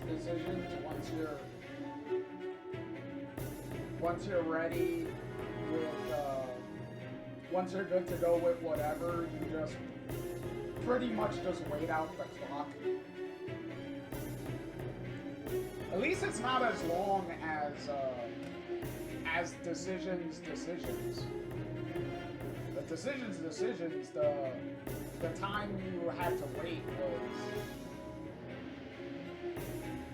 was definitely a lot more if you already knew what to get, what to do, and you got everything by then you're pretty much just standing there waiting around for like a while.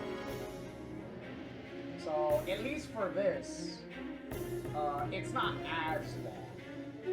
Like 3 minutes is definitely a shorter time frame than the 8 minutes, I believe, that they gave you in decisions. But granted, most of those 8 minutes is making sure you have like the daylight vaccine and like all that stuff.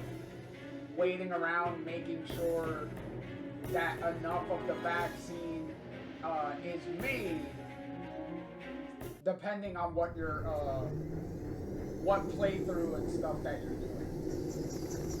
So.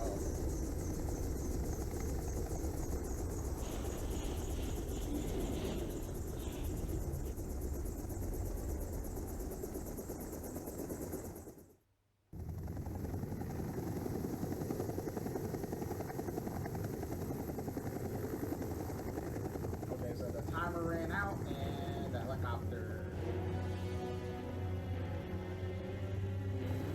well, is trying to leave. But this guy comes up with a damn rocket launcher.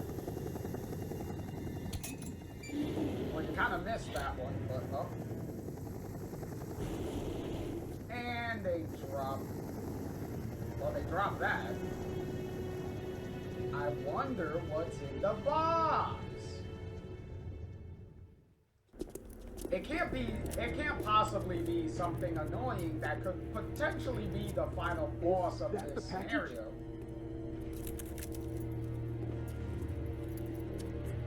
Surely it is not.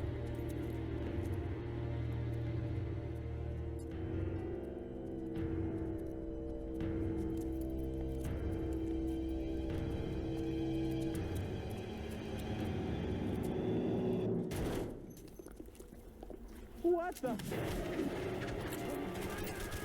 Oh my goodness, they're gonna get hentai to death. Where are the tentacle tags?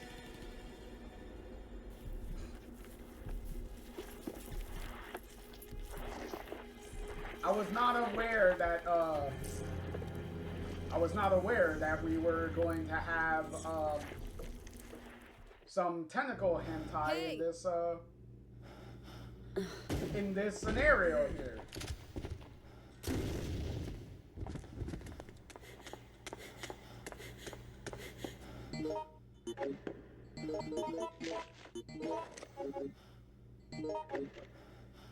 Let me think.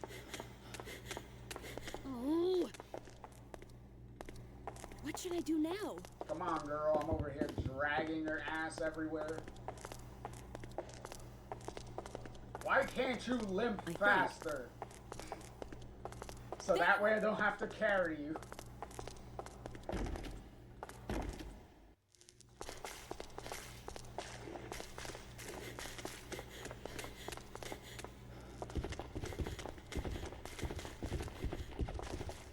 God, it's like fucking, what was it? Mark's partner in the bar scenario where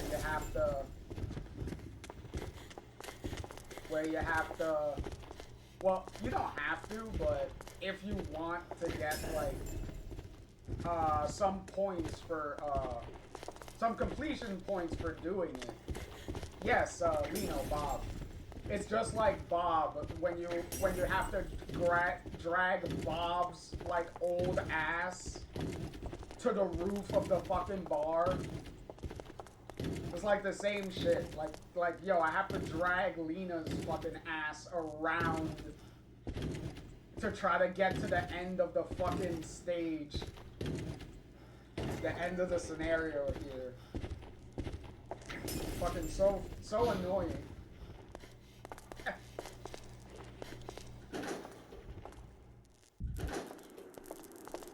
There! Shit! There!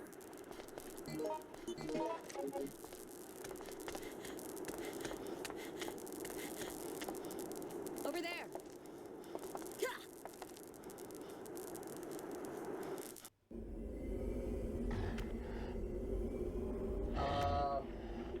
I guess it's nice that Lena stays on the other rooftop, so that way we don't have to worry about her getting fucking killed during this boss fight. At least she's not limping around the fucking boss arena, I guess. So thankfully they didn't go that far in making this final boss even more annoying.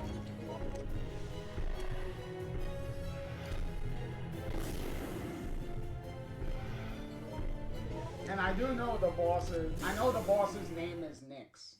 I do know that. Ooh, nasty. Yeah. Fucking disgusting. Look at it falling apart. All that pus and nastiness all over the place. All the bodies and everything that it tentacle fucked to death. Hey, you!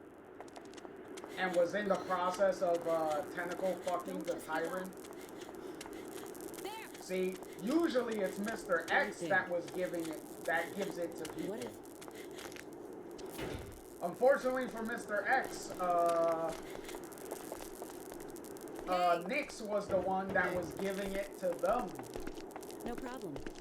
Nyx was definitely giving it to Mr. X in a very big way. And they were going to do it in all the holes. And if there wasn't a hole, Nyx was gonna make new holes. Are you okay?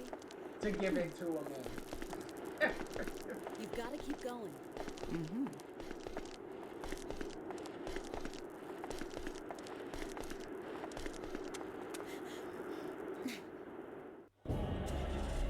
Hey, we made it.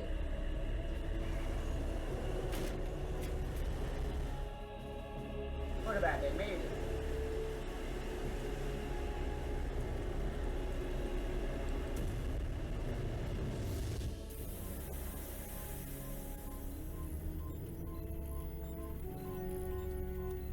Arrow 2, direct hit on the target, sir. Angel 1, both missiles are confirmed hits. Return to base immediately. This is Angel 1, roger that. Arrow 7 and 10, direct hits. Both Angel 2 and 3 have emptied their payloads. Arrow 5 correction. In hit coordinates. West 0.5. South 0.1. Roger. This is Angel 6 reporting. Confirmed all fighters have emptied their payload. Mission code XX complete. Repeat, mission code XX complete. This is Heaven's Gate. We got you loud and clear, Angel 6. Mission code XX is completed. All fighters return to base immediately. Roger that. Arrow 8, 11, target reconfirmation. Arrow 5, 9.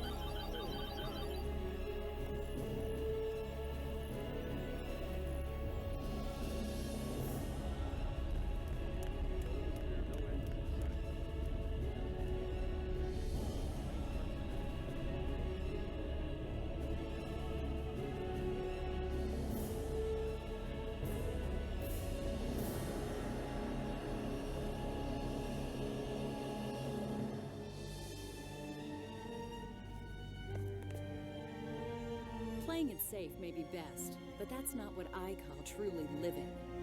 Fight for what you want. There's always going to be risks. You may get hurt in the end.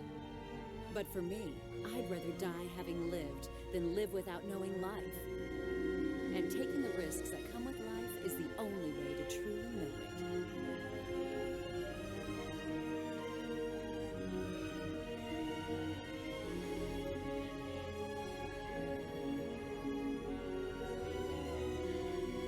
What's done is done. We can't take it back. However, we may be able to start again from the beginning. That's the one gift we humans have. We can rebuild. Yay.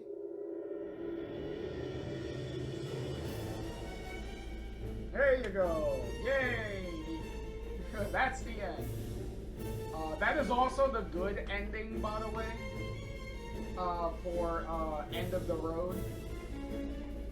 Because you could also get a bad ending if Lena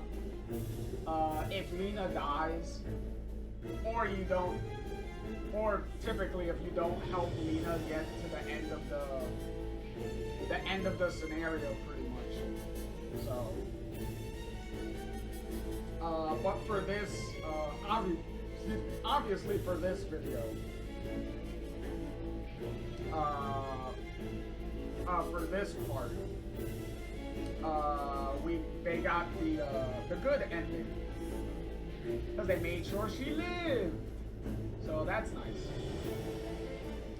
Also,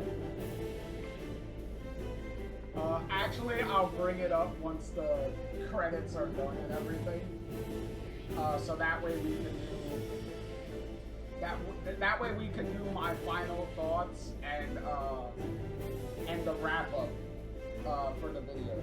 So let's just wait for these credits and stuff to be over. Also, applause to, as always, the entire dev team and everything. And the dev team, the VAs, like everybody who helped make not only this game, but yet again the first game, because primarily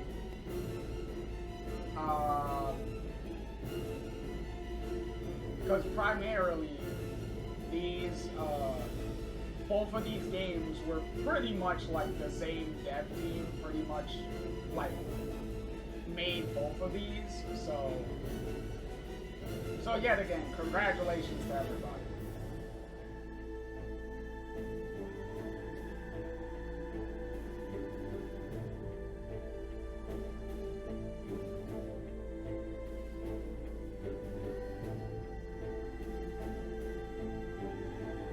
Definitely got some epic music to play at the for the credits, huh?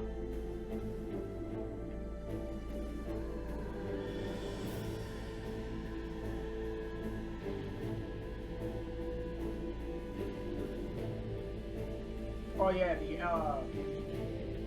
Leno, the ending theme song here is actually a really good instrumental theme. Like, I really like how epic it sounds.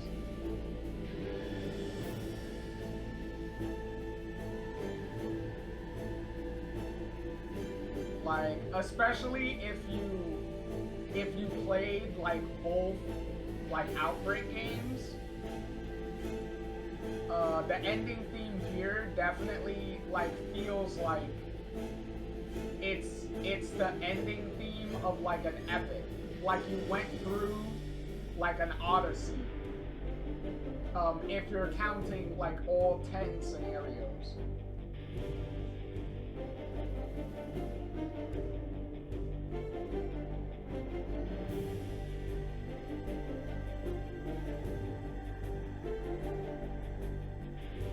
And also, as always, yet again, just like the first game, shout outs to original Claire Redfield, Allison Cord, for handling the voice directing and everything for the Outbreak games.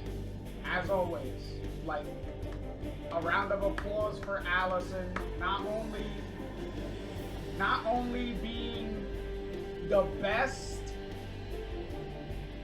Claire Redfield that we have and had, but also being a good voice director and whatnot, and mocap, I believe, because I believe she did both the voice directing and the like the little mocap stuff that they did. But yeah, Lino says, "Oh wow, I did not know that." Yeah, it's her name is actually in the credits. If you go to the credits and you go to I believe it's when they start talking about like the voice directing, like the voice acting part of the credits, you'll see her name there, and it says voice director for her. I'm fully aware of that, thank you very much. It's all about strength, physical strength. Dang, Alyssa's pumping that iron. Look at that. She's gonna have some guns, man. She's gonna shoot off some guns.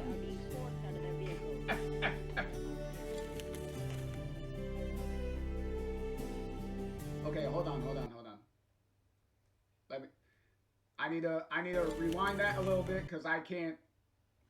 Cause the glare of that scene made the subtitles hard to read. Okay, here we go.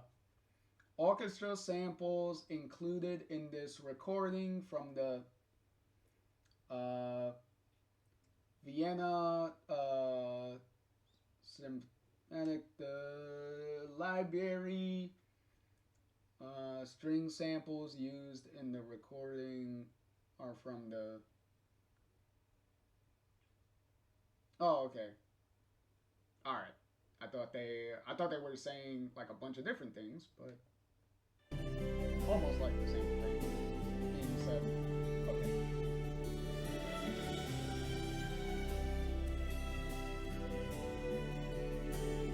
And then she goes back to pumping that iron, working that out. Look at that. Next time we see Alyssa, she's gonna be jacked. She's gonna turn herself into She-Hulk.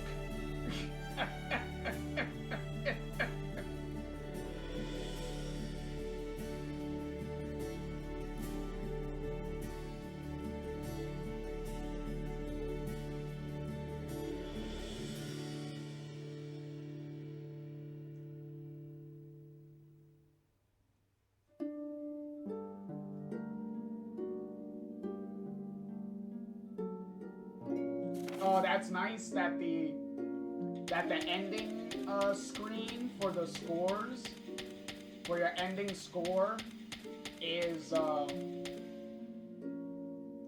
variation of the main Outbreak theme from the opening credits of Outbreak 1 and 2.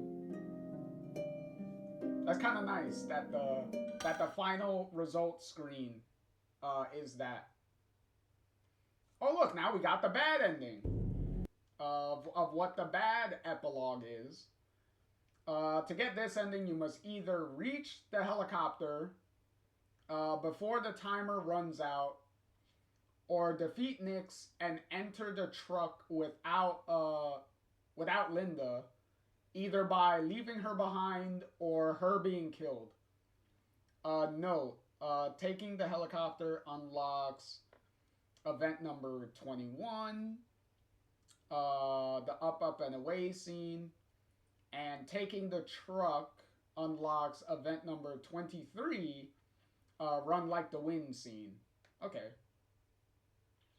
Good to know for anyone that's looking for that. Before long, as they always do, people stopped talking about the catastrophe that struck down the once peaceful town of Raccoon City. Time, as they say, heals all. Yet, even so, we must never forget about the horrific events leading up to the catastrophe, or history will surely repeat itself. However, the harsh reality may be that mankind lacks the power to close the book on this disaster once and for all.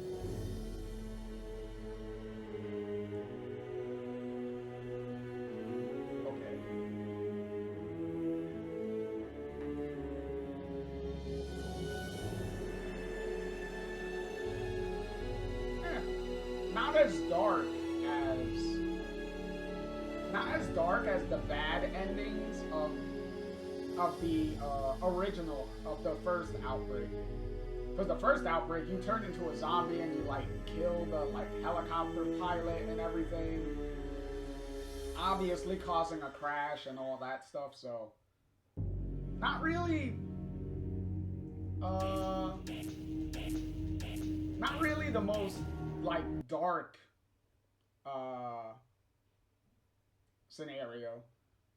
Also, we're not gonna go over like these 3 extra scenarios because all these scenarios are just like the name suggests, elimination. Like you're just going through the stage and like killing every like enemy pretty much. So there's no real story to any of these. It's just like kill enemy stages. So it's not really important. So we're not even gonna bother going through those because those are inconsequential to anything that's going on.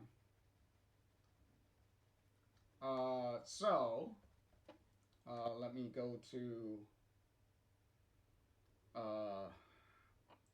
to my full camera here. And then let me pop this up real quick.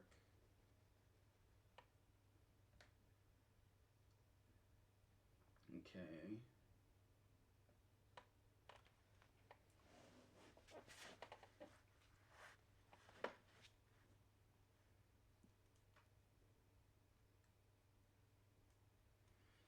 Ooh.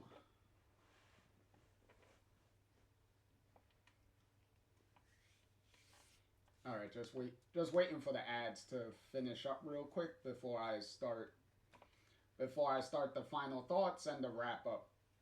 So should be about 5 seconds.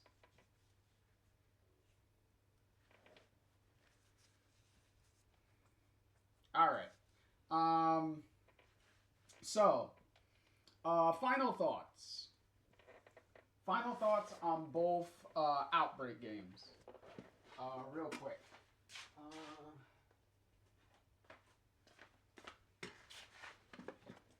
Just had to bust out the first one.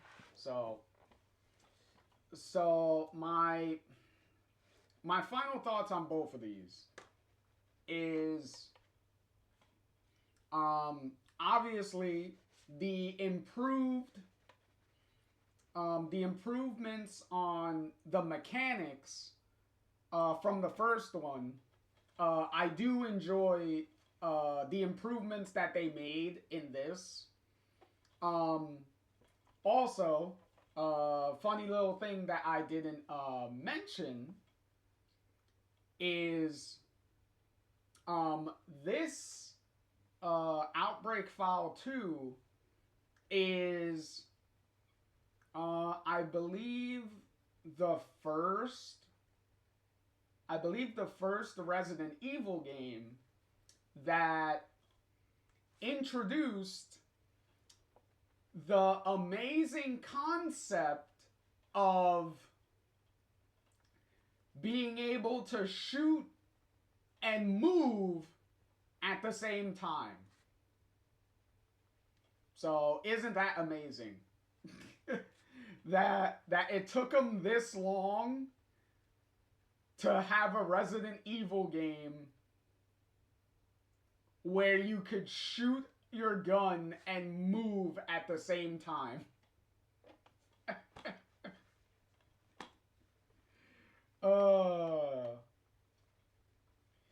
This came out in 2004, by the way.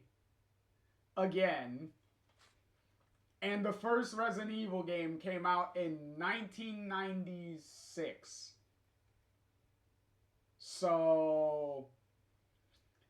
And by the time Outbreak File 2 came out, there have already been, like probably, like, about 10 games at this point. If you're not counting, like, ports.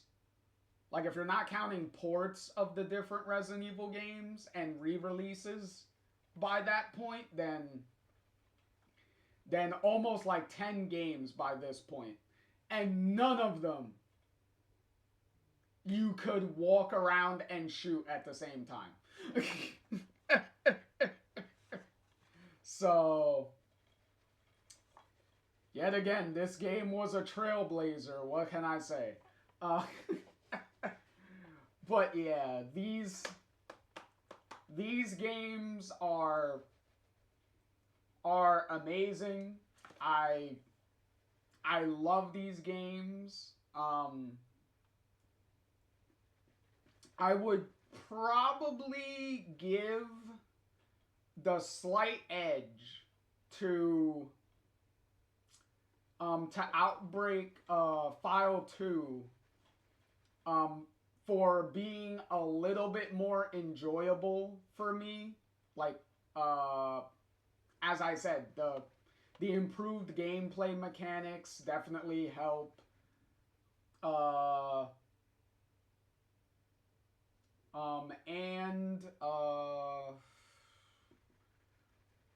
What was something else? No, primarily the improved gameplay mechanics. Like, ironing out some of the issues that the first game had definitely improved things for this. But other than that, and the big thing that I really loved was how diverse, like, what you can do in the scenarios were. Like, obviously, throughout this video, I was pretty much, like, talking about and, like, gushing about, like, all the different, like, alternate paths and stuff that can happen depending on different things that you did or didn't do, like, in the scenarios. I really love that. So for those reasons, I do give File 2 the edge over the first game. But yeah, other than that, I really love both of these games, like, a lot. Again, really wish Capcom would re-release these games, like, remaster these games, and give them modern online support and capabilities. I would really love that, Capcom. Like, come on. Like, I don't know what's stopping you from doing it. I don't know. For all I know, maybe they lost the code. Maybe they lost the master code for these games, and that's why they can't do it. Like, I don't know.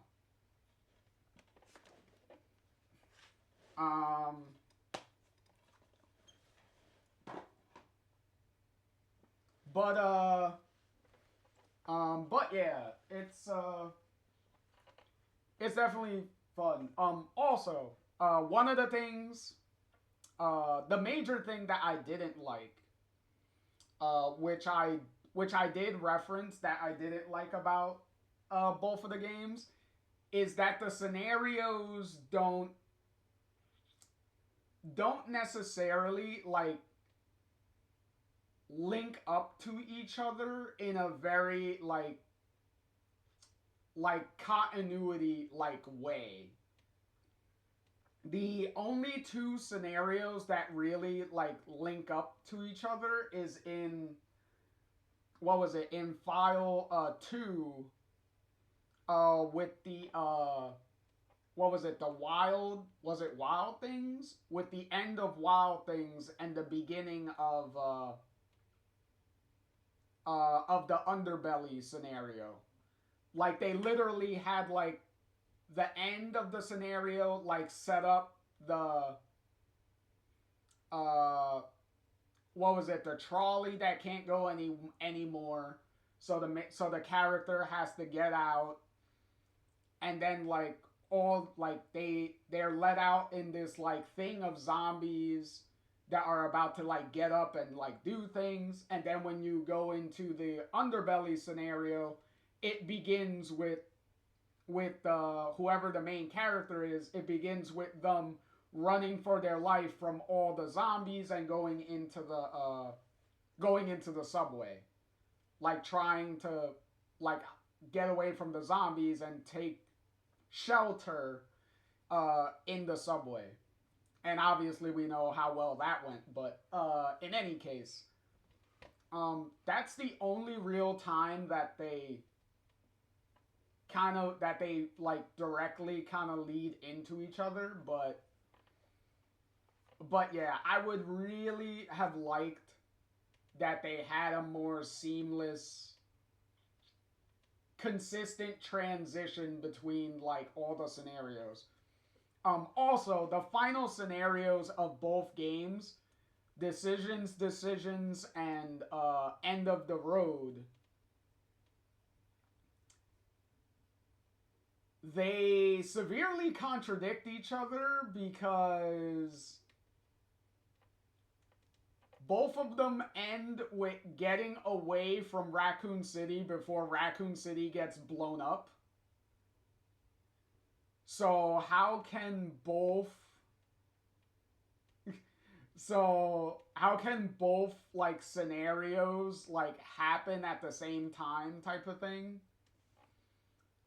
The only way like both scenarios can really happen is obviously if the main characters like get separated, and obviously you have what was it, George in Decisions, that's like the main character. And then in End of the Road, you have like David, that's the main character. So that's the only real way they can make that work. But if you're using like other characters and stuff, like obviously with these playthroughs, we were watching Alyssa playthrough for both games. So obviously that's not going to work continuity-wise. Like, how can she be in two locations at the same time? But yeah. Also, as far as Alyssa goes, it is 100% confirmed that Alyssa does survive, no matter what scenario you're gonna go with. It does. She does survive Raccoon City regardless, because we read in what was it, in Resident Evil 7, there's a newspaper article that you can read, and it is authored by Alyssa Ashcroft. So that is your main numbered Resident Evil game, is acknowledging that the events of Outbreak, no matter how you want to go about it, the events of Outbreak did happen. So the Outbreak games did happen, and as far as Alyssa goes, she survived. As far as all the other 7 main characters, it's kind of up in the air because none of the main like Resident Evil games really acknowledge the other Outbreak characters besides Alyssa. And that's even more clear with Resident Evil 9, because one of the main characters from Resident Evil 9 is Alyssa's daughter. So there's that. Which is also one of the major reasons why, even with all the technical difficulties that I was experiencing with trying to cover the Outbreak games, I wanted to make sure that we covered Alyssa's story in the Outbreak games, is because she's directly tied to the story of Resident Evil 9. And how much of Outbreak itself is going to be directly referenced and acknowledged, like how many of the scenarios and stuff that they're going to directly like use as like fact that like this scenario happened, like these scenarios are the scenarios that 100% happened for Alyssa. The only 2 scenarios that I know that have to happen for Alyssa is obviously the flashback scenario, because she has a bunch of backstory in the flashback scenario, and obviously the Outbreak scenario, the very first scenario of the first game, because that's where all 8 of the main characters of Outbreak are all gathered when all of the shit hits the fan in Raccoon City. So at the very least, we know that those 2 scenarios for Alyssa are 100% like these 2 definitely did happen. As far as the other scenarios go, we'll see if what Resident Evil 9 will confirm happened or not. We will see. I'm also interested to see if the game will mention any of the other Outbreak characters and see if any of them are confirmed to survive. So we'll see. I would hope they all survive. Like shit. I didn't go through those the 2 Outbreak games and bust my ass to make sure that all 8 of those of the Outbreak cast survived both games just for Alyssa to be the only survivor. Like shit. You know how pissed off I would be? I'd be like, fuck, really? After all those years of hard work and determination, Alyssa's the only one? Like, shit, I'd be mad. But, as always, that's a story for another day. And that's a story for Resident Evil 9 to reveal to us on whether or not things happen or not. So definitely look forward to that when we get there. But as for now, as always, I've been JR. Thank you all very so much for watching. And thank you for everyone that was contributing to the chat and having all the interesting conversations and everything, and all the fun and everything that was going on in chat and whatnot. Like, thank you all. Like, it's always fun having a lively chat, and everybody's having fun and having fun discussions and stuff about the games and stuff that we cover and things like that. So I can't thank you all enough. And with that, I will catch you all in the next one. Later, everybody, and be well.